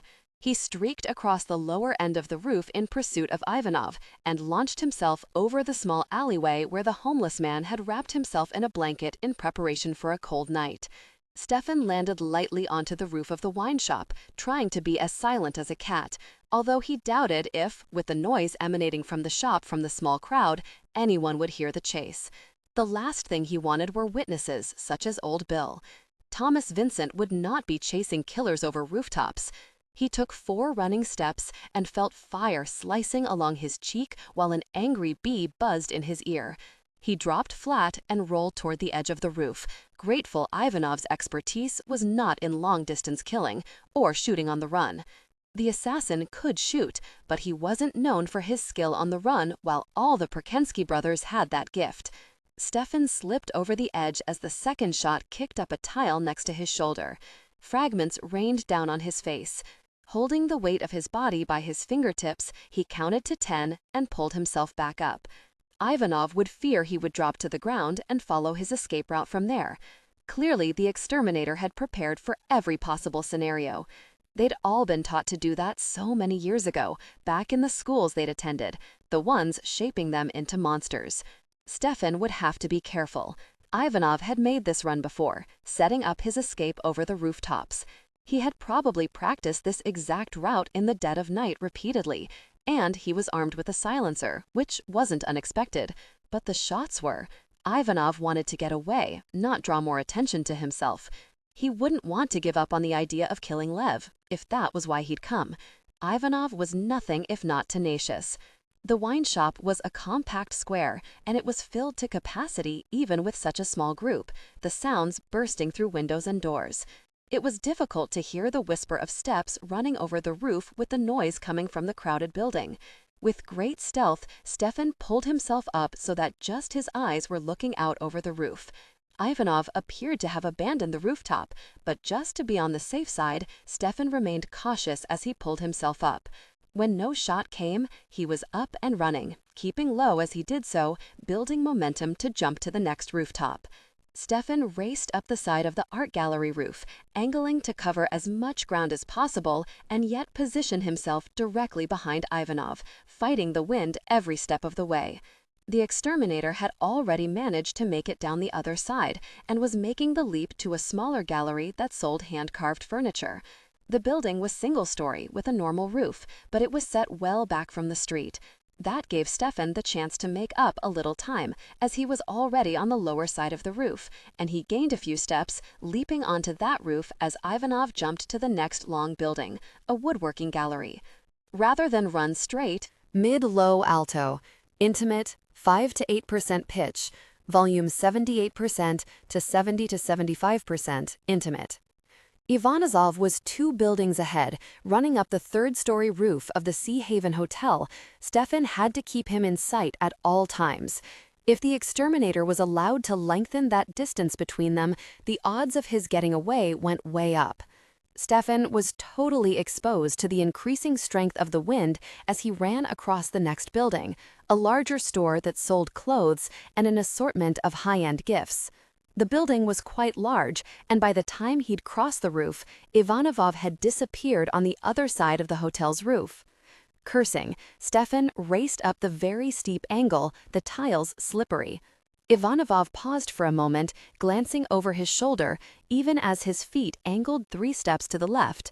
Stefan would have thrown his knife, but the angle was all wrong, and in a flash, Ivanov went over the ridge to the other side of the hotel, disappearing from sight. Stefan put on a burst of speed, marking the exact spot Ivanov had used to go over the ridge of the hotel. He needed to follow that exact route, otherwise he could be in trouble. Why had Ivanov taken the time to move to his left when a straight line would have been faster? Something grabbed at Stefan's ankle, biting deep, sweeping his leg out from under him. He went down hard and rolled immediately, knife in one hand, the other up to defend himself, his radar screaming a warning at him. A dark shadow launched itself at him, knife stabbing down. He caught Ivanov's wrist with one hand and drove toward the man's side with his own knife. He heard Ivanov grunt as the blade penetrated through clothing to pierce the skin. Ivanov kicked him hard in the ribs, and Stefan slipped backward on the steep slope. The exterminator took another swipe at him as Stefan tried to save himself from falling off the roof. The attack with the knife came in a figure 8, catching his forearm twice, nicking his jaw, and slicing shallow cuts through skin as he fended the blade off with his arm. He lunged at Ivanov a second time, his own blade slicing across the assassin's stomach, driving him back and away. Stefan continued to slide backward even as he dug in his heels to slow his steady descent to the edge. Jamming the blade of the knife hard into a tile, he gripped the handle and rolled over, getting his feet under him, all the while trying to keep Ivanov in sight. The tile splintered, the bottom half falling away to hit loudly on the gutter and fall farther to the ground below.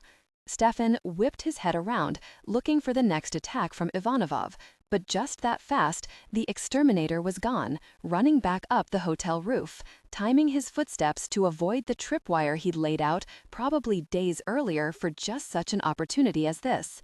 Stefan gave chase, clearing the tripwire this time. He made it to the top where the roof peaked and stopped to look over the other side, cautious now that he had given Ivanov a few seconds to formulate another ambush. The roof of the next building was empty. His quarry had disappeared. He went still, listening. The waves slammed into the bluffs, crashing over rocks and sending white spray high into the air. The sound of music and laughter poured out of the bar, but there were no footsteps running over the rooftops.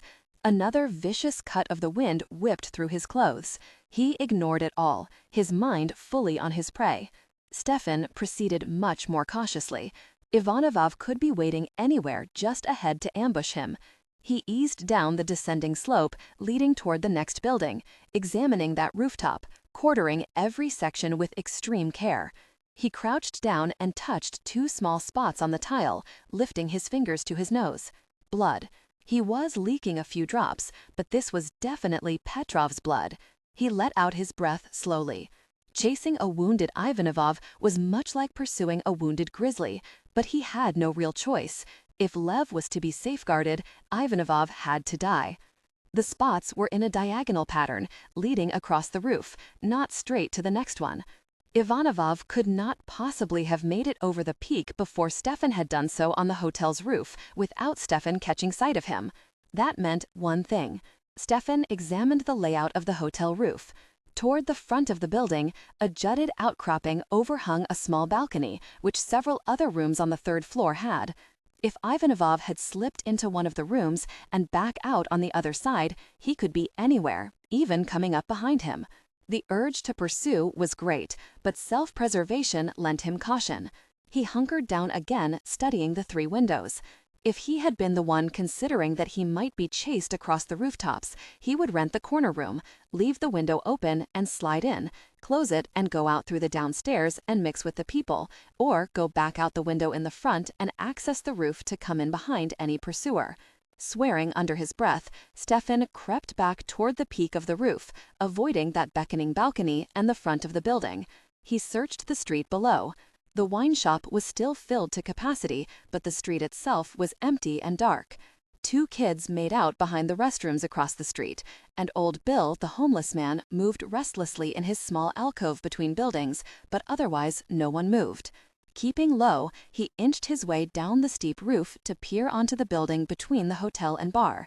A flitting shadow moved, so small, at first Stefan thought it might be a cat, but he took a chance, suddenly running down the side to leap onto the building. The shadow stretched as it crossed to the bar, racing around to the front where the broken sign helped to hide the fleeing assassin. Stefan jumped, flinging his body down onto the flat deck just above the bar, driving Ivanov to the floor. He hit hard, the distance a little too long, the angle steep, forcing the air from his lungs.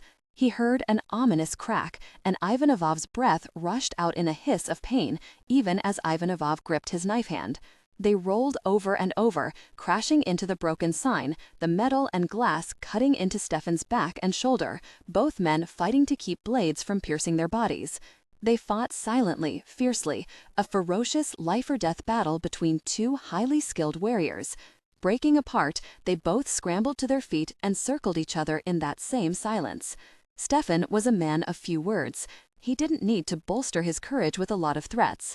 His enemy's breath was slow and measured, but accompanied by a hiss of pain with each inhale, indicating a bone had fractured or actually broken. Ivanov was a deadly enemy, fast and skilled. One misstep and he was dead. The assassin didn't get angry, he simply killed.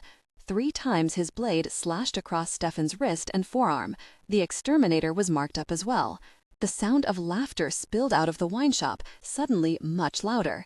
Ivanov rushed him, slapping his blade aside, forcing Stefan to catch the man's wrist. At the last moment, he realized the assassin's intention, but it was too late. The momentum carried them both over the low railing so that they fell to the sidewalk below.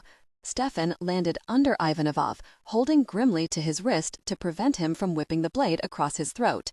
For a moment, Stefan couldn't move, almost paralyzed, desperate for air, his lungs burning, his body barely registering pain as it dispersed along every nerve ending. Ivanov slammed so hard into him, the force drove his body back into the sidewalk a second time so that the world faded a little around the edges. He held firm on the rest of his attacker, even as he attacked with his own knife, whipping past Ivanov's guard to streak the tip of the blade under his chin, carrying through with the sweep to slice his upraised arm. He lunged at Ivanov a second time, his own blade slicing across the assassin's stomach, driving him back and away. Stefan continued to slide backward, even as he dug in his heels to slow his steady descent to the edge.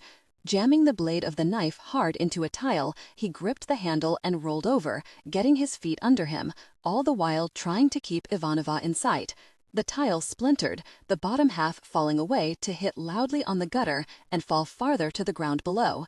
Stefan whipped his head around, looking for the next attack from Ivanov, but just that fast, the exterminator was gone, running back up the hotel roof, timing his footsteps to avoid the tripwire he'd laid out, probably days earlier, for just such an opportunity as this. Stefan gave chase, clearing the tripwire this time.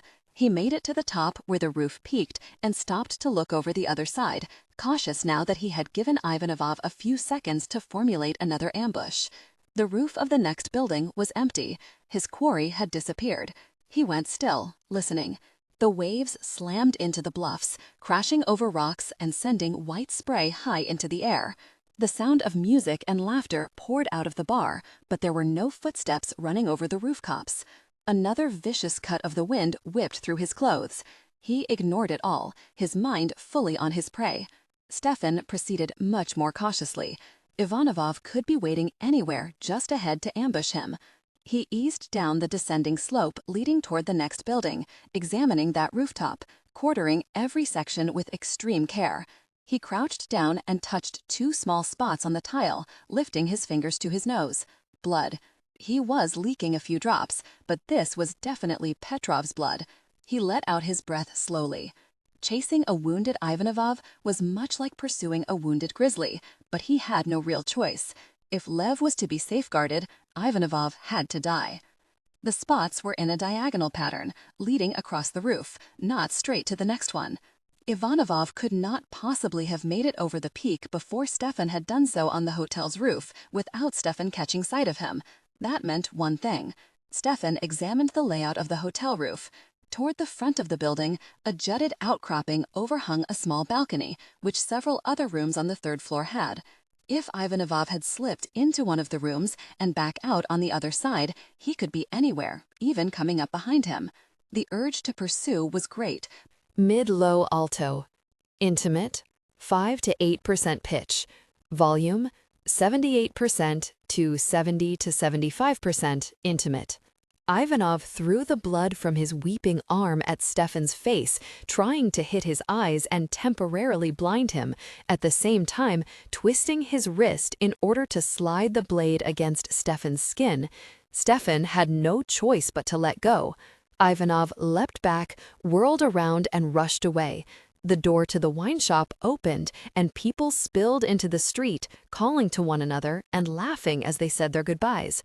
Stefan rolled over, suppressed a groan, and got to his feet. He slipped back into the shadows as quickly as his body would allow. Ivanov was hurt.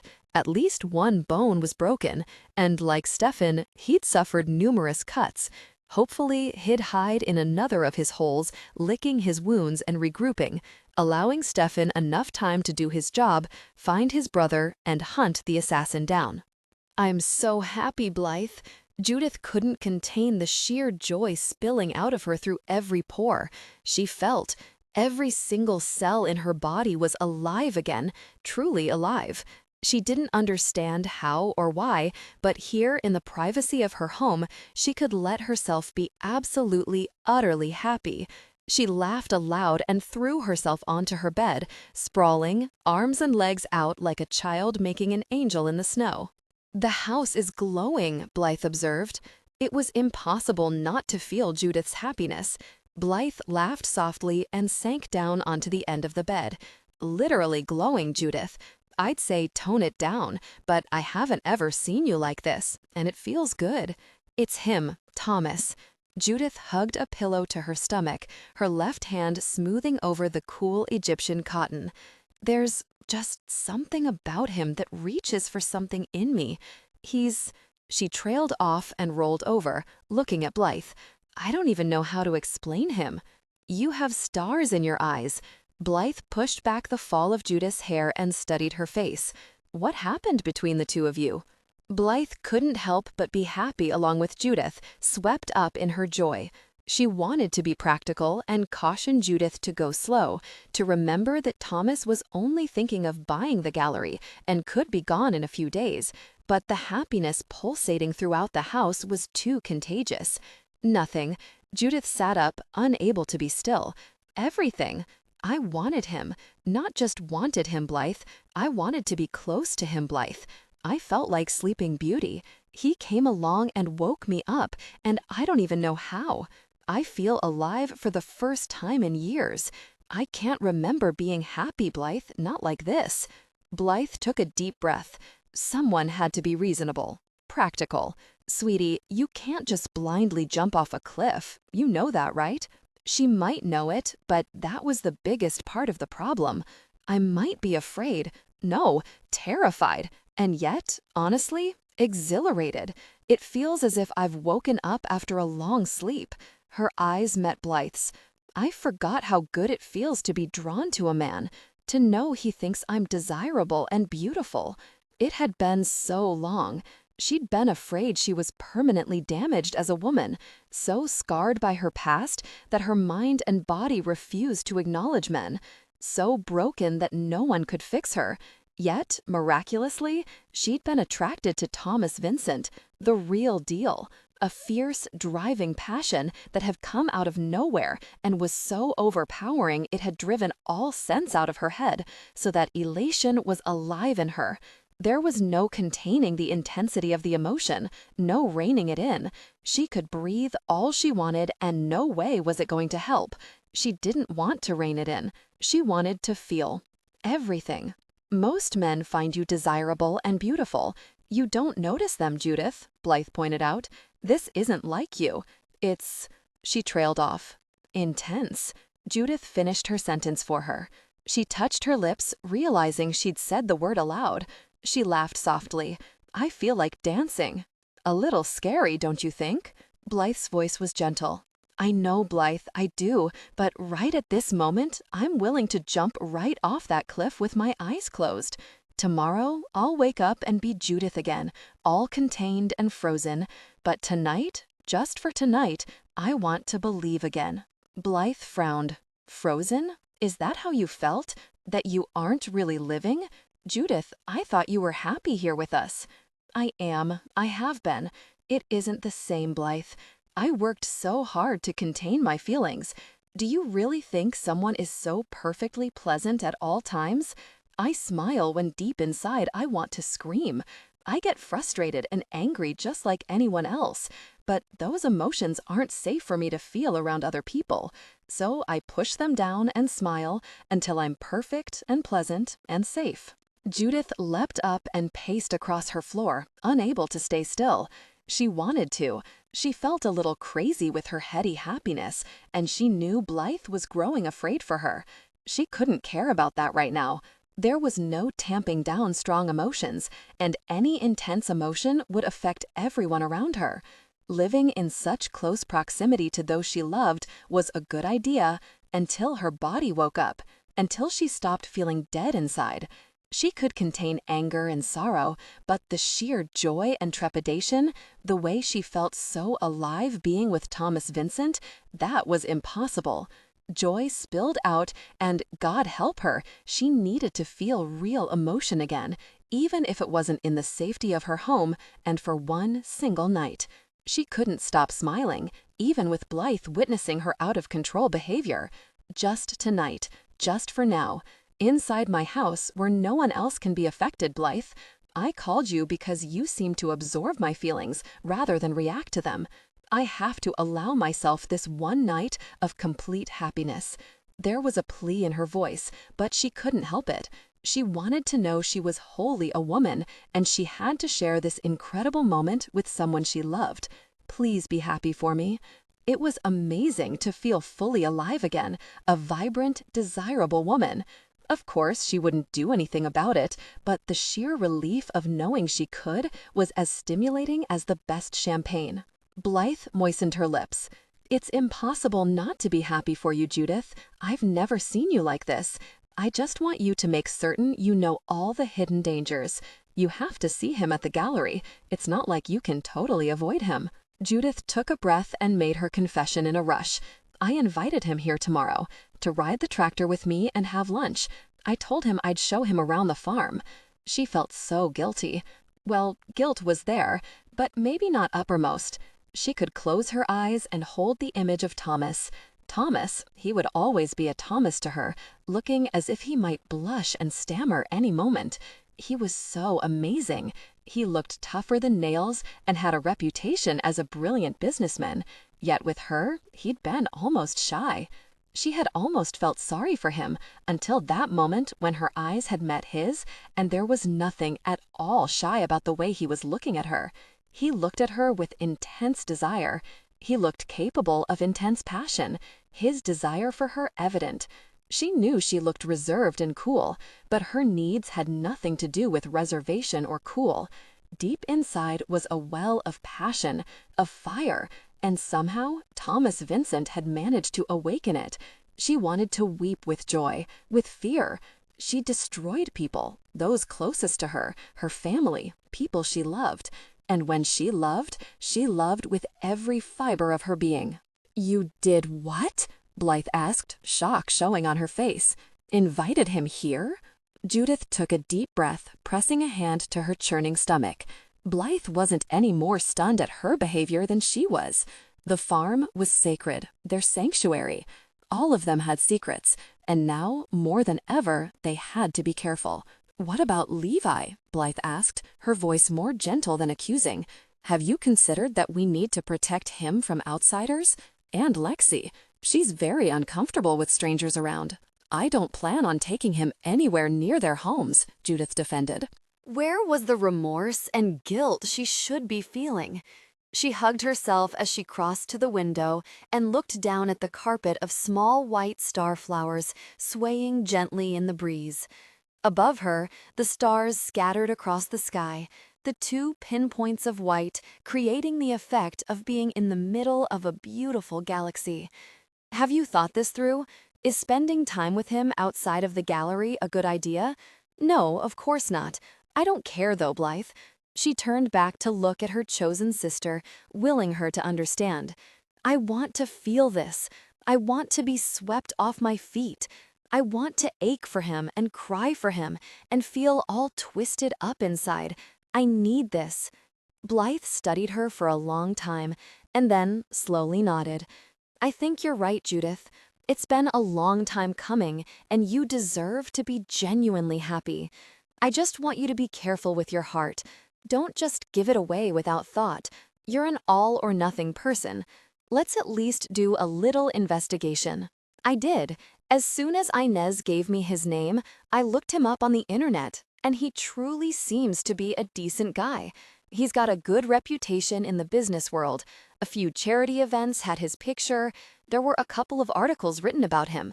No hidden wife, no criminal history, no ugly divorces. He's just a nice man who works far too much and wants to come to Sea Haven and buy a failing art gallery. Judith shrugged. We came here to start a different way of life. We have tasks, Judith, Blythe pointed out. We aren't the best examples. I'm just playing the devil's advocate because you're really jumping off the cliff and you aren't even looking for a safety net. Maybe I don't want one. Just this once, I want to let myself feel something. You know you're a spirit element, Judith. Nothing can change that, Blythe stated the problem.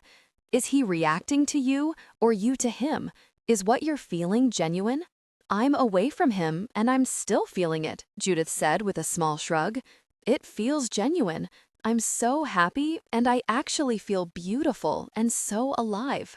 And you don't mind if I call Jonas and ask him to do a little checking up on Thomas Vincent? Blythe asked. Judith's gaze jumped to hers.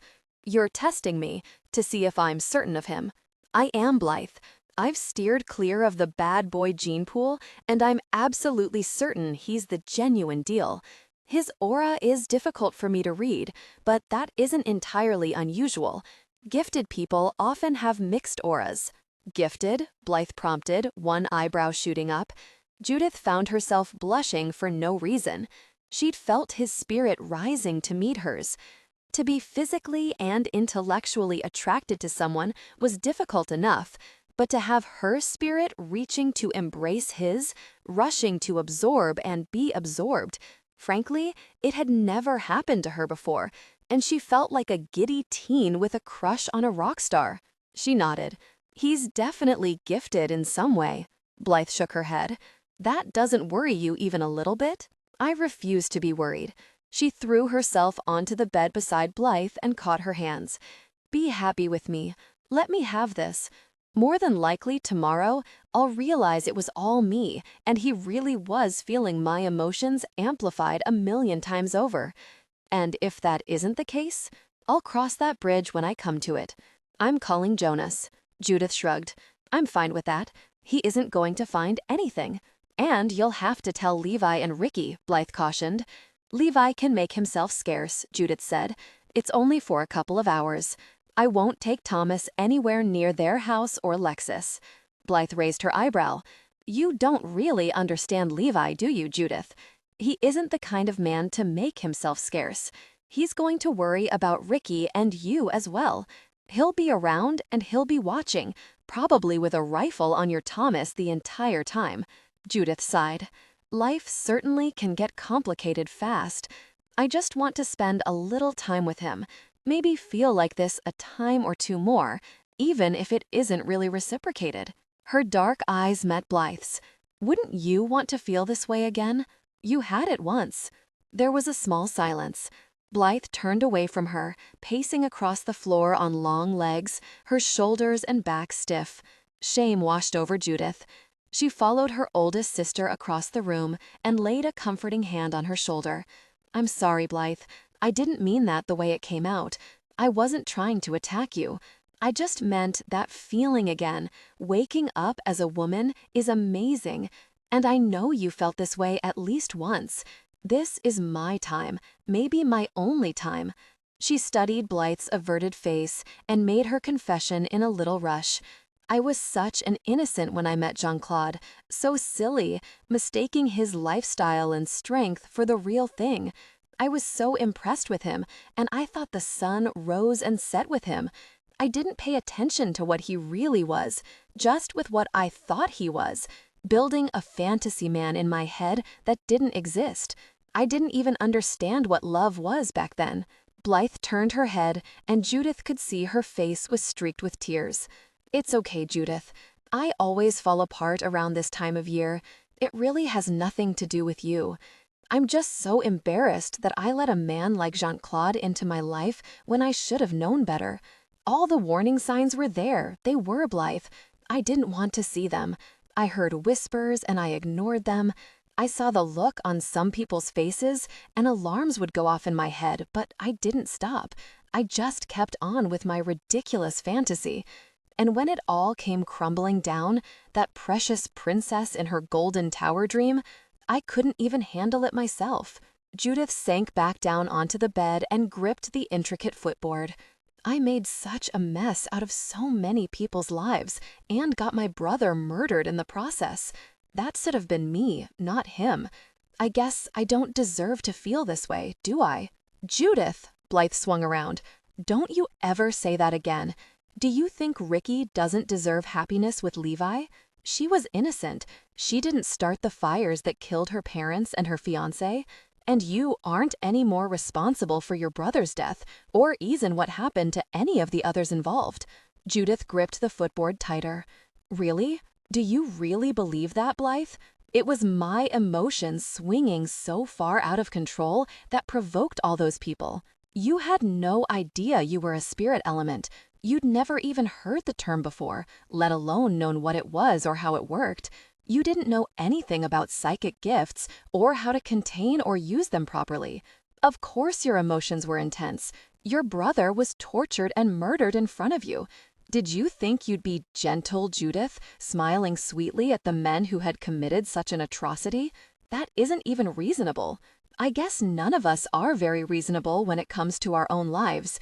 I say that very same thing to you, Blythe, yet you still take responsibility for your stepfather and mother's deaths. Judith flashed a wan smile. But of course, for you, that's different. Blythe sent an answering smile back. Of course. Every time I think we've all come so far, this time of year rolls around and throws you and me right back into a depression, wallowing in guilt and sorrow. And then I have to meet Thomas Vincent. Poor innocent man walks into the big mess of our lives. I guess we're all just holding it together by a thread. Inviting a stranger into our lives, even for an afternoon, probably isn't very fair. I didn't think it through. She bit down on her lower lip. Maybe I should call him. Blythe shook her head. I think we can accommodate Mr. Vincent. Lexi won't mind.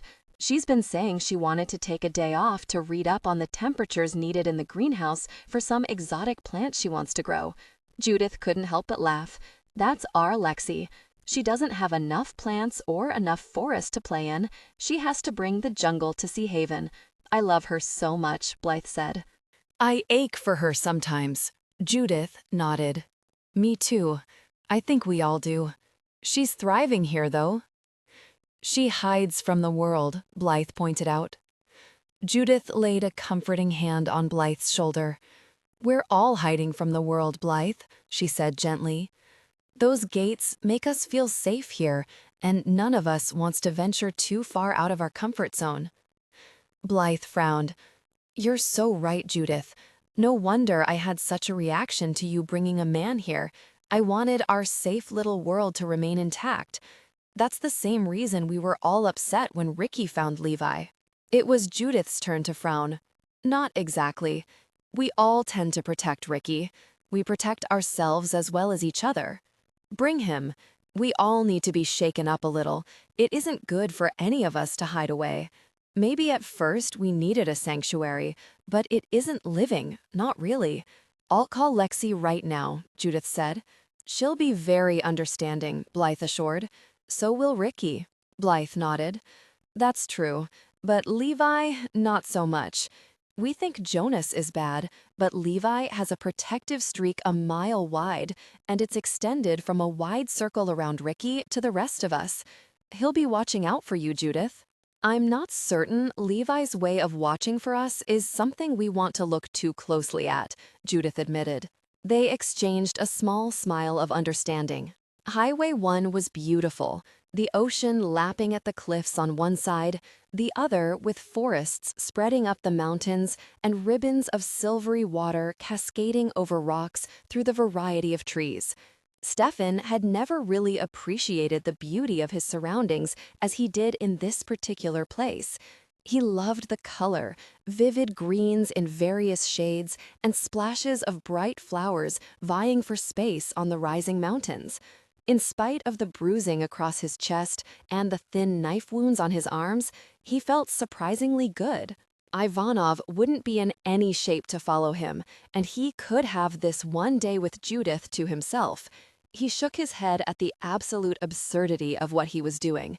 Spending time with Judith Henderson was far more dangerous than chasing Petra Ivanov in the dark of the night, but the need was too strong to resist.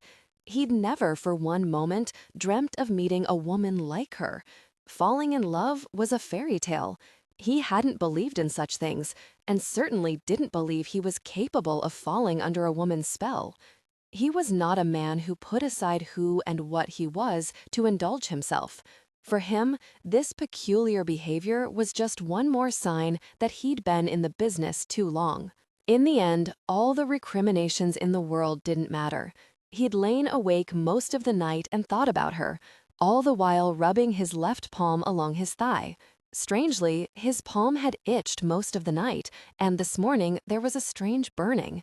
He knew, without a shadow of a doubt, that the weird problem with his palm had something to do with Judith. Part of him hoped that when he saw Judith again, the terrible longing in him would subside, and he would realize the momentary madness was over. The moment he turned onto the road leading to the farm, a shadow passed over his car. Out of the corner of his eye, he caught sight of a bird in flight, performing a lazy circle above him, glittering eyes watching his every movement. His heart jumped and then settled to a normal rhythm. The bird watching him didn't mean Lev was alive.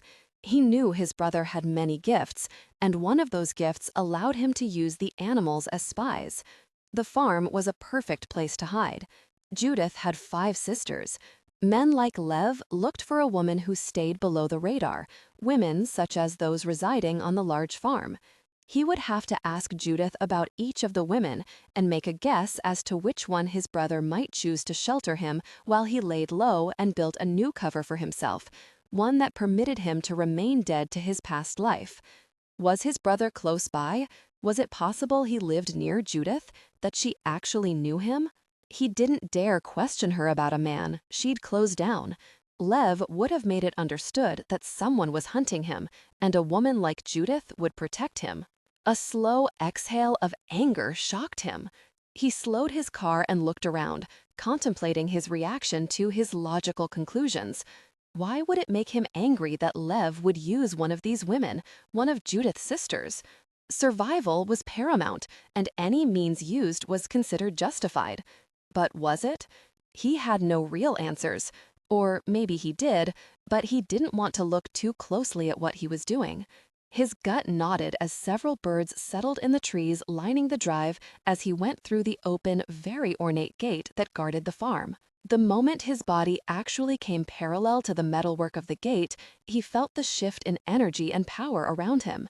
The energy field was tremendous, the power coming in waves and spreading throughout the acreage. He could actually feel his body responding. The pull was that strong. His own talents leapt toward that energy, met and absorbed it until his body vibrated with the need for action. Without a doubt, the people on this farm were elements, strong elements. He hadn't been wrong about Judith. It was no wonder he had reacted so strongly to her. Intellectually, she would be compatible, someone who would keep up with his fast processing. His body certainly craved hers, but now he understood the full extent of the danger both of them were in. Whatever her element was, his psychic talents responded with tremendous power. Stefan let his breath out more slowly and studied the birds. The shiny eyes were definitely watching him, adding to his conviction that his brother was somewhere in the vicinity.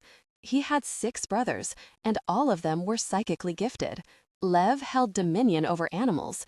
If he was here, where were the dogs? He would add to his security using more normal animal means. That, again, would only be logical. So did that mean he was off base about the birds? He took another slow, careful look. There were several species, not one, and all were looking at him, giving him a slightly eerie feeling. "So you're here then, Lev," he murmured aloud. Judith had really thrown him. Instead of being elated at being so close to finding his brother, Stefan had genuine misgivings. He didn't want Lev using Judith, as I am doing, he reminded himself. Thomas Vincent was visiting her, not Stefan Prakenskii, no matter how much he wished it were so. With the pad of his thumb, he touched the small scratch along his jaw Ivanov had given him the night before, a short, thin line that still burned. He was crazy for coming to this place. He shouldn't have hope spreading through him like the warmth of the sun. There shouldn't be this need building or anticipation. He wanted to blame it on Sea Haven.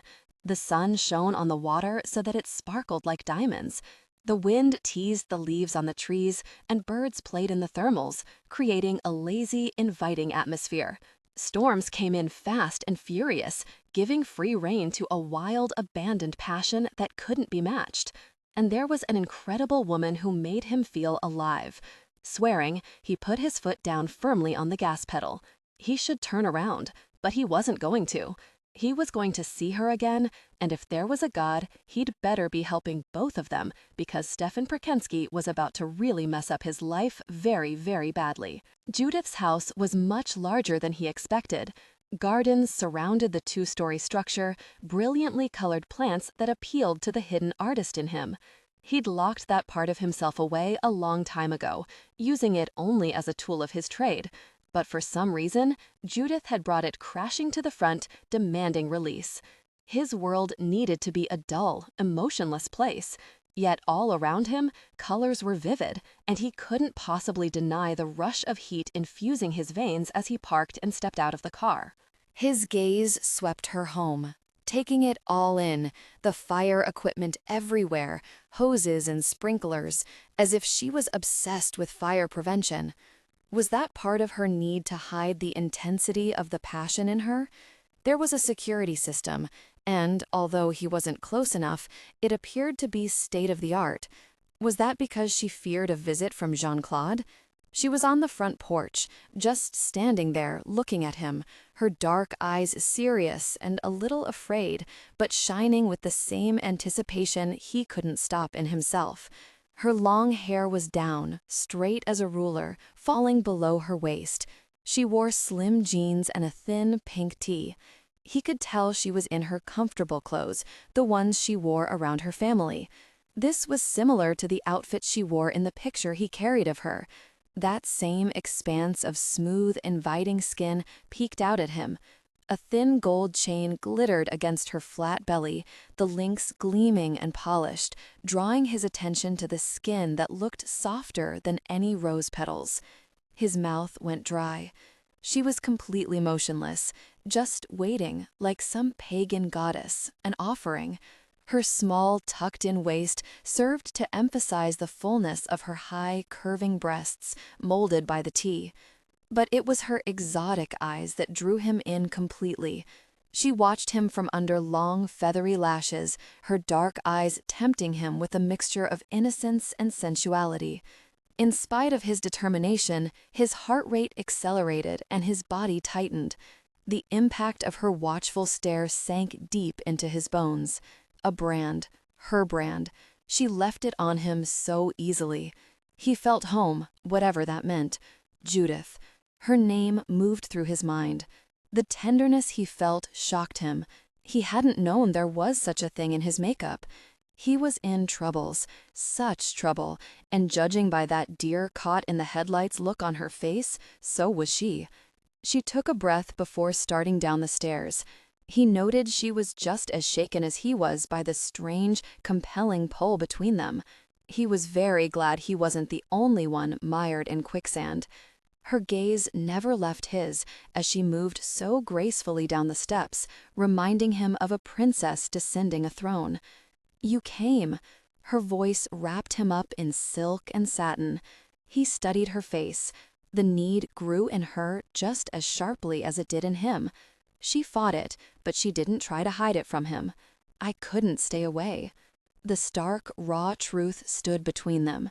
He felt the wind on his face like the promise of a kiss, like the touch of her fingers, the caress of her hair. Judith stepped closer to him, her dark gaze drifting over his face, touching on the fresh scratch. Her fingertip brushed over that small wound so gently he felt his heart move. What happened? He didn't want to lie to her. Better if you don't ask.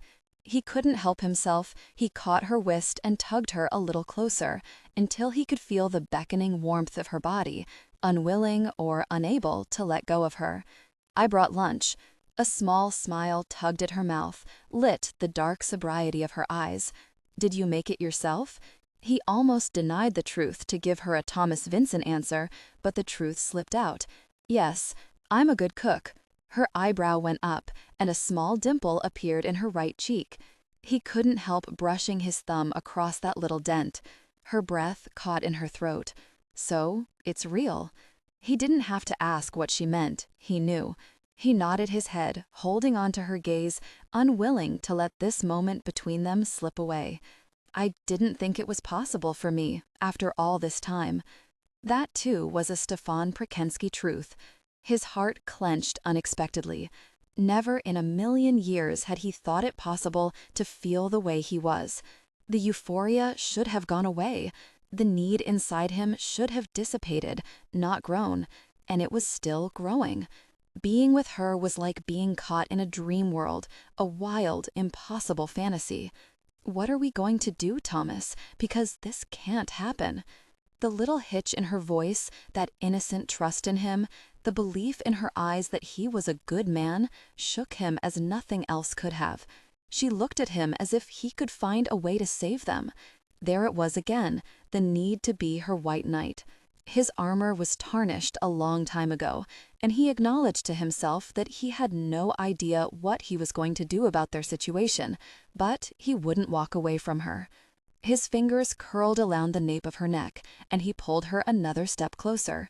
Thomas Vincent was long gone, and Stefan Prakenskii was not about to give up this woman, not here, not now. "I'm going to kiss you." She blinked rapidly. Those long, feathery lashes knotted his gut. His physical reaction to her remained terrifying and exhilarating, even stronger than the night before. This woman had a hold on him that was unbreakable. He was already lost, craving the genuine emotions she brought out in him. She opened floodgates. His needs poured out of him around her. "Do you think that's a good idea?" Her voice was no more than a soft whisper, a caress that intensified his desire. No, he knew better. He knew he'd be in trouble for all time. "But I'm going to kiss you anyway."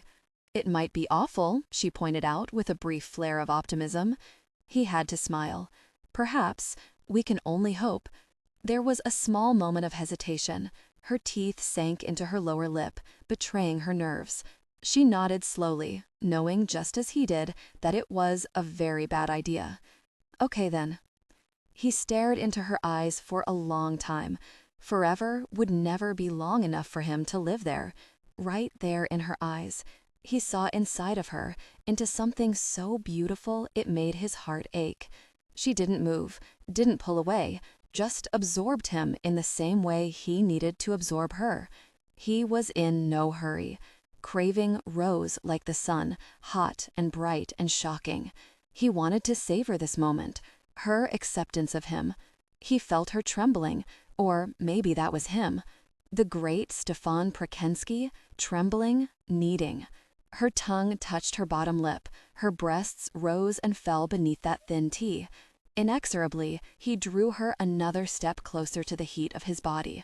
She blinked, but didn't look away. Her scent enveloped him. The faint aroma, fresh and elusive, was a fragrance he expected he might encounter on an island paradise. Her hair fell over his arm, soft and unbelievably silky.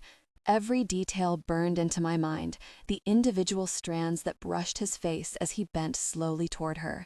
The flutter of those feathery lashes, her lips parting, the swift inhale. His mouth settled on hers, the softest of touches. A slight brush only, just to savor that first feel of how soft her lips were, to test the strong magnetic pull between them. He should have known better, should have known it would never end there. He should have heeded all the warning signs, and there had been many. In one moment of honest clarity, he had known, but it didn't matter. He wanted this, and once he'd touched her, there was no way to stop. Both of them were falling, and it was too late to save them now that they'd made that first slight contact. He pulled her across that breath of air separating them, tight, so that her body was imprinted on his, all that soft skin, the lush curves. His hand found her waist, caressing her hip as his mouth took hers. The world around them burst into a fiery blaze. The heat soared until he could hear the roaring and crackling of flames. He'd inadvertently struck a match and lit a stick of dynamite. Her body melted against his, while his heart roared in his ears, and he lost himself completely in the beauty and wonder of her mouth. She tasted a little like an expensive champagne, going straight to his head and hitting him hard. She made him weak, and he knew without a shadow of a doubt that she belonged in his arms. He couldn't stop kissing her, over and over until they both were out of breath and their bodies were on fire. He found that small golden chain, and he tugged and rolled the gold between his fingers, his desire for her growing. He ached to touch her, to memorize her, to devour her inch by slow inch. He tried not to be rough, but his mouth had a mind of its own, each kiss feeding his hunger beyond endurance. His hand left her nape, fist bunching her hair, pulling her head back, taking what was his. His. Men like him didn't have homes. They didn't own anything they couldn't walk away from in an instant. All the money he had acquired over the years by fair or foul means stayed in bank accounts no one knew about, never to be spent on the luxury of a home or a woman. Yet this woman belonged to him, was made for him. He didn't know anything about her, and yet he knew everything. He kissed his way to her chin and back up to the heat of her mouth. He couldn't resist her mouth, and evidently she didn't have any more of a sense of self-preservation than he did, because she opened to him instantly, feeding on his hunger, returning it tenfold. Every cell in his body responded to her, knew.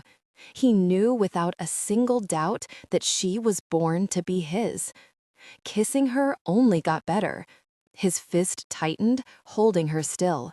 A warning signal in the back of his mind brought him close enough to the surface to remind him Thomas Vincent would never kiss her with such confidence.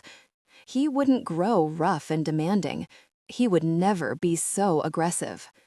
Stefan ruthlessly pushed the warning away and took her mouth, exploring, teasing, demanding, sliding willingly into a deep abyss.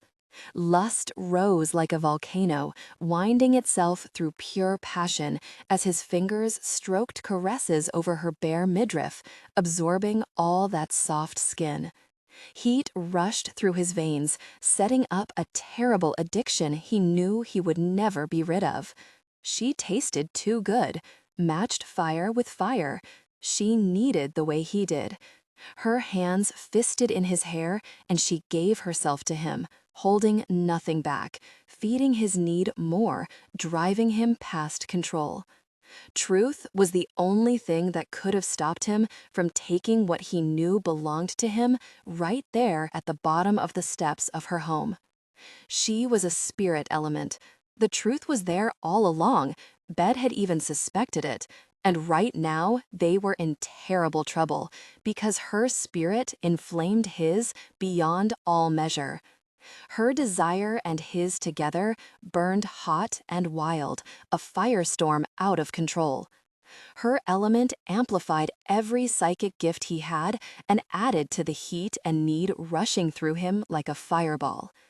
He forced himself to pull back, not wanting to blow his chance with her if he hadn't already. If he had this woman, and what on earth was he thinking? It would be forever. Everything with her was a first. That first kiss, first touch, first attempt at finding a discipline that wasn't ingrained or trained into him. He rested his forehead against hers, drawing in a lungful of air. I could spend a lifetime doing that with you. He rubbed the nape of her neck with strong fingers. Are you okay?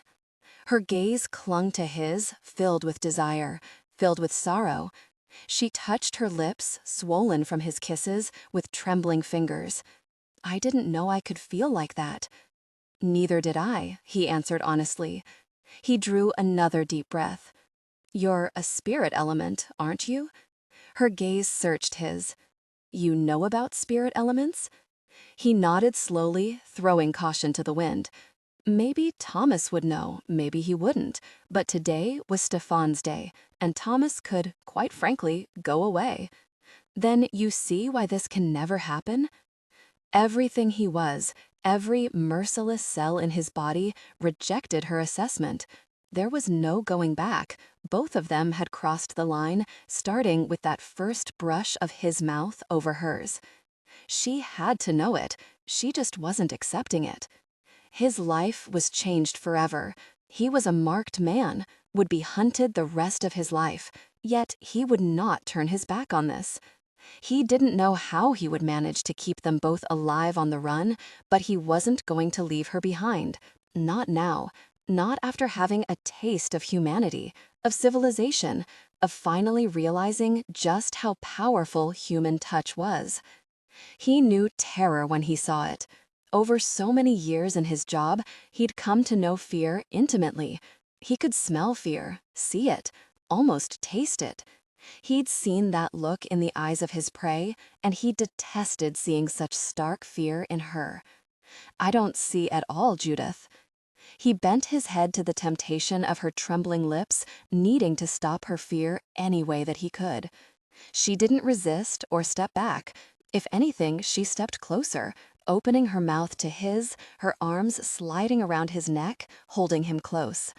There was nothing gentle about his kiss. He demanded her response, needed to know she was feeling the same heat, the same terrible hunger that refused to be sated by one or two or even 1,000 kisses. The way her hair fell over his arm, her body moving restlessly against his, the feel of her lips and the hot, sweet taste of her made him a believer. She felt perfect just where she was. She might deny there could be a future, and if he had a brain in his head, he'd believe her. But she'd changed everything, and she'd have to face the consequences, just as he did. Again, it was Stefan who lifted his head and breathed deeply to get control back. And that told him something else about Judith. Her spirit had already woven itself through his, and once let loose, it soared with the freedom, unwilling to be kept locked down so tight, under complete restricted control. Intense training had ingrained in Stefan to use any tool to accomplish his mission. His mission had just become keeping this woman for himself and to make certain both of them stay alive.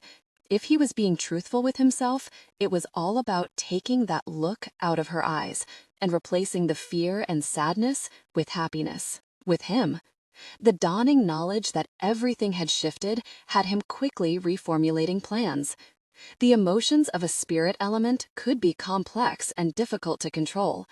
Stefan held her close against him, knowing she was confused by her own behavior.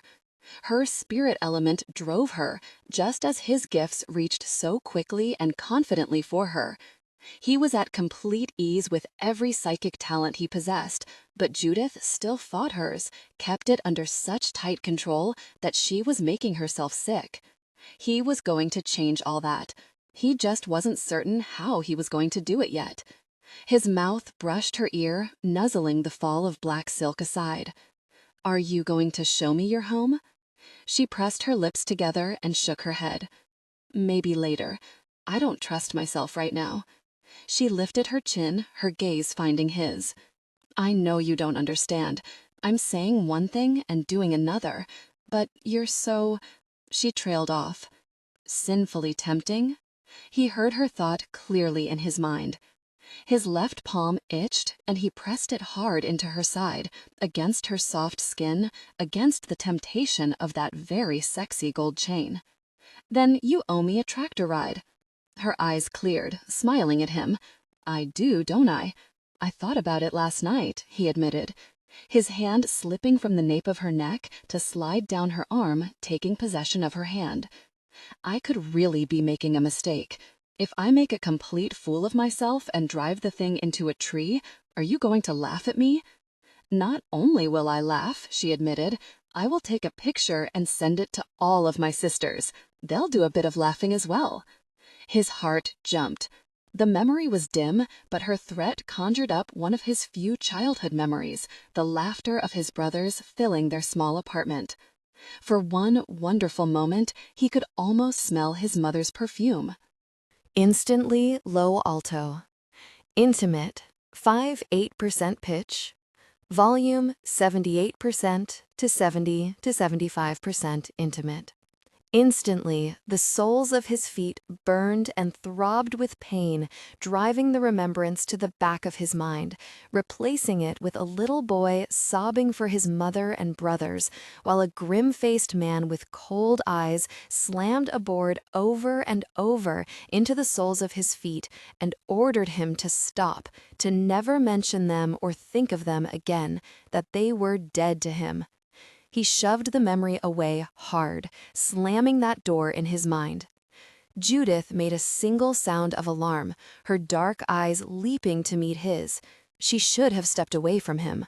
His hands automatically went to her neck, fingers settling around her throat with so much deceptive gentleness. Anyone knowing personal information about his childhood was a risk to him. The training ingrained in him was strong, and his first reaction was self-preservation. They stood in silence, her eyes on his. She didn't fight him. She didn't even move while her pulse beat hard beneath the threat of his fingers. She waited under the strength of his hands, her dark eyes trusting, sympathetic even. "Gosh, Judith, don't you have any sense of self-preservation, even a little bit? What happened to you?" Judith pressed a hand to her heart, at the same time shifting her weight as if her feet suddenly hurt. "Tell me, Thomas, your feet, you're in pain." He had to be much more careful with her. She felt what others were feeling, just as her emotions could affect everyone she came into contact with, especially him. He shook his head. "It was a long time ago. I don't know why I thought of that. Your mother's laughter? Brothers? Long gone. You were adopted then, and then you lost that mother as well to an illness?" The compassion in her tugged at him. It was a legitimate conclusion. His family dead, and a little boy adopted out. He never stepped out of character, never stopped protecting Stefan Prakenskii, yet he'd opened Pandora's box the minute he was in her company. He forced himself to shrug while he shored up his defenses. "What happened when you were a boy? This happened in Russia? Your mother is Russian? Were you in an orphanage and someone abused the children? That he could answer fairly honestly. Something like that. It was a long time ago, Judith, and if you don't mind, I prefer not to think about it. He stroked caresses over her very vulnerable neck and cursed himself for being such a monster. She was bright and shiny and thought herself dark and too dangerous to allow her emotions free rein, but she didn't really know what a true monster was. Judith went up on her toes and pressed a kiss to his mouth. "Let's go drive the tractor." His fingers, tangled with hers, held on. The shocks just kept coming. Men like him thought in terms of weapons. One never tied up any weapon, and his hands were lethal. This was the second time he'd done the impossible, and worse, he didn't care. He wanted the contact with her. He let her tug, taking him with her. She rocked him, rocked everything he had ever believed, turning things completely around. She moved like the wind, a fluid, graceful breath of air at his side, making him feel like a king. He felt her burst of happiness spread over and into him, amplifying his own mood, and he allowed it, letting down his armor just enough to absorb her spirit deeper into him. "I noticed a lot of fire equipment. Do you have to worry about forest fires?" The farm was surrounded by acres of forest, a vast variety of tall trees, very healthy looking, almost guardians circling the large farm, protecting it from outsiders. The flutter of wings was constant, with the birds perching in the higher branches and then taking flight to circle above the farm, only to land again. "Not really, but we like to be prepared for anything. We bought this farm together, my sisters and I, and we hope to stay here." There was a tiny catch in her voice. He glanced at her as they walked along a small winding path through her enormous flower garden. Her expression was a little sad again, and he felt her spirit take a dive, dread filling her, and consequently him. There was trouble here, more than he'd brought with him. "Why wouldn't you stay?" She swept her hair back over her shoulder in that feminine way women had. The gesture suddenly seemed sexy, a call to pure temptation. He found himself looking at her neck, her profile, those long lashes, and sensual mouth. Judith broke into a smile. "Stop it. This time it's you, not me." He grinned at her, amazed at the genuine emotions rushing through him, along with the heat. "Sorry, you're very beautiful, Judith. I'm really trying to be good now." "Try harder," she admonished. "You're supposed to be helping me." "Believe me, honey, I am helping. If I had my way." He let the sentence travel off, watching the slow blush rise beneath her skin, giving her an alluring glow. "Distract me. Tell me why you think you might move from this little paradise you and your sisters have put together, because if I lived here, nothing would move me out." Several crows called out loud, the distinctive caw-caw, almost a reprimand. Tiny hummingbirds moved from flower to flower, small wings fanning the air so fast he could hear their sound as they buzzed around his head, dangerously close to his face. His shoulder brushed hers, and he drew her a little closer, under the shelter of his shoulder. She was tall, but he was taller, and it was natural enough to want to protect her from the darting birds. She was silent for a long time, as they wound their way through the flowers and shrubbery leading to the outer gardens. He noted that the various species of flowers were planted in thick rows of color, making up spectacular rainbows and rippling fields of vivid, brilliant color. The shorter stalks gave way to larger bushes, fields of rhododendrons of every hue. They grew tall and wide, providing a shield around her inner gardens. Great trumpet trees of pink, white, red, and gold provided another layer protecting the house. Butterflies were everywhere, right along with the hummingbirds, vying for the sweet, sticky nectar of the beckoning flowers. He tightened his hand around hers, stopping her in the midst of the towering fountains of bursting color. "You don't have to tell me, but I can feel how upset you are. Maybe I can help." Shoulders stiff, she stood in front of him, shaking her head, a small, unreal smile on her face as she refused to look up at him. "We just met, Thomas. It's not like I know you well enough to dump my problems on you." You know me well enough. I see you, Judith. Even the parts of you that you hide from the rest of the world, that you hide from your family. I recognize that you're a spirit element." He took a breath, stopped her on the path through the jungle of trumpet trees. "Was it a man who hurt you? You guard yourself so carefully, Judith. You let me hold you. I know you'd let me be intimate with you, but you'd never let me make love to you. You don't want love. Was it another man?" She blinked rapidly, and his heart stood still. Tears were close, clogging her throat and burning behind her eyes. He felt them as surely as if he were about to weep. Her ghosts were very close, standing between them, holding him off, forcing him back away from her, silent wraiths, making it impossible for him to have her. Stefan was not afraid of ghosts. He had too many in his past to ever worry about the unseen apparitions that tried to haunt him, but they'd taken a tight grip on Judith and were refusing to relinquish their hold. She was going to be difficult, make it as hard for him as possible to be with her. He wanted all of her. He was risking everything for her. His life, his peace of mind, that tiny piece of humanity he'd hidden from his trainers. There was nothing more than a slice, but it was there, real, and the only part of Stefan Prakenskii left. He was handing that over to her, keeping. He was going to put his real emotions on the line for her, and he would not accept less from her. She was going to give him her soul in exchange for his. And vary it all, for once in his life, he was going to be that really white knight, whether she thought she wanted it or not. She stood there looking so tragic and so meltingly beautiful, it was impossible to resist her. He pulled her into her arms with the hummingbirds darting around a brightly colored trumpets and his mouth against her ear, so that when he whispered, his lips brushed that perfect little tempting shell. "Don't cry, or I'll have no choice but to be your hero and save you from yourself." His teeth bit down gently on her earlobe, tugging. He hoped the hummingbirds weren't part of Lev's security system because he was going to kiss her again and hope she saved them both from things getting too far out of hand. He could only imagine what his brother's sense of humor might be, sending those little sharp beaks into his skin. He walked Judith backward, pushing her deeper into the cover of the large trumpet trees, his mouth descending on hers as he did so. He felt the shift under his feet, the heightening of his senses, until each one was acute as her spirit flowed free.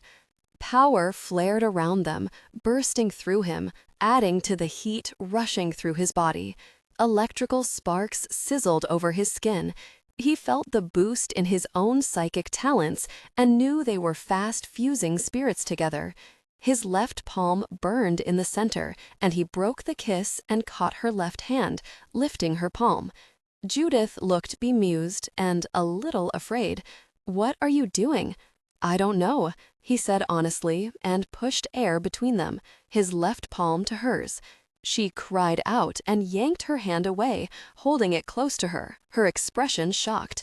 "Let me see." His fingers settled very gently around her wrist, shackling her to him, already taking possession of her hand.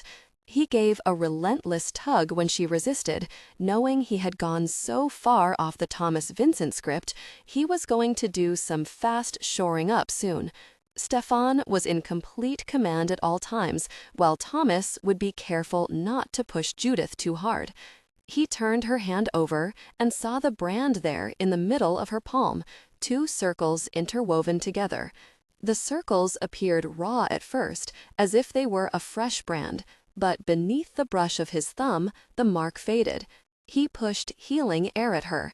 He had seen that mark only one time before, when he was a child, on his mother's hand when his father had looked up across the room and smiled mysteriously at her. What happened? It was just air. She looked up at him, her gaze steady on his. "Wasn't it? What are you so afraid of, Judith?" he asked again, a soft demand this time. She took back her palm, rubbing it up and down her denim-clad thigh, a small frown on her face. When he reached to rub at the little line between her eyes, she pulled back. I told you from the start that I wasn't a good woman, Thomas. I was very truthful with you. I don't want to hurt you. So your fear is that you'll somehow hurt me? She swallowed and shifted her gaze from his. Yes, her voice had dropped so low it was merely a thread of sound. He felt sadness beating at him until he ached inside and knew it was her, not him, generating the emotion. He ignored her silent rejection of him and stepped close, invading her space, his hands framing her face. I'm a grown-up, Judith. I don't need your protection, nor do I want it. I take care of my own. Let's just see where this takes us and know I've been properly warned. Her dark eyes searched his. There are forces that just... She trailed off, took a breath, and tried again. You could be physically hurt, Thomas, not just emotionally, as if that wouldn't be bad enough. I can't let that happen. He leaned into her and kissed her sultry mouth. She was worried about him. Worried. That knowledge sent a spiral of happiness blossoming through him. He didn't have anyone who worried about him. It won't happen, Judith. Let's just go ride the tractor and forget about anything else right now. We're on your farm. The birds are singing and the weather is perfect. We have right now, and the rest of the world is far away from us. Are you certain? Absolutely. And you promised me. He kissed her again and then turned back toward their path. Judith hesitated, rubbing her hand along her thigh again as if it itched. His own palm burned more than itched. She stepped up beside him and tangled her fingers with his. They walked through the winding, meandering path out into the next circle of the garden, a scattering of artfully placed maple trees and weeping willows, with a natural bubbling creek banked on both sides by varieties of fern incorporated into the extensive gardens. The moment they were out of the shield of trumpet trees and into the open, Stefan's warning system kicked into high gear. They weren't alone. Someone was stalking them in this little paradise Judith had created, and that was okay with him. Stefan Prakenskii could handle snakes in the garden. Who else lives here, Judith? Stefan asked, his tone casual, displaying a mild conversational interest only. The farm is 130 acres, and each of us has 5 acres, so that we have our own private home. There are 6 houses here. There was the slightest hesitation he doubted anyone else would have noticed. My sister Ricky is married. Her voice picked up speed. We do have a central meeting place where we hold barbecues and work out. There's a fairly good gym now. Lissa is really into good health, mind, and body, all that sort of thing. So she hadn't wanted to admit that Ricky was married. Would Lev go that far to cover his tracks? It had been done before, but the results had been disastrous for both parties. Surely he wouldn't repeat such a terrible mistake. Although if his life depended on it, Stefan swore to himself. Of course Lev would take advantage of any woman to stay alive. What other choice would he have? He took a calculated risk. Maybe you should tell me what subjects are off limits, Judith, so I don't make any mistakes here. I can't help being interested in your home and family, but if you're uncomfortable disclosing anything personal, I'll try to understand. That was definitely a Stefan Prakenskii maneuver, pushing her into a corner, something Thomas Vincent would never consider doing. Judith sent him a small apologetic smile. I guess you can tell I don't go out much. I've forgotten how to converse normally. She was very, very good at sparring. He was proud of her for her comeback. It didn't suit his purposes, so he wasn't going to let her get away with it, but as a sidestep, it was good. Then we'll practice. This is where you tell me how you came to buy this amazing piece of property. Start out small, nothing very threatening. He felt the small flare of power instantly subdued. She was suppressing emotions again.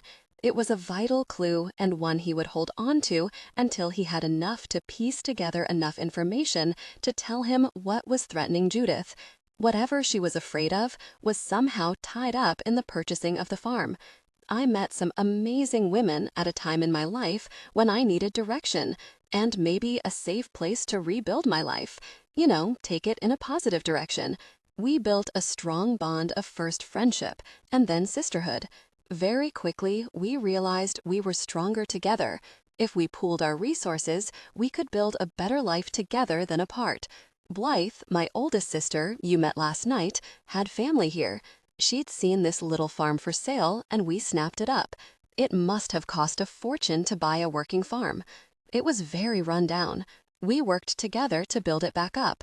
The bare bones were there, and that was our first priority, to get the farm itself on its feet. We lived together in the big community building. It has a kitchen and a couple of bathrooms, so we had shelter while we planted and worked the land. There was enthusiasm in her voice. He matched it and felt the expected kick of power, taking them both to the next level of passion for the subject, and she was passionate about the farm and her sisters. She kept herself restrained with a tight leash, but it slipped around him little by little. He could handle her power, even aid her to control it. At the moment, it was in his best interests to allow her spirit a little freedom so she'd continue talking. Were you all raised on farms? No, why would you think that? She quirked an eyebrow at him. The sound of birds fluttering from branch to branch was loud in the small silence. A crow cawed, another answered. His gaze shifted to the birds and then away. He pulled out his dark glasses and pushed them onto his nose. Lev was out there somewhere watching, and now he was fairly certain he was correct. No one else had the kind of affinity for animals like his younger brother. The birds were definitely spying on him. Look around you, Judith. Stefan gestured toward the lush, prospering plants. This farm is incredible. Someone has to know what they're doing. I can take over a business and turn it around, but I have to know what I'm doing. Her shoulders relaxed a little more. Lexi, my youngest sister, spent most of her life on a farm. She runs things. We just do whatever she tells us, and it works. It probably helped the prosperity that one or more of her sisters was an element: air, fire, water, or earth. His heart jumped at the find. Maybe all 4 elements were represented. With Judith's powerful spirit, they would have no trouble using each of the elements to their advantage. The amazing gardens and rows of vegetables, the groves of trees, made sense to him now. If he was right, this might be the single most dominant conclave of elements alive. They would be impossibly powerful together, especially with Judith's spirit weaving through each of the talents. One was bound to the earth, Lexi. She would make things grow and prosper. I can't believe the job you've done here. She gestured toward a small open trail wagon. We can use this to get to the main part of the farm. Lexi was using the tractor on a new field recently. She said we could play around with it there without hurting any of her plants. Do you hurt her plants when you drive the tractor? She gave a little disdainful sniff. Ha, you wish. She was referring to your lack of skill, not mine. Genuine laughter felt amazing. This woman had given him more firsts than he'd considered possible. Teasing was a foreign concept to him, and yet he found he enjoyed it immensely. I'm warning you, Miss Henderson, I'm a very quick learner. Well, see. He found himself weighing the advantages of pretending to be a little inept against showing off. He let her take the driver's seat, slipping into the doorless vehicle beside her. So Lexi is a genuine farmer and you paint. Don't forget my kaleidoscopes, Judith said. I love my kaleidoscopes. You're the artist. Tell me about Ricky. You said she was married. What does she do? She's a sea urchin diver. She loves the sea. He noted the pride in her voice. She had a soft spot for Lexi, but Ricky was very special to her. Her eyes lit up and she exuded warmth and happiness. He let his spirit absorb hers a little more, to feel that joy in her when she talked about her sisters. That's a strange profession. An affinity for the sea? For water? Stefan looked around the farm at the lush plants and then up at the sky. A water element would be able to control rainfall, giving their farm much-needed water to prosper. You mean for a woman? He grinned at the little bite in her tone. He nudged her with his shoulder. Judith, you are a secret feminist, aren't you? No, actually, I meant a sea urchin diver is something I haven't ever considered being. Tell me the truth. Had you ever considered it? She burst out laughing. No, of course not. Ricky's autistic. She needs the sea like the rest of us need air. The pressure of the water, the solitary way of life, all appeal to her. You should see her though, Thomas, when she's on her boat or in the water. She's just incredible. Autistic. Stefan tried to imagine what that would be like. What kind of fricking worm would stoop so low as to use an autistic woman to hide behind? Gosh, his brother. Ricky had to have been out in the ocean when the yacht Lev was working on had gone down. She must have picked him up, and, being trained in the art of survival, Lev had adapted quickly, persuading the poor, unsuspecting woman that he loved her. Stefan was furious with his brother for marrying her. Is her husband autistic as well? A shadow passed over them, and he glanced up to see a flock of birds wheeling overhead. Why would you ask that? I don't know much about autism, he admitted. I just thought maybe two people who have a similar difference might find each other. Thank you for not saying disability. Ricky is different, but she's whole, complete, and she's wonderful. Fortunately, her husband thinks so as well. He isn't autistic, but he's very protective of her. He helps her stretch her comfort zone a little, so that's good. Levi dives as well. They're a good match. Levi. Stefan almost said the name aloud in disgust. Lev, you're such a hound. I just might have to beat you within an inch of your life. He found himself furious that his own brother would commit such an atrocity. There had to be a code, didn't there? Do all of your sisters get along with her new husband? The wagon bumped over rough road. I didn't say he was new. He shrugged as casual as ever, but she was sharp. There was no question about it. He had to be careful of her probes. I presumed from your earlier remarks that only you and your sisters bought the farm. You didn't mention him working it or building with you. Faint color stole into her cheeks. She pushed at the long fall of hair, a gesture betraying nerves. She didn't like talking about good old Levi. Jerk. I guess I didn't. Which told him nothing, and yet everything. She wasn't going to tell him when Levi had come into her life. And that meant Lev had drilled it into all of them that his life was in danger, and they believed him. Ivanov had come sniffing around this farm. He wouldn't miss Ricky being a sea urchin diver. Somehow, she'd put the exterminator off the scent long enough that he'd filed a report and set Stefan up his bait to ferret out his brother. And Blythe? She's a spinner. She owns a yarn shop in Sea Haven.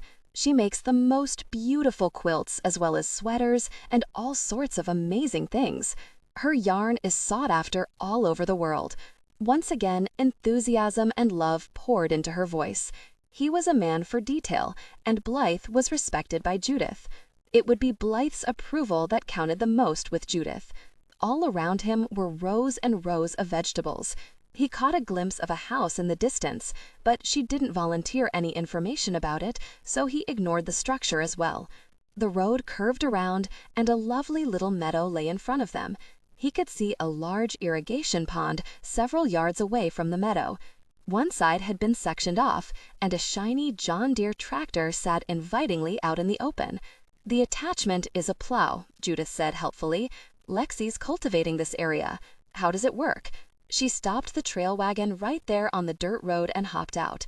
The plow breaks up large lumps of earth much faster than we could ever do by hand.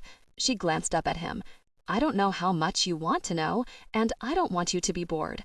He slid out of the wagon and walked around to get to her side. Leaning in close, he drew her near. Their lips met, and he had the distinct feeling of coming home. The world shifted around them as passion flared, a connection unlike any he had known before. Not this shocking loss of self, connecting with her until he didn't want to live anywhere but with her. He didn't trust instant attraction, yet this was so much more. This was need. Mid-low alto. Intimate.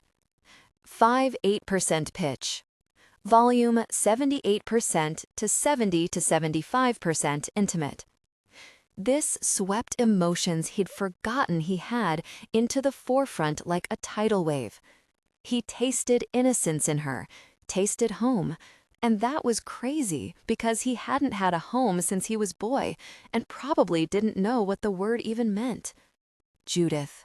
He was coming home. To her, to this farm, to this little village pulsing with so much power. Did the combination have enough power to save a man like him, a man meant for the shadows? His emotions welled up, real and strong, the intensity shaking him. He lost himself there in their shared intimacy, in the feel of her body moving restlessly against his. She was reluctant to say they could ever have a relationship, yet her body melted into his the moment they touched. She gave herself to him without reservation. He wasn't stupid enough to push his advantage any further, and he really didn't want to. He wanted to do this right.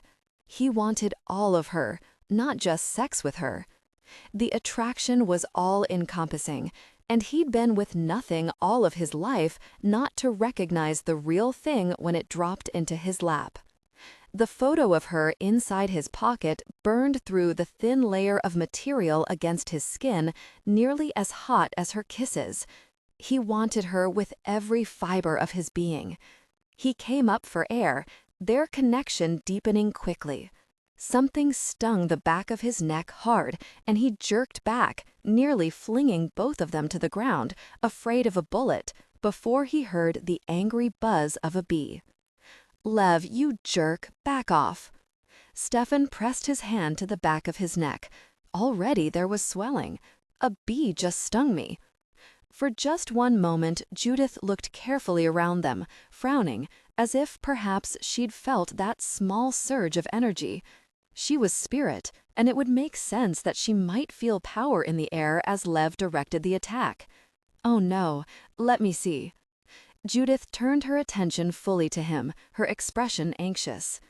The sting was almost worth it to see that look in her eyes, but he was furious with Lev and rather satisfied that she might be as well. "Who do you think you are? I know that's you, Lev." "Then leave Judith alone. I know exactly what you're doing and you can forget it. Find yourself another woman to use." Stefan closed his eyes, relief flooding him. He had been certain Lev was alive, but there was that small doubt he couldn't quite avoid. The sound of his brother's voice, no matter the harsh greeting, sent a surge of happiness through him. "Are you allergic?" Judith asked. "Because this is already swelling. I need to take you back to the house and put something on it." "I don't actually know whether I'm allergic or not," Stefan hedged. He was fairly certain he wasn't, but if it meant getting inside of her house, well, he wasn't in the least opposed. Judith caught his hand and tugged him back toward the trail wagon. "We should go right away, just in case. Bee stings can be serious."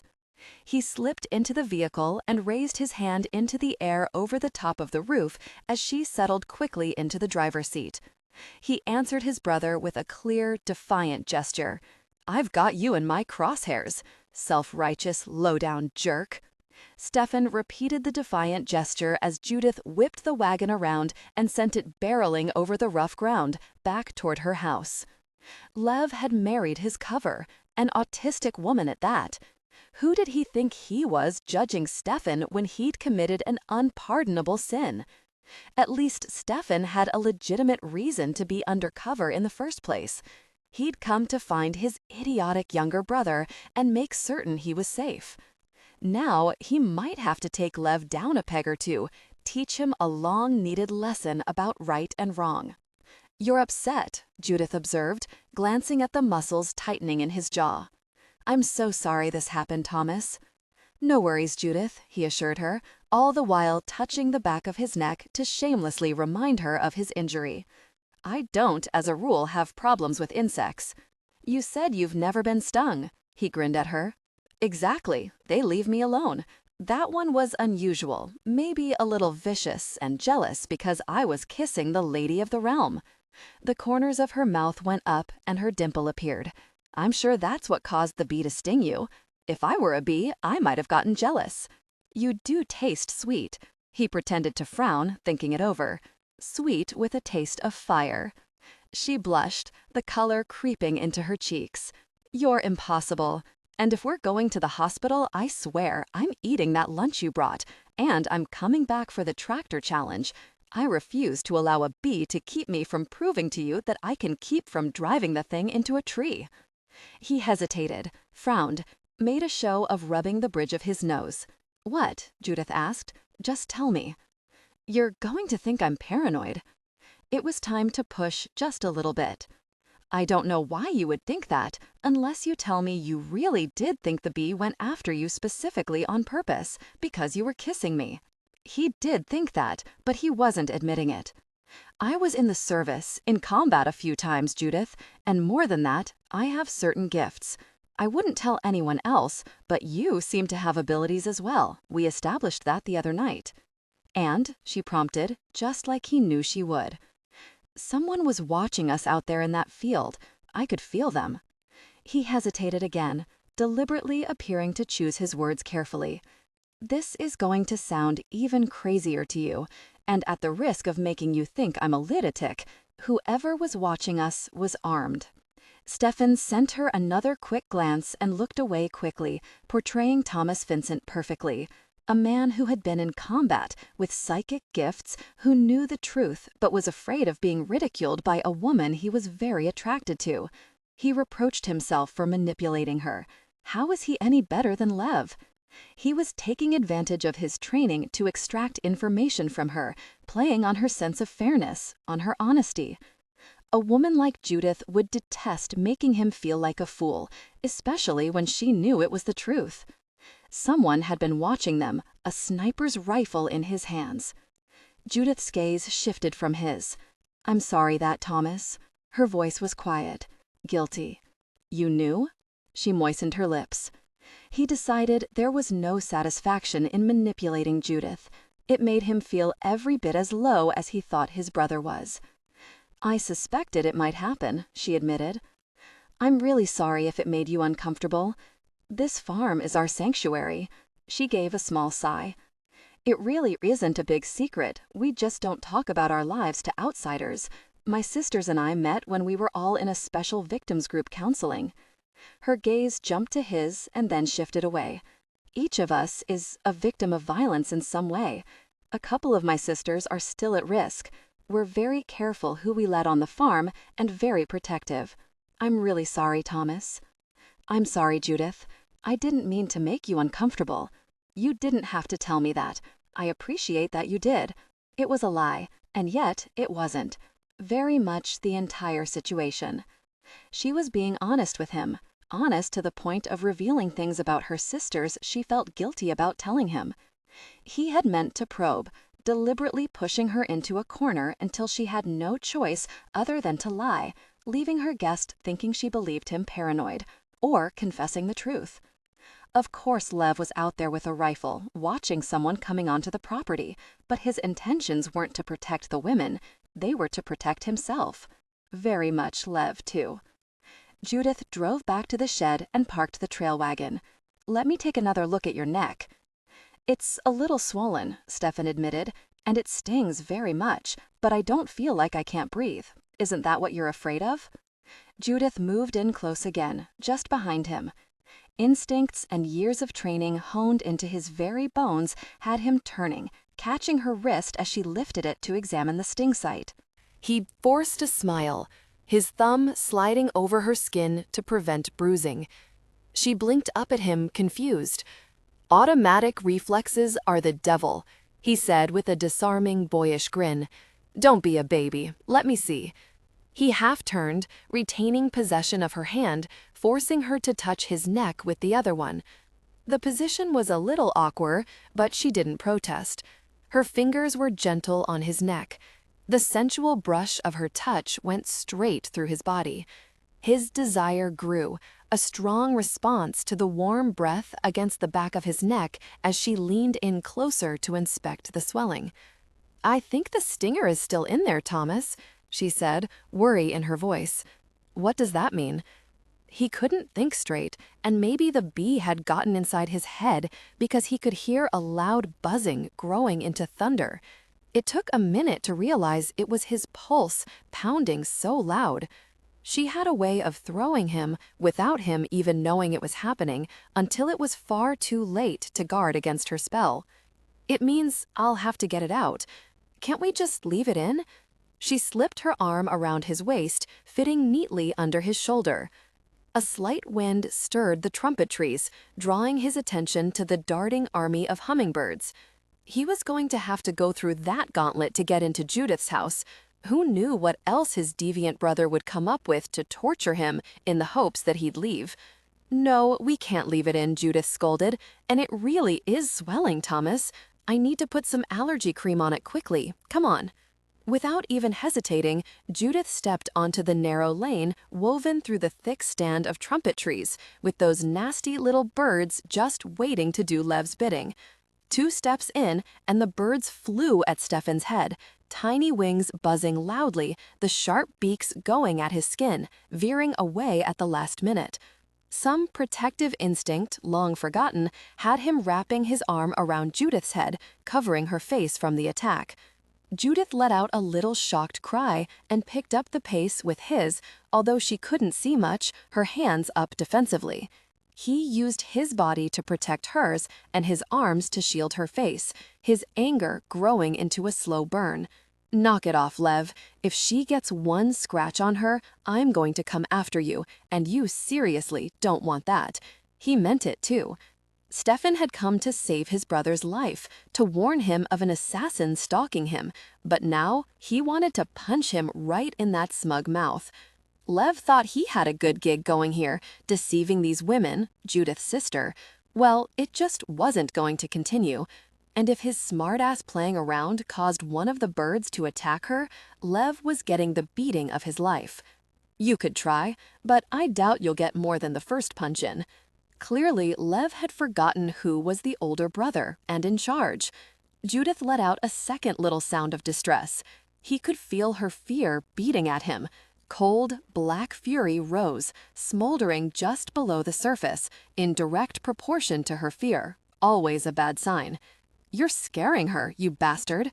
The birds abruptly backpedaled. "Why the hell didn't you just say so instead of posturing like a puffed-up adder?" "You're right. Why on earth would I give you credit for having a brain?" Stefan poured contempt into his voice. He was disgusted with his brother using these women. He took great care to push aside his disgust at himself for thinking to do the same thing. The connection between them was slipping away over the distance. Stefan made certain to feel for a direction. Before he left, he was going to find out just which house belonged to Ricky, Lev's supposed wife, so he could pay his brother a little visit and toss him out on his ear. "Are they gone?" Judith asked, her voice trembling. Stefan's protective instincts kicked at him hard at that little catch in her voice. He removed his arm so she could see. They were almost out of enemy territory, approaching the last of the trumpet trees. "I believe we're safe," he assured. "I've never seen them act that way before. Hummingbirds are aggressive, but they were actually attacking us." "Maybe we were too close to a nest," Stefan suggested. "I suppose that's as good an explanation as any." She sounded a little suspicious and took another careful look around with that little frown he found adorable before giving him her attention again. "First the bee stings you, and now the birds attack. I'm so sorry, Thomas. This was supposed to be a fun afternoon for you."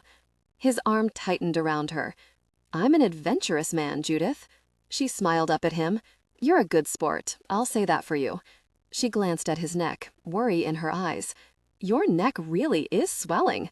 He could feel it. He'd been shot quite a few times, knifed, tortured, and other unpleasant things. It would be irony if he was done in by a small bee his brother had sent after him. Wouldn't Ivanov get a kick out of that? He did rather like the alarm in her voice for him. She was genuinely worried about him, and since it was a brand new, unfamiliar experience for anyone to actually give a damn about him, he found he enjoyed it just a little too much. This woman could make him weak so easily.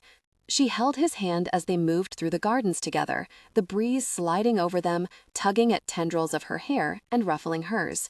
He liked the way they moved together, the way silence settled over them both, easy and companionable. Stefan Prakenskii was never truly at ease with another human being.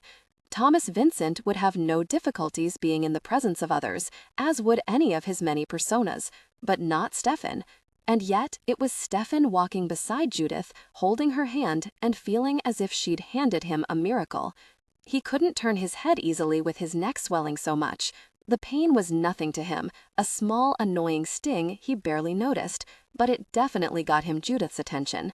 She rubbed her fingers over his arm continually, looking up at him with little anxious glances from under her long, feathery lashes, making him feel as if he'd been handed the world.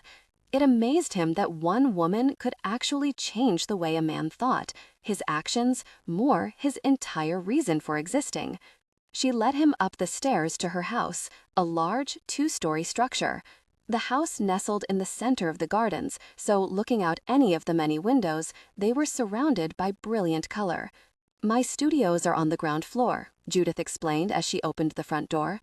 Stefan stepped into her entryway and again, as he had at the gates to the farm, felt the subtle shift of energy around him. Judith's power lived and breathed in this house. The force rushed to surround him, building his joy at discovering her into almost euphoria. He was already fighting his physical attraction to her, a first for him, testing his years of discipline. But now, that raging hunger was amplified beyond measure. He breathed deeply and moved inside. Her fragrance hit him hard, triggering such a need he simply turned, towed the door closed. They came together in passion, connecting deeply. He murmured, trailing kisses over her face, down to her chin where he nipped gently with his teeth. "I swore I wouldn't push this. I want to do it right. I don't want a flash of heat for a night and then it's over. I want forever, Judith. Every, very night with you. Every single day." She clung to him, breathing as heavily as he was. "We can't have forever. You don't understand about me. You don't, Thomas, and I should never have allowed this." "Then let's talk about it. Explain it to me. I know you're a spirit element. I have my own talents, Judith, and of course I can get out of control. Any talent can."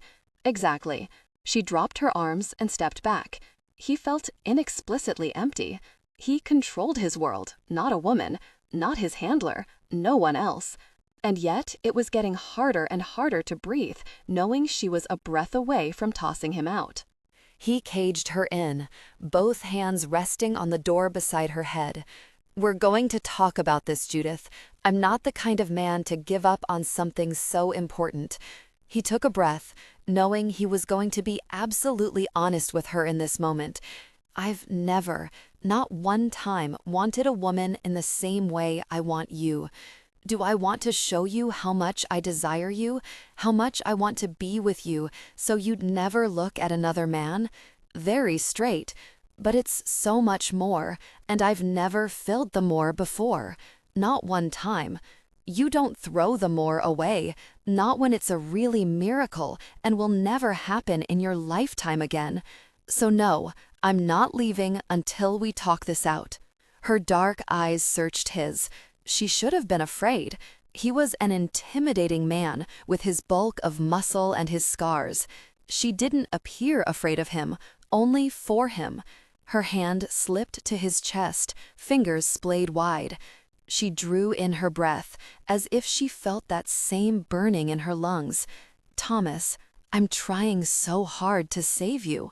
He bent his head and kissed her again, a gentle, coaxing kiss bordering on tenderness. He had no idea where those gentler emotions came from, but she'd tapped into them, and, although for him the rest of the world didn't really exist outside those shadows, she was real to him, and so were those emotions reserved for her alone. "I need saving, Judith." He gave her the stark, raw truth. "But sending me away won't accomplish that. Fight for us. Give us a chance. That's all I'm asking. We barely know each other. How can I tell you things I've never told anyone else? You know me. We both know. You're not like other people, and neither am I. Maybe it's our gifts, but you know me, Judith. Your body recognized me. Your mind is fighting, but your heart and soul know as well. I'm the one. Give us a chance." She sighed and slid her hand up to his wrist. "Let me look at the bee sting." Before he could make demands, she shook her head. "I need time to think, Thomas. Please don't push me right now." He stayed still, caging her between his body and the wall, his desire for her overwhelming. More than that, he wanted this moment to be right. He needed to handle this the right way, and he didn't have any experience in matters of the heart. He operated outside such parameters.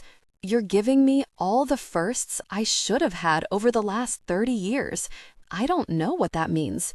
It means you can take a look at my neck and fuss over me. A slow smile curved her mouth as he straightened and held out his hand to her. She threaded her fingers through his without hesitation. "You're a good man, Thomas," Judith said with a small sigh as she led the way to her bathroom. It was a feminine room, spacious and filled with colorful things. The room was designed to be both restful and soothing, a place of the sea with splashes of color winding through shades of blue, gray, and green. He sat on a low makeup bench, facing away from the mirror while she took tweezers and pushed his head down so she could shine the makeup lights directly on the sting site. He heard a hitch in her breath, and his world stilled to that moment. To Judith, to the sins she was determined to push him away with. A few years ago, when I was an art student in Paris, I met a man. He was wealthy and handsome and years above me in experience. There was so much self-loathing in her voice, he actually winced. I was dazzled by him, so dazzled by him that Her voice trailed off, and he felt the burn as she caught the stinger with the tweezers and pulled, removing the tiny barb from his flesh.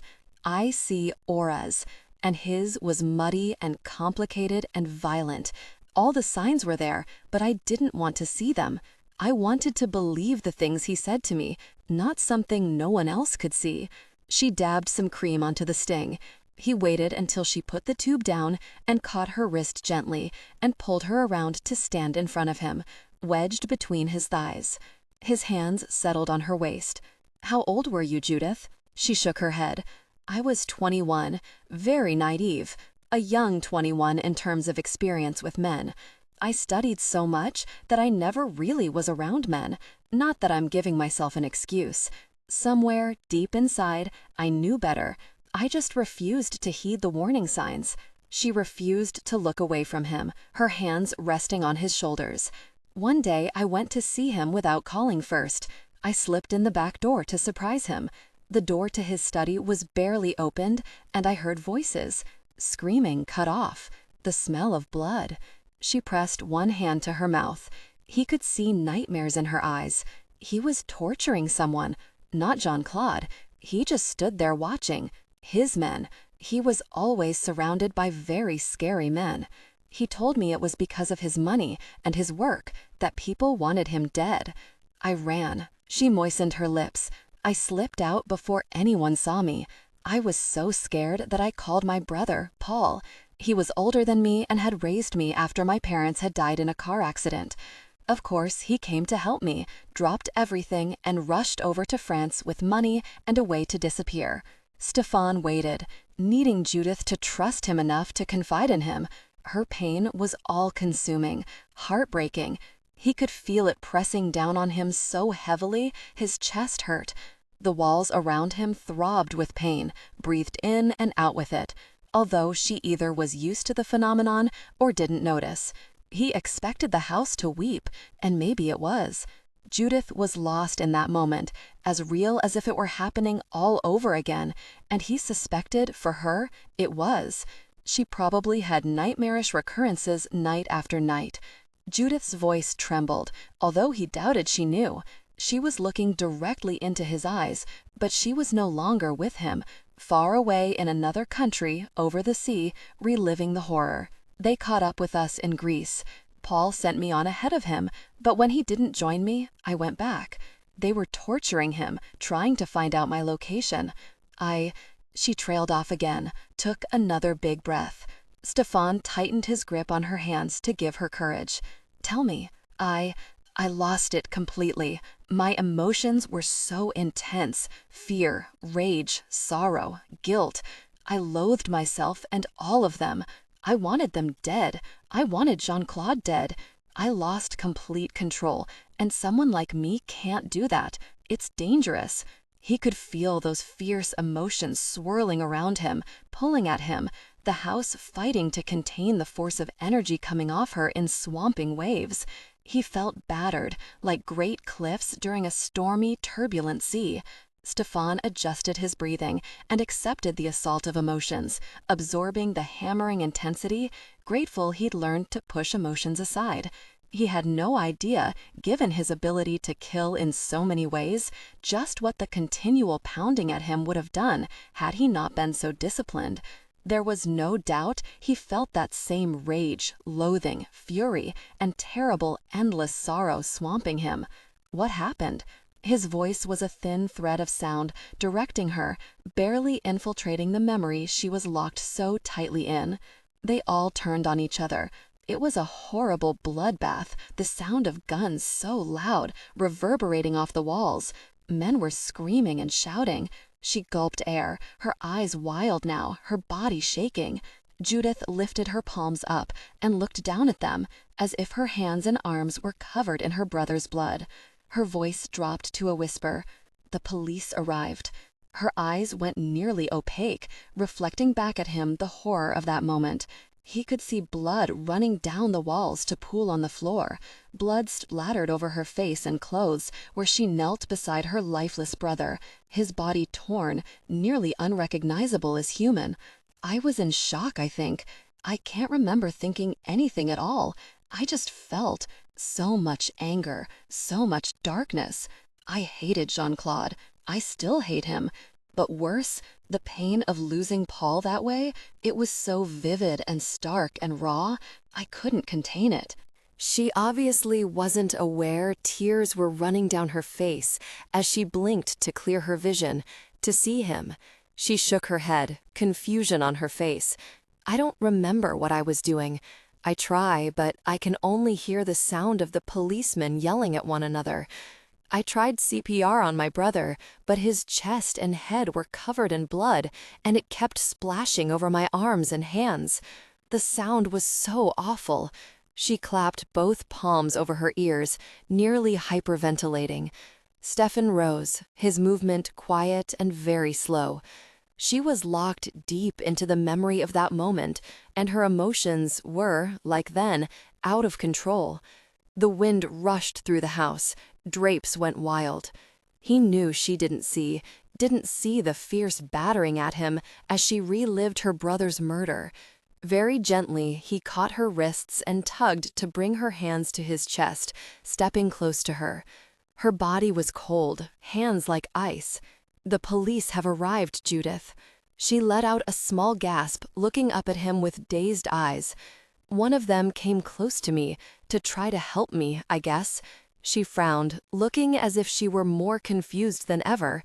There was so much blood, so much pain. I felt so much sorrow. I wanted to take his place, to be where he was. I was so sorry for what I'd done, so guilty. He waited, needing to hold her, wanting to put a stop to this, but knowing it wouldn't matter. She would always have these moments etched into her memories for all time. Judith swallowed several times, opened her mouth and closed it, gulped air and bunched his shirt in her fists as if she needed him to be her anchor. The officer pulled out a gun and put it to his head. He shot himself, right there, before anyone knew what he intended. He was standing next to me, one moment reaching down to help me, and the next his blood was everywhere, and his body fell right on top of mine. Stefan closed his eyes briefly, the sorrow so heavy in his heart that he felt crushed. He knew it was her sorrow, her body crushed beneath the dead policeman. For a man who had lived most of his existence with emotions firmly locked away, he was getting a crash course in real life with a woman a man loved. The picture of lying in her brother's blood with the innocent policeman's body on top of hers was all too real in his mind. For the first time in more years than he could remember, he wanted to weep for another human being. Stefan pulled her rigid body into his arms, sweeping away her resistance with sheer strength. He held her tight, willing his body heat to seep into her, to warm her and bring her back from a place of death and despair. His hands slid into her massive hair, bunching the silky strands in his fist, massaging her scalp with strong fingers. "Come back to me, Judith. You're safe with me now. You can scream if you need to, cry, but stay with me. There's no need to be afraid for me." She shook her head, her fear beating at him. "I can take anything you feel, the worst you have to offer. Il mio angelo caduto. I'm not new at this. I've been there, right where you are. You aren't alone, not as long as I'm in the world with you." Judith spoke 7 languages. She couldn't fail to interpret his "my fallen angel" spoken in Italian with a perfect accent. She made a single sound of despair that broke his heart. Stefan gently guided her head back. His mouth found hers, and they shared a deep kiss, a powerful connection meant to bring her back. It took a few moments, but she kissed him back, gripping him tight, holding him to her, while darkness and loathing beat at his body, while horror battered his heart and sorrow bruised his soul. Her body lost most of its stiffness, softening, melting into his in surrender. Stefan kissed his way down the side of her face, following the tracks of her tears. "I'm here, Judith. I'm not running. Look around you. The house is still standing. I'm in one piece, and I've got you safe. Do you really want to be alone? I'm not the perfect woman everyone wants to think I am." Her confession was muffled against his mouth, and he kissed her again. "I'm not looking for perfection. I'm not a man who could live with that. I've committed a few sins myself, Judith. You're safe with me. You are. I'll tell you 1,000,000 times if you need me say it that often." He loosened his hold on her hair, allowing her to bury her face against him again. "I can feel them both, above and below me, sandwiching me in. All the blood and brains and matter." She choked, began to cry again. "I hate him so much. Jean-Claude. I know I'm responsible. The counselor and my sisters say differently, but I was the one who ignored the warning signs. I saw what I wanted to see, and my brother paid the price. I didn't control my emotions, and the officer paid with his life." She rubbed at her arms, her face buried against his chest, her ear over the steady beat of his heart. "There was so much blood, Thomas, and none of it was mine. It should have been me there, not my brother. Was Jean-Claude there?" He felt the faint shake of her head, and he pressed his lips against her ear, tenderness welling up like a fountain from some depth inside him he didn't know he had. He smoothed one hand down her back, pressing her closer to him. Of course not. He was safe in his little castle, waiting for his men to drag me back to him. Her voice turned bitter. "I couldn't even retrieve my brother's remains and bring him home. Jean-Claude was arrested for running drugs, guns, and human trafficking, but not murder. And he had my brother murdered. He's responsible." She looked up at him. "I'm not absolving myself of my part in what happened, don't think that for a minute, but I've taken a look at the prison he's in, read all about it. France is supposed to be big and bad, but Jean-Claude has a cushy little cell and continues to run his operations right from there." "How do you know that?" She shrugged and stepped back. Stefan let her go, dropping his arms to his side, his mind racing. "Have you visited him?" She scowled at him, a fierce, black expression, loathing in her eyes. "Never. I will never give him the satisfaction of seeing me, knowing what he took from me just because he could." Stefan chose his words very carefully. The intensity of emotions hammering at him had lessened just a little, and he didn't want to trigger another assault. His body actually felt bruised and battered. "Do you think he sent those men after you because he wanted you back? He was afraid of what you saw and that you might testify against him? Or did he give you something he wanted back?" Her gaze jumped to his face. A wealthy man gives expensive presents. They often want them back in a fit of temper, especially if it is a family heirloom. "I think he sent those men after me out of pure spite. He once told me that I could never leave him, that he wouldn't let me. I was young enough and stupid enough to be thrilled. I thought that meant he loved me and would fix anything that went wrong between us." He reached out. Judith flinched away from him. He shook his head. "Don't." Hard authority edged his voice. He wasn't about to lose her, not now. We've come this far, Judith. There's no point in retreating. Look at me. He held out his arms to encompass the house. I'm still standing. You relived the entire horrible event, experienced the same intense emotions, and I'm handling it. Judith sighed and walked away from him, over to the window to look out at her gardens below, breathing deeply, striving for control. Stefan followed her, doing a slow sweep of the countryside from the vantage of her large bank of windows. The bright flowers shimmered in the slight breeze, and at once he felt a lessening of the intensity of Judith's emotions. Degree by slow degree, she was bringing her passionate nature back under control. He didn't mind passion or fire. He could handle both. And he could handle her sorrow, her tears. She was his. It was that simple to him. She was his. Whatever she needed, he intended to provide. She shivered, and he moved in close, rubbing her arms to warm her. "This is happening too fast. I don't trust fast," she murmured, shaking her head. "You don't trust," Stefan corrected gently. "Neither do I, but that doesn't negate the fact that we're already here. Let's eat lunch, Judith. Show me around your house. Let's just take a little breathing room. You think that's the worst of me?" She looked over her shoulder at him. "It isn't, Thomas. I wish it was the worst." She was determined to drive him away, to expose her worst secrets. To her, he was Thomas Vincent, a good man. She had no idea that on her worst day, she couldn't hold a candle to the sins of Stefan Prakenskii. He bent his head and placed his mouth against her ear. "Tell me then. Give me the worst, Judith.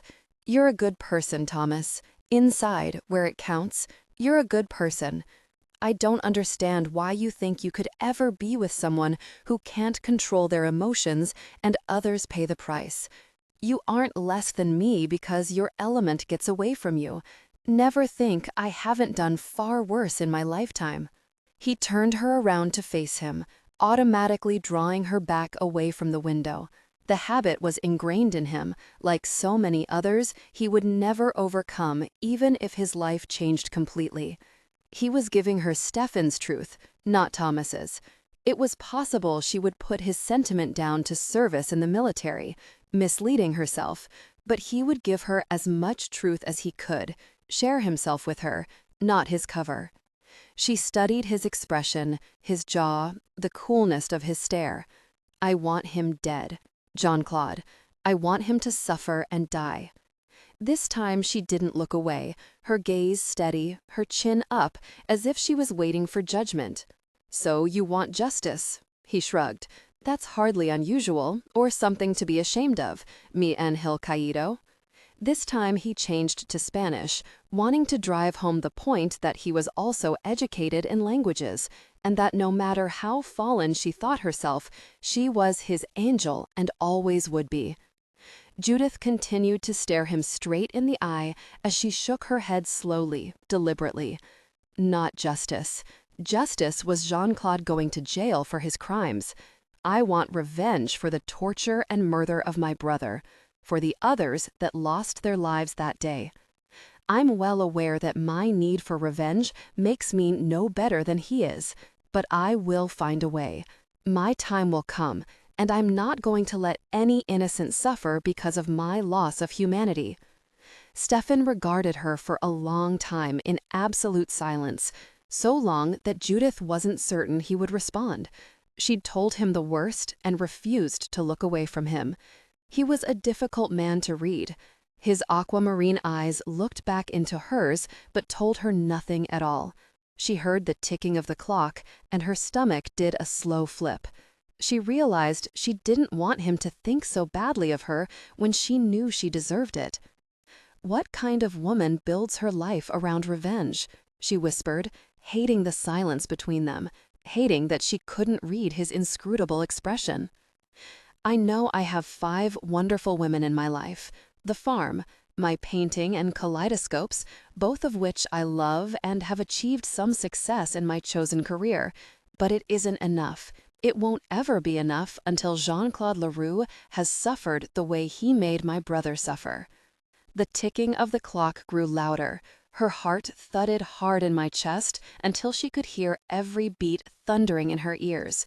She hadn't realized until that moment how he'd already changed her. Laughter was real. She felt at ease in his company. She felt happy.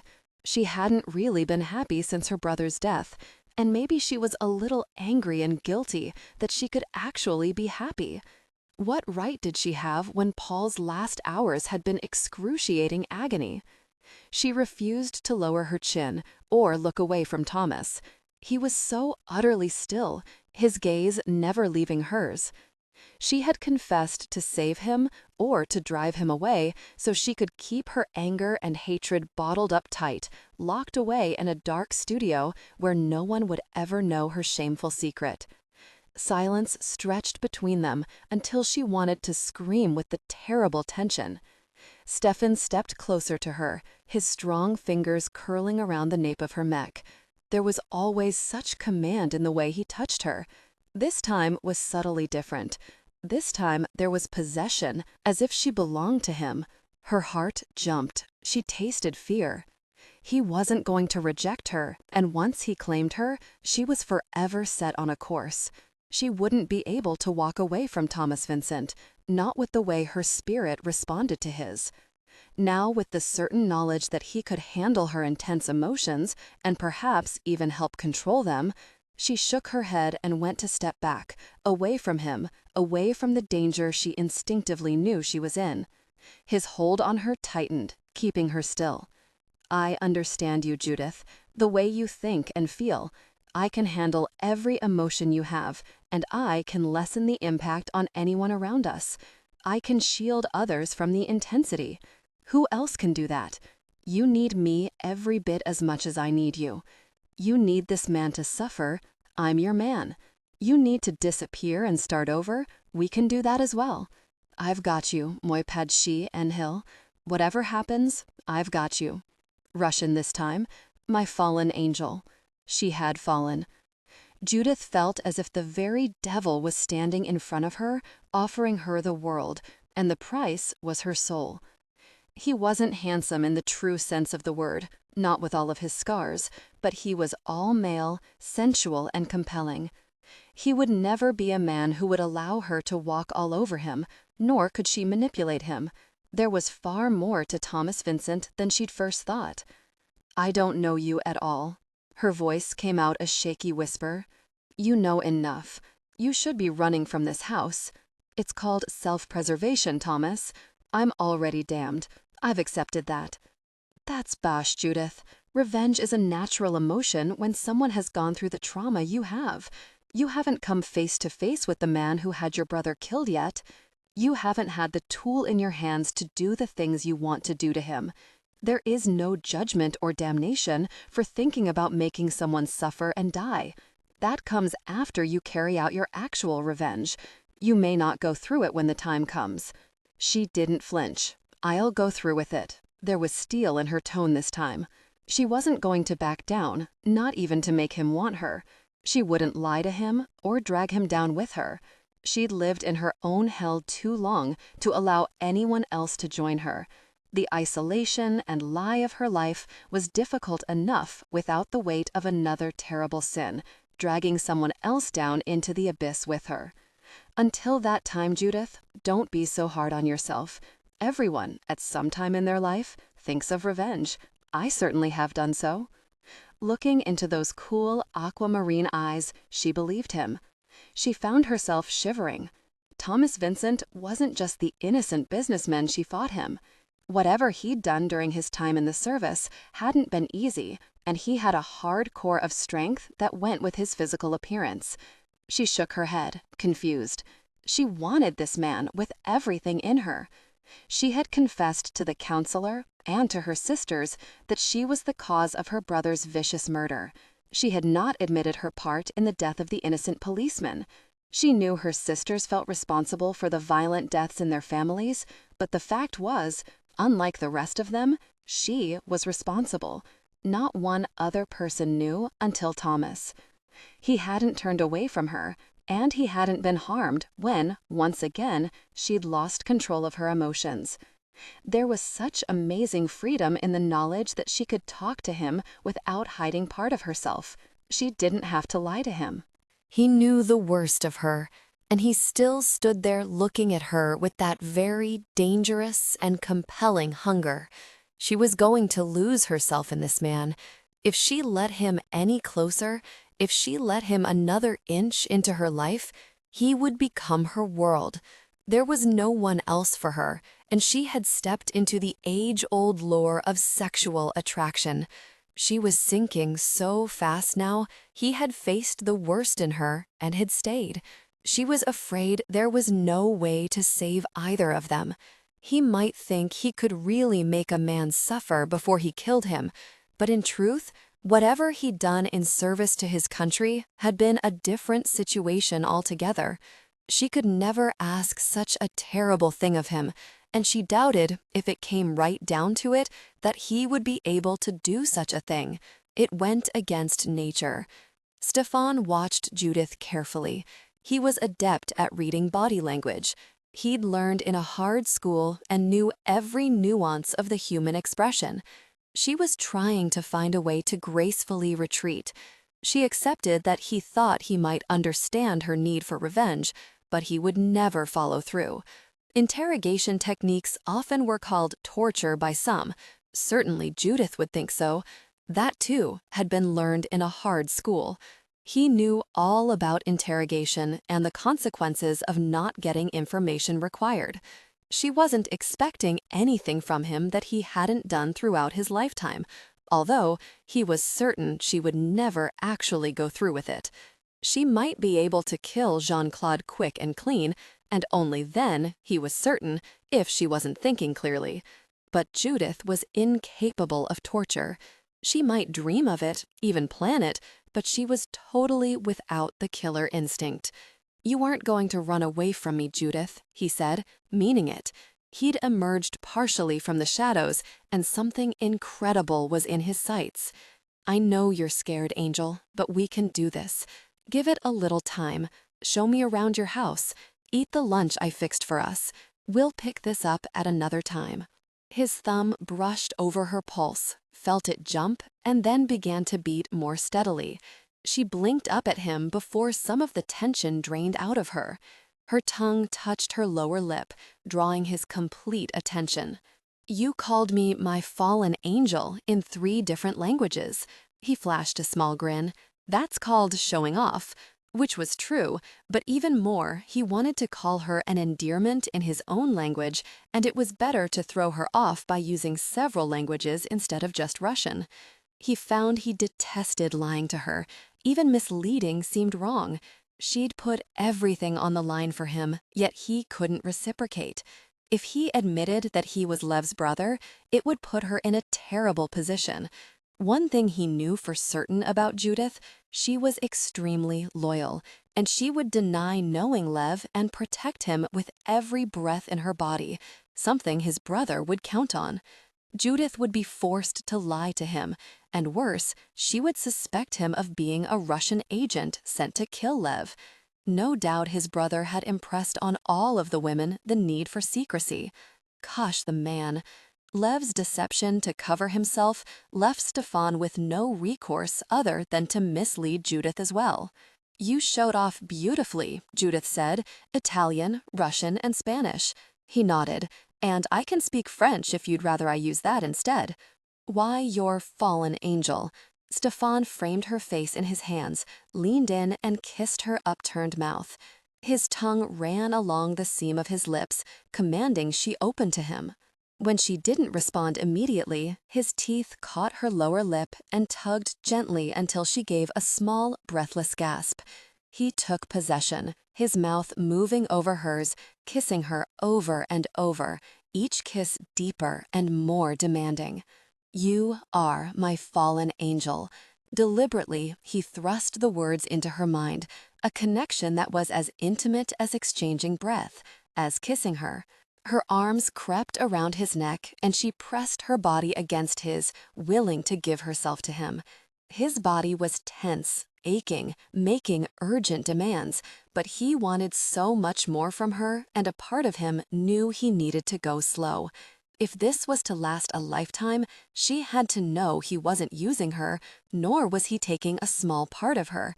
"I want it all, Judith," he said, drawing back. "Not one night. Not just your body. I don't know if I'm even capable of giving more." Because her voice was so unsteady, he took her hand and drew her toward the interior of the house, moving farther away from the windows. "We don't have to worry about what you can or can't do right now, Judith. Show me around your house. Are you certain you don't have to go to the hospital?" There was a teasing, almost hopeful note in her voice. "You just want to see if I faint or not if they give me a shot." Her eyebrow shot up. "I can't imagine that." He flashed a grin at her. "I can't either." And that was the stark truth. He'd stayed silent under all forms of torture and brought his body again and again to the brink of human endurance, never once faltering in his course to carry on. A needle was not felt. More than once, he'd sewn up his own wounds. This is the main part of the house. I have a large master bedroom and bath. I'm a tub person, so I'm ashamed to say it's enormous, deep, and wonderful. The room had a rounded bank of windows overlooking the gardens below. As in the rest of the house, the walls were creamy white, a backdrop for the bright splashes of colored quilts carefully folded in a corner of the room. He nodded at the 6 thick quilts. A 7th was on her bed.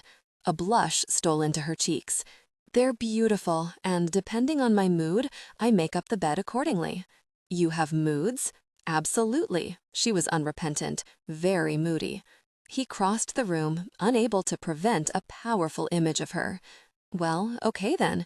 He pressed his thumb into the center of his palm, small brushing caresses right where it itched the most. If he was going to suffer, she might as well accompany him. Judith gasped, her hand going to her throat, her gaze jumping to his. "I have moods too," he explained, allowing his gaze to drift over her body. She pushed open the bathroom door to show off the spacious bathroom. He stepped in close to her, so close that she couldn't fail to feel the heat radiating from his body. He liked the look of the tub. If she was in it and he stood right beside it, all she would have to do was turn her head just a little, and she'd be at the perfect height. He groaned, desire overwhelming him. "You can't be in here either," she said, and tugged at his arm to get him out of the doorway. Her breath was coming faster now, breasts rising and falling, the color sweeping up her neck into her face. "Do you think of anything other than sex?" "Not around you. But I'm determined to behave. You're not behaving at all, you know." She closed the door firmly on her bedroom. "Is it safe to show you the guest bathroom? Do you have a tub in there?" "Yes, but not like one in the master bath." She paused, one hand on the door, looking up at him a little mischievously. "The shower is killer, though." She opened the door slowly. "Oh, yeah." His mind envisioned their shared intimacy in that large shower, a powerful connection. "This time, it's you." His voice was a little hoarse. "You aren't the only one with fantasies." Not only did she look mischievous and smug, but she looked absolutely adorable with her feathery eyelashes, tempting dimple, and laughing eyes. And he didn't find women adorable. He had never engaged in teasing before. He'd lived a lifetime in the shadows, years of seduction and intrigue, killing and disappearing, and only now did he feel he'd come alive and was experiencing so many firsts. He'd kissed many women, but kissing Judith felt like the first time. His body became aroused on demand, but with Judith, his body responded with a will of its own, another first for him. And now, teasing. She made him laugh. "You're deliberately tempting me," he accused, realizing it was true. She flashed a smile at him. "Maybe a little," she conceded. "You're going to give me trouble, aren't you?" "Absolutely." She pushed open the guest room door, revealing another spacious bedroom. "This bed is really comfortable." He noted that large banks of windows seemed to be part of every room. She'd built the upper story with views in mind, not security. He could see great distances from every part of the house, but with open windows, even though the glass was tinted, a sniper could easily get a good shot. Inwardly, he sighed. If he was to stay here on the farm, in this house, and what the hell was he thinking? He'd have to come up with a solution to the problem of those windows. How expensive was it to get bulletproof glass in so many windows? He had money. Anyone in his position knew how to acquire and hide large amounts of money. Why aren't there dogs? She frowned at him as she closed the bedroom door. Dogs? I don't understand. On a property of this size, with so many of you being survivors of violence, I would expect a few dogs to help guard the property. Oh, that. Yes, it makes sense. Lexi and Ariana really push for dogs, and so does Ricky's husband. Of course Lev would want dogs. You don't want them? Not until Ricky is comfortable with the idea. She has a difficult time with change. We've been talking about it for some time, sort of stepping around the idea, but now that she's married and her husband has weighed in on the issue, I think we're definitely going to have a few dogs. Ariana is very excited, and I think Lexi will be relieved when we get them. She's alone a lot working, and a dog would make a good companion. Is your security system new? He indicated the panel of numbers just inside her hallway. You aren't using it. She made a face. Levi wanted one installed in all our homes, so we did it, but it's a nuisance. She led the way down the wide, sweeping staircase to the story below. Nuisance? He prompted. Judith, security isn't a nuisance. It's put in place to protect you. Each of your houses is a good distance from the others. Essentially, you're a woman alone living out here. She rolled her eyes. Now you sound like Levi. I like to go out onto my balcony in the middle of the night. Sometimes I sit in the garden, or if I'm up late painting, sometimes all night, I leave the French doors open. My sisters come in all the time. I like an open door policy. We're always in and out of each other's homes.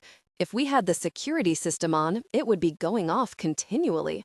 You have some serious issues, Judith. You need a little self-preservation drilled into you. All of you do.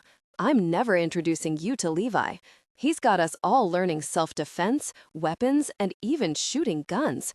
If the two of you ever got together, we'd be an armed camp instead of a farm. She pushed open the door to an enormous room and stood back, a smile of pride on her face as she indicated for him to go in. Judith's studio was huge and filled with light. The outside wall had been made of thick glass, the French doors wide and inviting one to the outside garden, which grew wild with brilliant, vivid colors. Tubes poured light down from the ceiling, illuminating the rows of beads, gemstones, glass, wire, and charms. Genuine joy filled this room, and happiness was reflected in the chaotic, colorful creativity spilling out of bins in every corner of the room. The walls were white, the light fixtures, wide windows, and large French doors drawing light into the room. Judith had hung pictures of her favorite mandalas, images repeated in patterns in the kaleidoscopes by the mirrors and objects in the cells. He studied those for a few moments, knowing this room and these images held one of the keys to Judith's character. She created beauty here, peace. This was where the artist poured her soul into her creations. He looked around the room, noting every detail. This was where Judith really lived, not upstairs in her comfortable, beautiful home. Here, in this happy chaos, her soul was at peace. He could almost hear her laughter, carefree and confident. This place represented Judith more than any other he'd seen in the house. That wall is set up for cutting the mirrors, Judith explained, and pointed to the far wall where a large square table held some sort of rig he had never seen before. I need perfect cuts and straight lines every time. This allows the placement of the mirror edge against the iron bar with this movable bar guiding the cutting blade. It looks a little dangerous. She flashed a quick grin. You should have seen me when I first got the thing.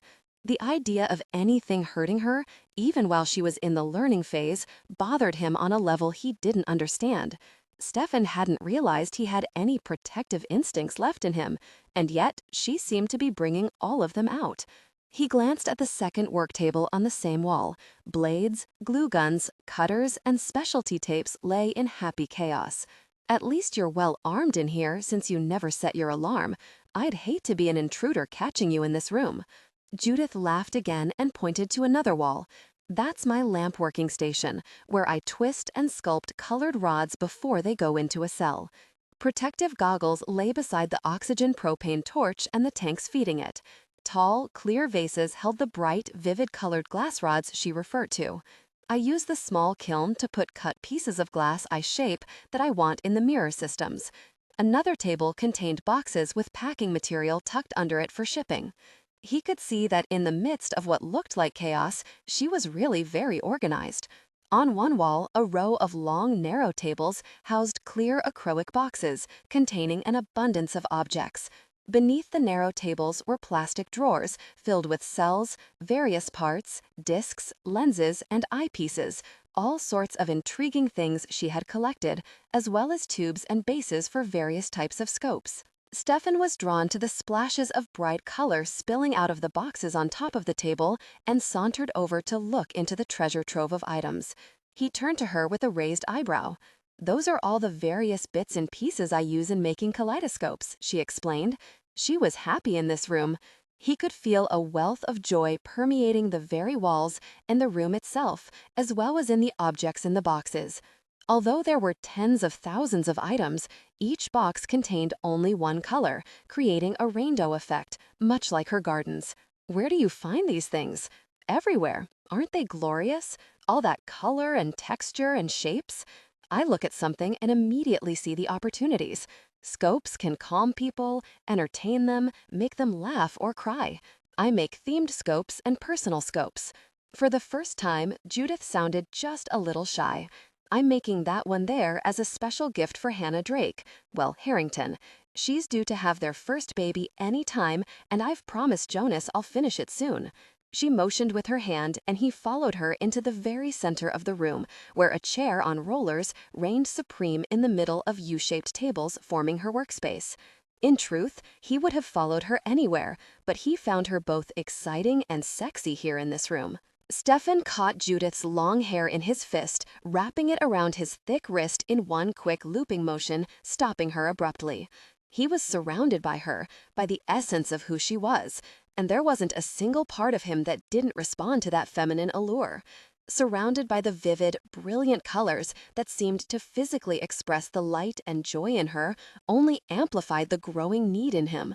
This woman was home. She turned to him, stepped into the shelter of his body, and lifted her mouth to his without hesitation. There was nothing at all gentle in his kiss. He devoured her, feeling their combined hunger rising like a tidal wave. Tension broke. They gave in to desire, connecting deeply. Mid-low alto. Intimate, 5 to 8% pitch. Volume 78 to 75% intimate. This was Stefan Prakenskii with his woman, his other half. Not a mark of Thomas Vincent's. Thomas would be polite. Stefan didn't know how to be, not when lust mixed so harshly with an unfamiliar welling emotion that was all-encompassing. He stroked his palm up her silken skin, tracing her narrow rib cage, enticing her even as he made his demand. Once more he took possession of her mouth, sinking into the velvet depths, tasting wild honey and survival, kissing her again and again, feeding on her magic. Stefan had learned at an early age to survive by controlling every aspect of his life, from his thoughts, especially his emotions, and by handling any kind of pain. Kissing Judith was another form of survival.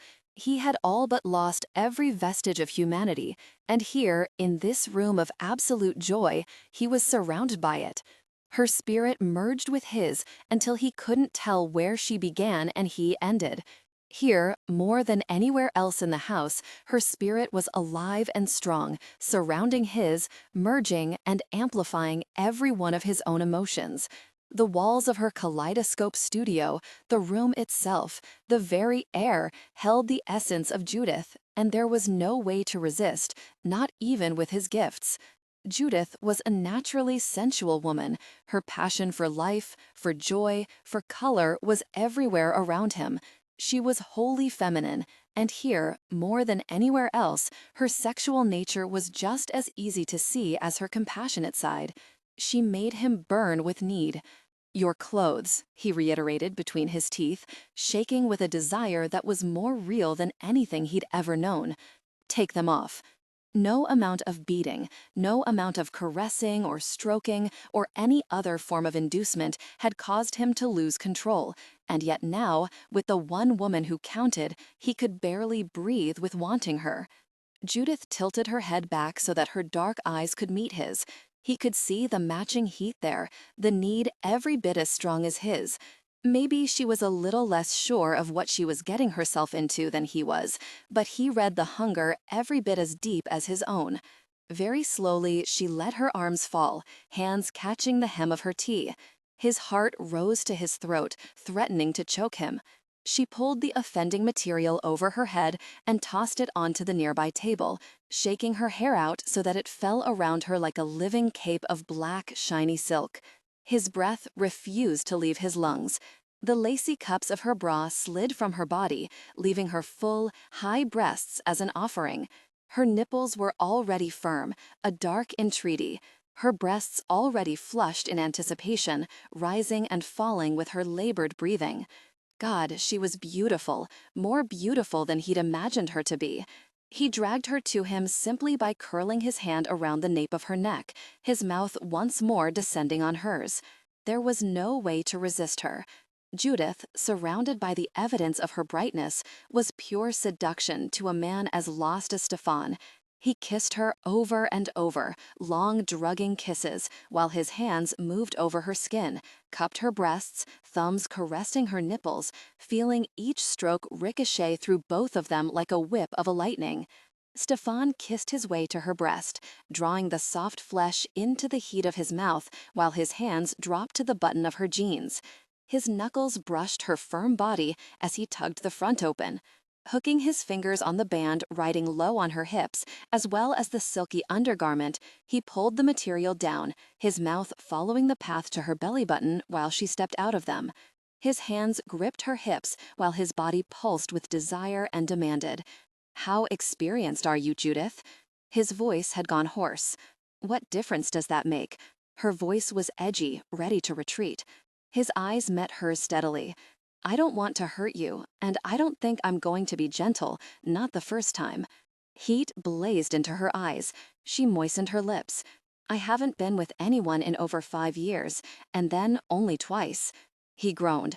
It wasn't what he wanted to hear, and yet he couldn't help but be pleased. Judith was his alone. Twice didn't count. She may as well have been a virgin. He rested his forehead against her soft belly and took a deep breath to regain a semblance of control. He'd never been without control, not until Judith. He'd never allowed his body a will and mind of its own until Judith. "I want you with every breath in my body, moi petit angel, but this might not be a good idea right now." He knelt, arms around her waist, looking up at her. "I don't know how much control I actually have, and that's another very first for me." Stefan Prakenskii was bearing his soul to his woman, and Thomas Vincent could stay forgotten. If this was going to happen, then it was going to be all Stefan and all truth here in this room of joy and beauty, here with this woman who he knew with certainty belonged to him. "If we do this, you have to promise me you won't end it there. I want to know that you'll look me in the eye and know you wanted this as much as I do, and we won't end our chances. Say it, Judith, while I still have the strength to stop." He had to know that she wouldn't try to walk away. Her hand dropped into his hair, fingers curling through the thick strands. Her dark eyes met his, so mysterious, filled with desire for him, for Stefan. He'd given himself to her, that small piece of him that was left, that his instructors hadn't beat out of him. It seemed a little thing, but he'd never allowed another human being to even know Stefan Prakenskii existed. Prakenskii lived in the shadows, no more than a phantom some whispered about, but never really knew for certain of his existence. Even the dead could not positively identify him. He held that small piece of humanity as close as possible, deep and hidden, where no enemy could ever strip it from him.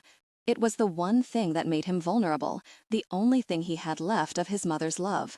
His loyalty to his brothers was part of that, and it was very, very fragile. Judith saw him. She might not know his name, but she saw him. They stared at each other. Judith stripped naked, bare and open to him, Stefan fully clothed, but more naked and vulnerable than she could possibly imagine. Judith moistened her lips. "I want you, Thomas. Any way I can have you." His desire intensified, a painful need mixing with the dark lust building so fast he could barely hang on to his control. He couldn't save her, not now. It was too very late, not when she was looking at him with those eyes. Not with her body flushed and her breasts rising and falling with her ragged breathing. Not when she was every bit as needy as he was. Her feminine scent enticed and tempted beyond his ability to resist. Tension broke. They came together in passion, connecting deeply. She had no choice, she really didn't, not with flames building into a giant firestorm. Passion peaked. They came together intimately, connecting deeply. "Are you all right?" She reached one hand behind her and stroked his thigh. He could feel the pulse of her heart in the muscles surrounding him. "Absolutely. You?" "Never better." She hesitated, and he felt it like an arrow through her heart. "I'm a little frightened by how intense this is between us. I didn't expect intimacy to be so explosive. I can't control it." He waited a heartbeat. "Don't regret this, Judith. It's too good between us. Don't pull away from me because it's scary. We can figure it out together." She was silent another moment. "I should have told you, I'm not on birth control. I haven't been with anyone and didn't expect to be. I should have protected you. I'm sorry, Judith. I wasn't thinking." He couldn't say it aloud, could barely manage to utter the lie telepathically. He would welcome his child growing inside of her. The very truth was, he wanted his child in her. And that was another shocking first for him. Judith went still. She turned her head to one side and looked back at him, her long, feathery lashes lowering over her dazed expression. "I'm a grown woman, Thomas. I can protect myself. I should have been the one thinking about it. And truthfully, there is a part of me that would welcome a baby." "My baby," he corrected. "My baby." The intimacy of speaking to one another in mind only while their bodies were locked together heightened his pleasure. He wrapped both arms around her slender waist and pressed kisses down her spine. "I love this room." "Me too." There was soft laughter in her mind. Judith didn't try to move, and he could feel every aftershock rocking her body. "This room will always be my favorite, although I'm quite willing to check out every single room in the house to see if any others are quite as exciting as this one." Slowly, reluctantly, Stefan allowed his body to leave hers.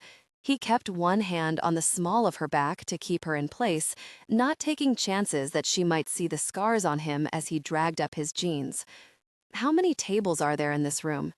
He wanted to ease back to give her time to come to terms with how quickly their relationship was moving forward. Judith straightened with unhurried deliberation. Sweeping back her hair, she faced him. Her thighs were damp, her body flushed, nipples erect, her gold chain glittering at him. She looked thoroughly made love to, her eyes just a little glazed, watching him with a mixture of vulnerability and shock. "The tables are for work," she managed. "I'm willing to work," he teased, just to see more color stealing into all that soft skin. She made a face at him as she reached for a soft cloth. "One of these days, you can make your own kaleidoscope. I'll show you how." Stefan's warning system went off loudly. Judith read people so easily. She saw things in them, or she couldn't make a kaleidoscope suited to an individual and their needs. She would see into him just by the things he selected to put in his scope. He wasn't certain he knew what Thomas Vincent would choose for his cell, but whatever it was, those choices would be completely different than anything Stefan Prakenskii would make. He kept the smile on his face, even as he watched her closely. His suspicious nature couldn't help but come up with all kinds of reasons for her to probe into his character. They'd just shared intimacy, the best he'd ever had in his life, and he'd made up his mind that this woman would be his woman, the only one he'd ever want or have for himself. Yet his mind immediately went to conspiracy. That showed him more than anything how very messed up his trainers had made him. "That sounds like fun," he said, because she was waiting for a response. Without looking away from him, she smoothed away the evidence of their intimacy with the cloth, and it was the most alluring thing he'd ever witness. In spite of being sated minutes earlier, his body reacted strongly. He nearly groaned aloud. Who was he trying to kid? He needed a lifetime to fully explore the profound connection she'd awakened in him. He nearly took the cloth away from her. He forced himself to stay quiet, without protest as she dressed. "I'm hungry all of a sudden," she announced with a small grin. "Do you feel like eating?" "Sure, although we're down here, you may as well give me a quick rundown of the place. You can't really see anything of the downstairs from outside, so I was surprised with so many windows. I expected these rooms to be more like a basement." He wanted to see the entire layout of the house. Windows made things difficult for security, but her gardens provided thick screens, at least during this time of year. She flashed a pleased smile. "Painting requires a great deal of light. I'm a conservator of painting as well as an artist. Both require light, just as creating kaleidoscopes does. I like to be surrounded by color, and all of the gardens are different. I mix the flowers with taller grasses and shrubs to help give myself the feeling of protection." He didn't need to ask her why she felt in need of protection. She'd told him. He put his arm around her waist and leaned down to kiss her. If there was the smallest hesitation on her part, he ignored it. There was going to be a lot of kissing, because, truthfully, he could kiss her forever and never be tired of it. "Let's get you something to eat, Judith. You can open doors for me along the way and give me the big tour another time." She wrapped her arms around his neck and held him to her. "I can't believe I haven't known you all my life. This feels brand new, and yet as comfortable as an old shoe. It's a little scary how much it feels so right being with you." Behind her back, Stefan lifted his hand to inspect his fist, scarred and calloused with training and fights. Part of him expected his flesh to be transparent. He hadn't been real since he was a boy. And now his blood flowed hot, and his mind contemplated a life in this home with this woman, a daring dream. He didn't deserve a woman like Judith. There wasn't much good in him, but he'd fight to his last breath for her, and he'd do whatever it took to make her happy. "I know it has to feel like the devil showed up at your door, and maybe he has. I just know this is right, Judith." She pressed kisses along his jaw and then stepped back. "Come on, before we start something all over again." "I'm willing," she laughed. "Me too, but unfortunately I had to ask Ariana to work in my store for me, and she has something she's doing, so if we're going to eat, we have to eat now, and I'm truly starving. Besides," she sent him another mischievous smirk, "I want to see just how good a cook you really are." Stefan let her take his hand and lead him toward the door. He inhaled deeply and took in their combined scents. The room smelled like both of them now, a blend of their shared passion. He was the intensity, and she was the allure. Smiling to himself, he followed her out the door into the hall. Directly across from the kaleidoscope studio was another door. She pushed it open and stepped back. "I have this smaller bedroom down here, just in case I stay up all night, which is often, and I just crash down here." "Another bedroom for us," he murmured appreciatively, and was rewarded with her laughter. The room next to the bedroom was another bathroom and shower, no tub this time, but the room itself was spacious. He was beginning to realize Judith liked everything as open as possible. She closed that door and moved on to the next door, which was quite a bit down the hallway, on the same side as the kaleidoscope studio. "This is where I both paint and do my conservator's work." Stefan stepped inside before she could close the door. There was Judith in this room as well. He could feel her. This studio was very organized, a complete contrast to the happy chaos of the adjoining room. Once again, the double French doors led out to a garden, and banks of windows invited sunlight, but the resemblance ended there. The ventilation was paramount here, due to the chemicals she used, and she had several exhaust fans overhead, as well as windows positioned to provide a cross breeze with the doors open. He could see the studio had been well thought out. A small refrigerator stood in one corner, and he raised an eyebrow in inquiry. "I wrap my palette full of paint in plastic and freeze it to prevent drying out." "I'm going to learn a lot from you." He studied the paintings she had in various stages of treatment and drying. "Do you like to paint?" Judith's face lit up. She obviously loved what she did, and anyone who cared that much would want to share her love of creating. I play around with it, but I'm not that good. I find it soothing. He had never told another human being that either. He painted and then destroyed the canvas immediately. A man living in the shadows couldn't afford to leave anything that personal behind. He studied the exquisite silk kimono displayed on the wall opposite the French doors. The way the easel was set up, she clearly faced that beautiful garment. Milo alto. Intimate, 5 to 8% pitch. Volume 78% to 70 to 75% intimate. My mother's, she explained, and there was love and reverence in her voice. I like to keep her close to me. Out back, I have a Japanese garden, and some of the plants I brought here with me, I actually dug them up from my mother's garden before I sold the house and planted them here. If I ever move, I'll take them with me. I have her tea set and a few other things. Part of my childhood was spent in Japan, and then my father moved us here, to the States. She kept the house very Japanese. My father and brother loved it that way, and so did I. He felt the sorrow in her rising. She hastily pushed it away. Don't do that around me, he said sharply. I have no problem with any emotion you're feeling, Judith. Be yourself with me. Feel everything from hate to love, happiness to sorrow. You're allowed. She ducked her head and stepped out into the hall. You know what can happen, Thomas. He detested the name Thomas. Not with me. I've seen what you can do, and if you're honest with yourself, you know I can handle it. You're afraid of yourself, but you'll never learn to control your talent unless you start using it. Maybe it's evil and not meant to be used. Deliberately, he gave a derisive snort. You're not afraid to admit you want revenge, Judith, so why be afraid of something so pure as the element of spirit? That's exactly why I'm afraid of it. I can twist not only my own element, but my sister's talents into something not meant to be. I don't want that for them. I guard how I feel so I'm not tempted. His arm caged her in, hand on the wall beside her head, preventing her from moving. You know better, Judith. I'm a violent man when necessary. I recognize violence when I see it. You may need revenge. You may even dream of revenge. But torturing a human being in your mind and killing him there is far different than actually doing it. You would never, under any circumstances, use your sisters to hurt another human being. Judith blinked back tears, her eyes refusing to meet his. Stefan caught her chin in his fingers and forced her head.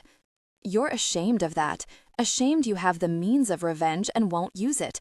You feel guilty. She jerked away from him. You see too much. Judith, there's no guilt in not wanting to twist those you love into something that would hurt another being. You already know that's too high of a price to pay, and there's always a price. There has to be a moral code, a line you never cross, a personal code, even in something like revenge. She took a breath. You sound like you know what you're talking about. More than you know, Angel. He bent his head and kissed her gently, a tender, comforting kiss when she winced and shook her head. You don't like being an angel, even mine. I prefer it when you call me your fallen angel. At least I know you aren't putting me on an impossibly high pedestal. She was on that pedestal for all time, no matter what she did. Any sin she had would never compare to his blackened soul. He stepped back to allow her to escape. Judith squared her shoulders and led the way toward the stairs. They passed the last door on the bottom floor without her touching it. Judith had been open about every part of her house, obviously taking pride in it, yet she skipped a major portion of the downstairs without so much as glancing at it. Rather, she'd taken great care to look away from it, instantly arousing his interest. Where does this door lead? He managed to look innocent as he asked, but he didn't take his eyes off of her, noting her sudden withdrawal, the frozen look on her face, and guilt that crept into her eyes. His hand dropped to the doorknob, but it was locked. She shook her head, her eyes sliding away from his. Just another studio. I keep it locked and don't often go in there. Color crept up her neck into her face. She was flat out lying to him when she hadn't lied about anything else, and she wasn't very good at it. Nothing else could have raised his suspicion more. What in the world was she hiding? He tried not to let his mind make a leap back to Jean-Claude, but the man was obsessed with her. Had someone watching her, taking pictures for 5 straight years? Was it possible she was holding something for him? Her loathing of the man rang true, yet why would she lie?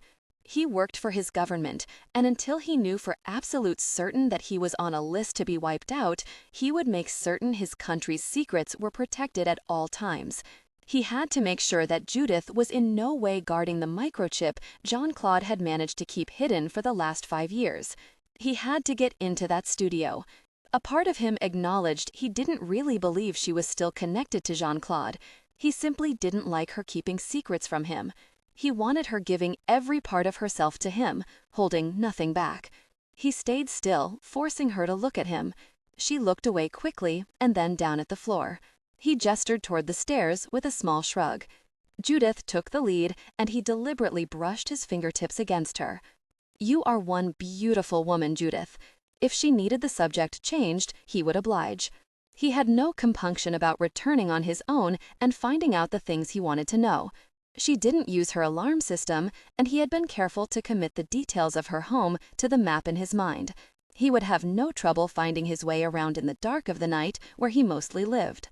Instantly, the tension drained out of her, and she sent him a smoldering smile over her shoulder as she led him back into the kitchen. "I like to have lunch on the balcony or in the garden when I'm not working at the store or gallery," Judith explained. "It's so beautiful outside, and the colors of the sky and forest, along with the flowers, always inspire me." Stefan unpacked the food containers and handed them to her. "That sounds good to me." He made certain that Judith forgot all about the uncomfortable moment standing in her hallway in front of the locked door. He got her laughing, kissed her thoroughly over and over, and talked about creating kaleidoscopes, a subject he didn't have to feign interest in. The afternoon melted away, and when she glanced at her watch, he took the cue and stood up to leave.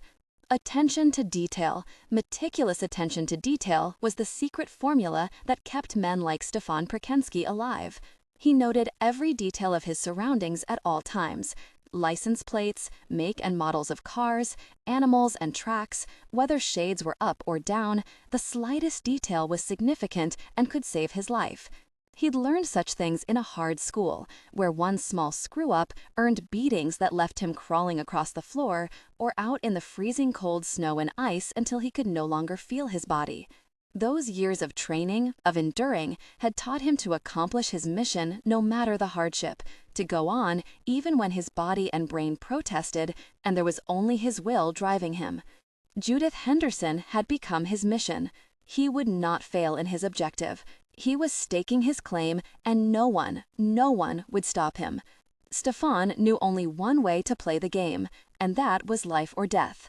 For him, Judith was life, and everything else was death. Stefan pulled his vehicle through the gates, with the birds following him every step of the way. The double gate swung automatically closed behind him. He drove toward the highway, surrounded by the forest, until he'd rounded several bends and knew if anyone from the farm was watching, his car was long gone from sight and sound. He drove off the road, into the heavy forest, and parked in the shelter of the trees. It took him only minutes to change clothes and shoes and then slide weapons into place. He had 2 visits to make tonight, the first to Judith's locked studio and the second to his brother. In the meantime, he was going to sleep. He had learned to sleep anywhere, at any time, even if for a couple of short minutes. A single sound woke Stefan. His eyes, low, intimate, 5 to 8% pitch. Volume 78% to 70 to 75% intimate. His eyes snapped open, senses flaring out, one hand sliding to find the familiar butt of his Glock. Around him, the forest was dark. Overhead, clouds had formed, creating a series of rolling dark hills in the sky. Bats reigned supreme, darting here and there after the insects. Something heavy brushed along branches just once to his left. He had dismantled the interior light the moment he'd picked up the car from a lot, paying cash as always. He slipped outside the vehicle, not shutting the door completely, dropping low while he secured his silencer onto his weapon. Stefan eased his way over the uneven ground, testing each step with the ball of his foot first for freshly dropped twigs and branches. The forest floor was deep in pine needles, leaves, and other vegetation, his feet sinking inches into the tightly woven debris. Staying low, he moved to the right, circling, trying to keep downwind of anything in the thick stand of trees. An owl hooted, and another answered. The resonance was off just a tiny bit. Stefan slid the gun back into his holster and palmed his knife. "I know you're out here somewhere hunting me." His brother's voice filled his mind. Smart. He wasn't giving away his location. Stefan remained silent. He'd seen Lev one time since they had been separated as children. He didn't know what kind of man his brother had grown into. For his part, Stefan had to cling to one thing to keep himself humane: his loyalty to his absent brothers. He had no idea if they held to the same code that he did. Before meeting Judith, Stefan would have gone to hell and back for his brother. But now, he was angry that Lev had actually gone so far as to marry Judith's beloved sister to protect his cover. That was strictly taboo, against their code. There had to be a line drawn somewhere. Were you sent to find me? Kill me? Stefan rarely lost his temper. Men like him didn't have tempers, and if they did, they kept that damning emotion tightly under wraps. Reacting with anger, with any emotion, was usually a death sentence in his line of work. He felt a dam burst inside of him, hot magma welling up unexpectedly, his gut churning. Ungrateful little mongrel, you're the one hunting me in these woods. I put everything on the line for you, and this is the thanks I get? Come ahead then, little brother. Silence settled over the forest once again. Stefan didn't know whether Lev moved closer to him or was thinking things over. It occurred to him that his baby brother wasn't a kid anymore. He was every bit as lethal, with the same training under his belt, the years of hardship and pain that shaped them into dangerous killing machines. The schools they'd trained in were run like military schools, using physical and mental challenges and hardships, eventually working in every kind of terrain possible.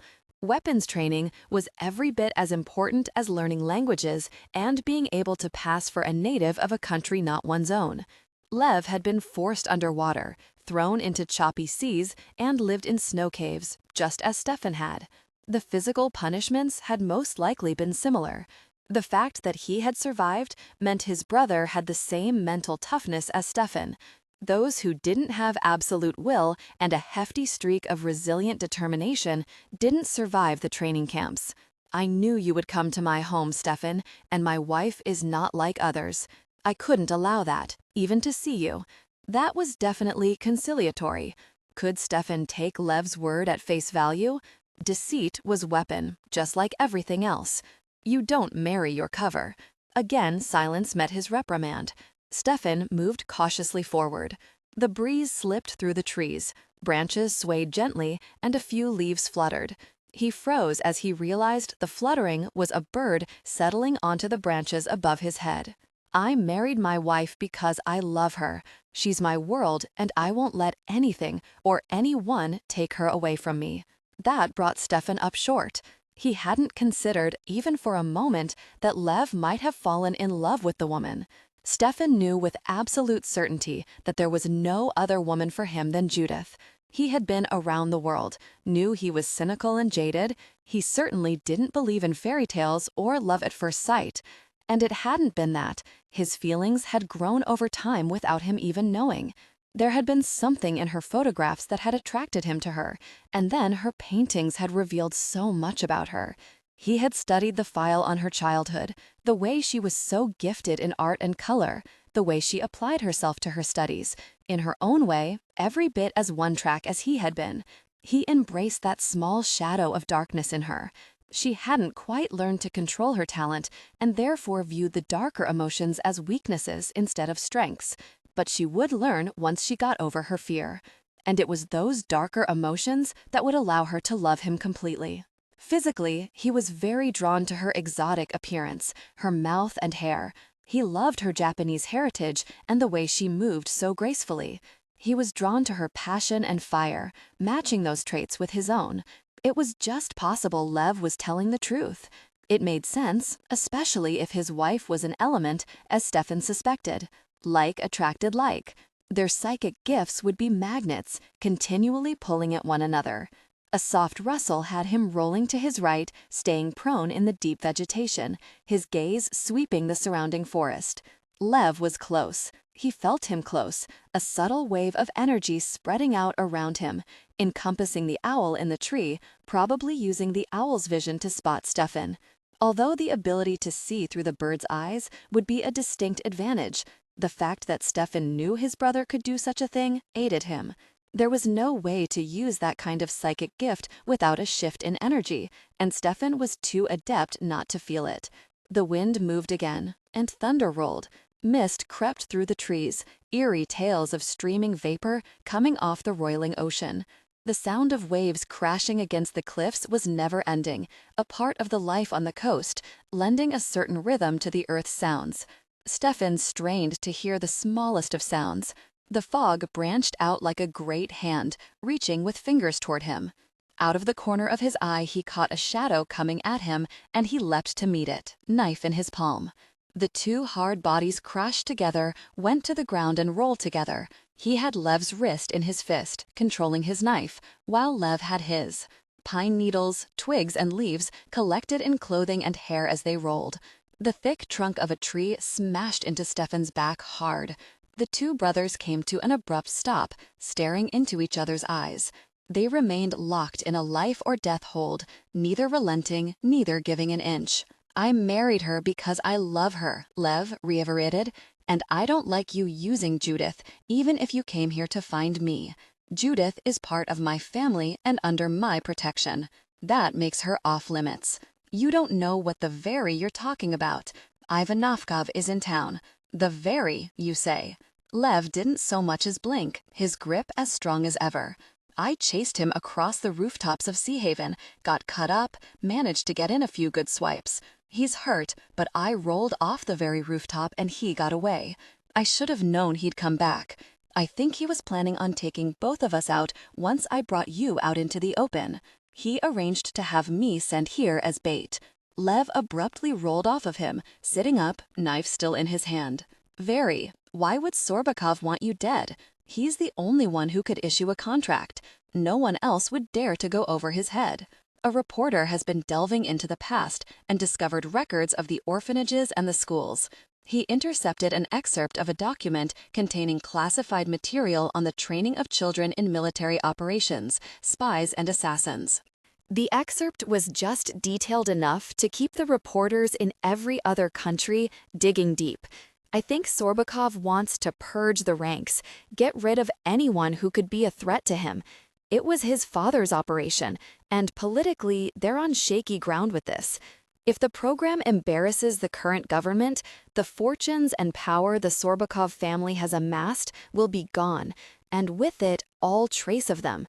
Sorbakov massacred so many families, all because they were his political enemies. The government allowed his experiments because those of us who survived proved to be tremendously valuable assets they needed at that time. Lev rested his hand on his thigh, the blade still visible. If the manner of our making is discovered, we cease to be valuable and become liabilities. Exactly. It doesn't take a rocket scientist to figure out that if Sorbakov would send me to Seahaven on a foolish task, I'm bait to see if you come out of your hiding place, Stefan said. And if he kills you, he has no choice but to kill me. Then we go hunting together. Stefan sat up, shifting to make certain the tree wouldn't block any sudden need to move quickly. He drew his legs up, the knife sliding into the sheath strapped to his calf, but his fist remained curled over the hilt. I thought about that, Lev. Levi. You have to think of me as Levi. I'm Levi Hammond.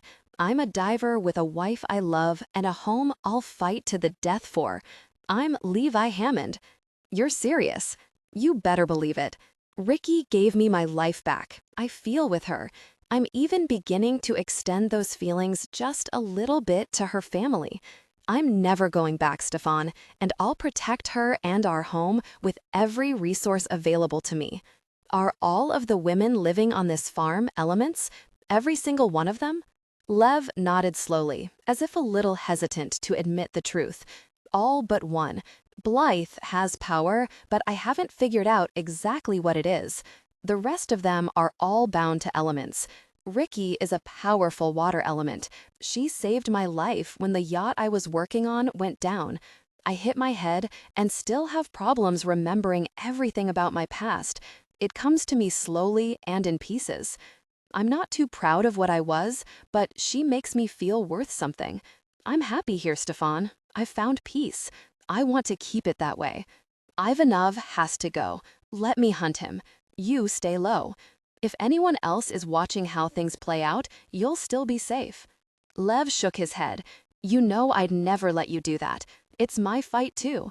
And both of us know he's not above using the women to get to us. He'd kill any or all of them without a thought. Stefan sighed. There was no real use in arguing with Lev. If he was married and had a home, he wouldn't expect someone else, even his brother, to bail him out of trouble. Lev wasn't that kind of man, and secretly, Stefan was proud of that fact. You need dogs. It was Lev's turn to sigh. He slipped his knife into the sheath inside his boot. I haven't been with Ricky more than a few weeks. We were married very fast, and yes, I know what I'm doing. She pushes her comfort zone for me all the time, but I like to introduce things to her slowly. Ariana, one of her sisters, wants the dogs as well, so I'm trying to push the idea that Ariana gets a couple of shepherds or mastiffs and that Ricky and I do as well. Judith told me the youngest sister, Lexi, wants a dog. Lev swore softly. Judith shouldn't be telling you anything about her sisters. Really? You, Levi? You're not the only one who can find someone. Judith didn't betray anyone's secrets, Stefan snapped. Don't try to interfere. You're not going to use her, Stefan. Lev didn't back down for a moment. If she's Ricky's family, she's mine. And that means she's off limits to you. Go find another woman to cement your cover story. I've heard all about Thomas Vincent, the great businessman from New York. I'll admit, your cover is solid, even impressive, but you can't use Judith, not even to keep Ivanov off me. What makes you think I'm using her? Of course you are. Tell me you didn't come here and target her to help with your cover, and I'll know if you're lying. Gosh, you wouldn't know one way or the other. I can fool anyone, even you. Of course I came here undercover, and as a rule, I would develop a relationship with a woman to help cement my cover. But Judith isn't that. What is she then? Everything. Life. For me, she's what your Ricky is to you. Shock registered on Lev's face. His blue gaze searched Stefan's face with slow, careful deliberation. You're telling me you've fallen in love with Judith? Stefan winced. Put like that, he didn't quite know how to answer his brother. He didn't know what love was. He only knew he had to be with her. His body, his mind, every single cell in his body knew she was meant for him. He was a man who used intimacy as a weapon and achieved release after release.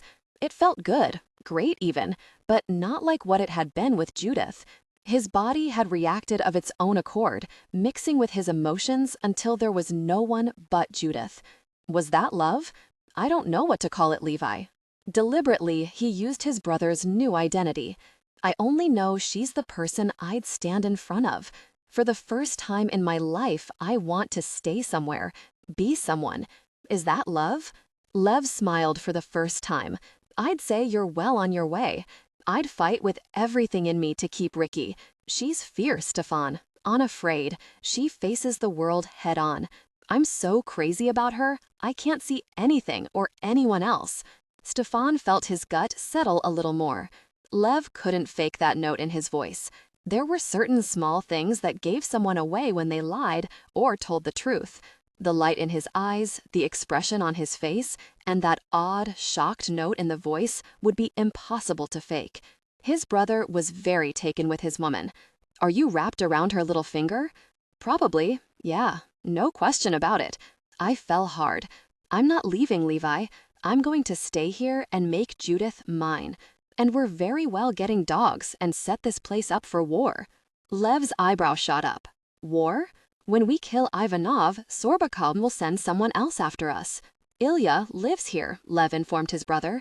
I doubt he would be in danger, although he went through the original school, but he was trained for other things. He worked for Interpol and retired legitimately from his job.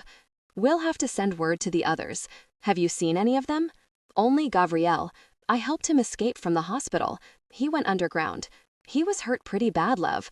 We can get word to him to come here if we can secure this place and come out into the open. With 3 of us here, it would be difficult for anyone to come against us. You know, it sounds like a pipe dream, Stefan said with a soft sigh. Men like us don't have homes or women of our own. I have a woman and a home, and no one, including Sorbakov, especially Sorbakov, is going to take it away from me, Lev said. The one thing Sorbakov hasn't thought through, and it makes no sense, is the fact that none of us are going to want those documents to see the light of day, Stefan said. We'd all become targets. No one would have a chance at a life. Our covers would be blown, our pictures in every country preventing us from moving around, we'd be hunted by everyone. He never meant for any of us to have a life, Lev pointed out. We weren't human to him. We were tools he shaped into killing machines. None of us had a chance. Most of the kids I started with in those schools never made it all the way through training. He killed them when they couldn't perform to his satisfaction. Nevertheless, had he been thinking, he would have utilized his weapons and gone after the threat to all of us, which would ultimately have benefited him. Now he's got to hope his exterminators get to all of us before one of us gets to him. How did they get you to come here, Stefan? Stefan knew the question was bound to be asked, and he hadn't yet made up his mind to trust his brother completely. Distrust was a way of life, a way to stay alive. Was he actually going to try to make a stand here? And if so, he'd have to be honest with both Judith and his brother. But there was still the matter of the microchip. He was loyal to his country. He might not want to live there. He spent very little time there and had no ties anymore. But he loved his country. If the information on that microchip was crucial to his country's defense system, then he had to make certain it was back in the hands of responsible people. Lev swore under his breath and stood up. I knew you were full of gosh. Stefan rose just as fast. I don't have it as easy as you do, Levi. You're dead. They might suspect it's all a hoax, but they don't know for certain. I've been working on returning a very crucial piece of sensitive material for the last 5 years, following dead end after dead end. I'm this close. He measured with his fingers. I'm still a patriot, whether or not I've outlived my usefulness to our country. Gavriil asked me to make certain the microchip taken from Theodotos Solovyov is returned. I gave my word to him, and even if I hadn't, I'd make certain Russia is safe. Is Judith involved in some way? How would tracking a microchip lead you to Sea Haven? That seems too big of a coincidence. What do you know about Judith's past? Lev's face closed down immediately. The sisters rarely talk about one another. They guard their pasts carefully, and I've never pried. I wouldn't want anyone asking questions about me, and I give them that same respect. Here, we take one another as we are. I understand, Levi, but if you want to know why I'm here, then you're going to have to accept that Judith's past is mixed up in this. You're telling me the truth? Judith Henderson is somehow a person of interest in the disappearance of sensitive materials our brother was guarding? That's the truth, Stefan said, and waited for his brother to make up his mind. He could see why Lev wouldn't believe him. It was absurd to think that a woman like Judith could possibly be mixed up in international intrigue. Let me get this straight. Our brother, Gavriil, was assigned to guard Theodotos Solovyov, and they were ambushed. Stefan nodded. Solovyov's wife betrayed them. She was having an affair, and she sewed the microchip into her husband's coat. No one else knew. Gavriil was stabbed 7 or 8 times, but he kept firing, keeping them off Solovyov. The attackers left the briefcase and went for the coat. They knew exactly what to look for. I take it you tracked down the wife. Lev's voice was grim. Very straight. Gavriel was taken to a hospital, and new orders would have been given to terminate him. I went out the window with him. I knew a doctor, a surgeon who owed me, who would take care of him if he lived long enough for me to get him to the dock. He's tough as nails, our older brother. And then I tracked down the wife and her lover and had a little talk with them. It wasn't difficult to get the information I needed. That led me to Francemore, precisely Paris. Lev closed his eyes briefly. Judith was an art student in Paris a few years back. I remember Ricky telling me she'd been to France studying. She met the wrong man. The trail led back to Jean-Claude Leroux, who, at this moment, is sitting in prison surrounded by photographs of Judith. The pictures span the last 5 years. He's had her watched all this time. I know, because I shared his cell, trying to get information out of him. He was picked up on a gun-running charge, but his crimes far exceed that. He's ruthless and vicious, and even from prison, his network is still up and running. You think he has the microchip. Lev made it a statement. I tracked it to him. He had it in his possession right before the French arrested him. They got to him before I did. If he'd sold the information to the highest bidder, we would have known by now. Certainly some of the documents would have surfaced, and someone would have made a threat. There was very sensitive material on that microchip. Theodotus Solovyev was transporting the chip to a meeting. He is a brilliant man, and that chip contains the only copy of his latest work. Lev rubbed his jaw. Is it possible it also contains documents regarding the training schools we attended? The reporter who printed the excerpt, who was he? It was a publication out of France, and the man is a respected journalist. We're certain he got his information from Leroux, and since it was recent, Leroux must be planning a move on the microchip. He hasn't trusted anyone to retrieve it and act for him, so he has to be planning to retrieve it himself. He's getting out of prison. We are helping him. The plan is to pick him up and interrogate him. That's how I knew someone very powerful had put out hits on us. I was with Leroux for 2 months. I know him better than anyone, and I could have broken him quickly and extracted the information we need. But instead, I was sent here on the off chance that he escapes our men. Judith was his girlfriend, so essentially, I'm supposed to babysit her. Lev's face lost all expression, but Stefan ignored his brother's suspicions. He'd already told him the truth, and he might as well finish what he'd started. I knew they wouldn't send me on a simple babysitting job, and of course, everyone knows the yacht you were working undercover on went down off this coast, and that you're presumed dead.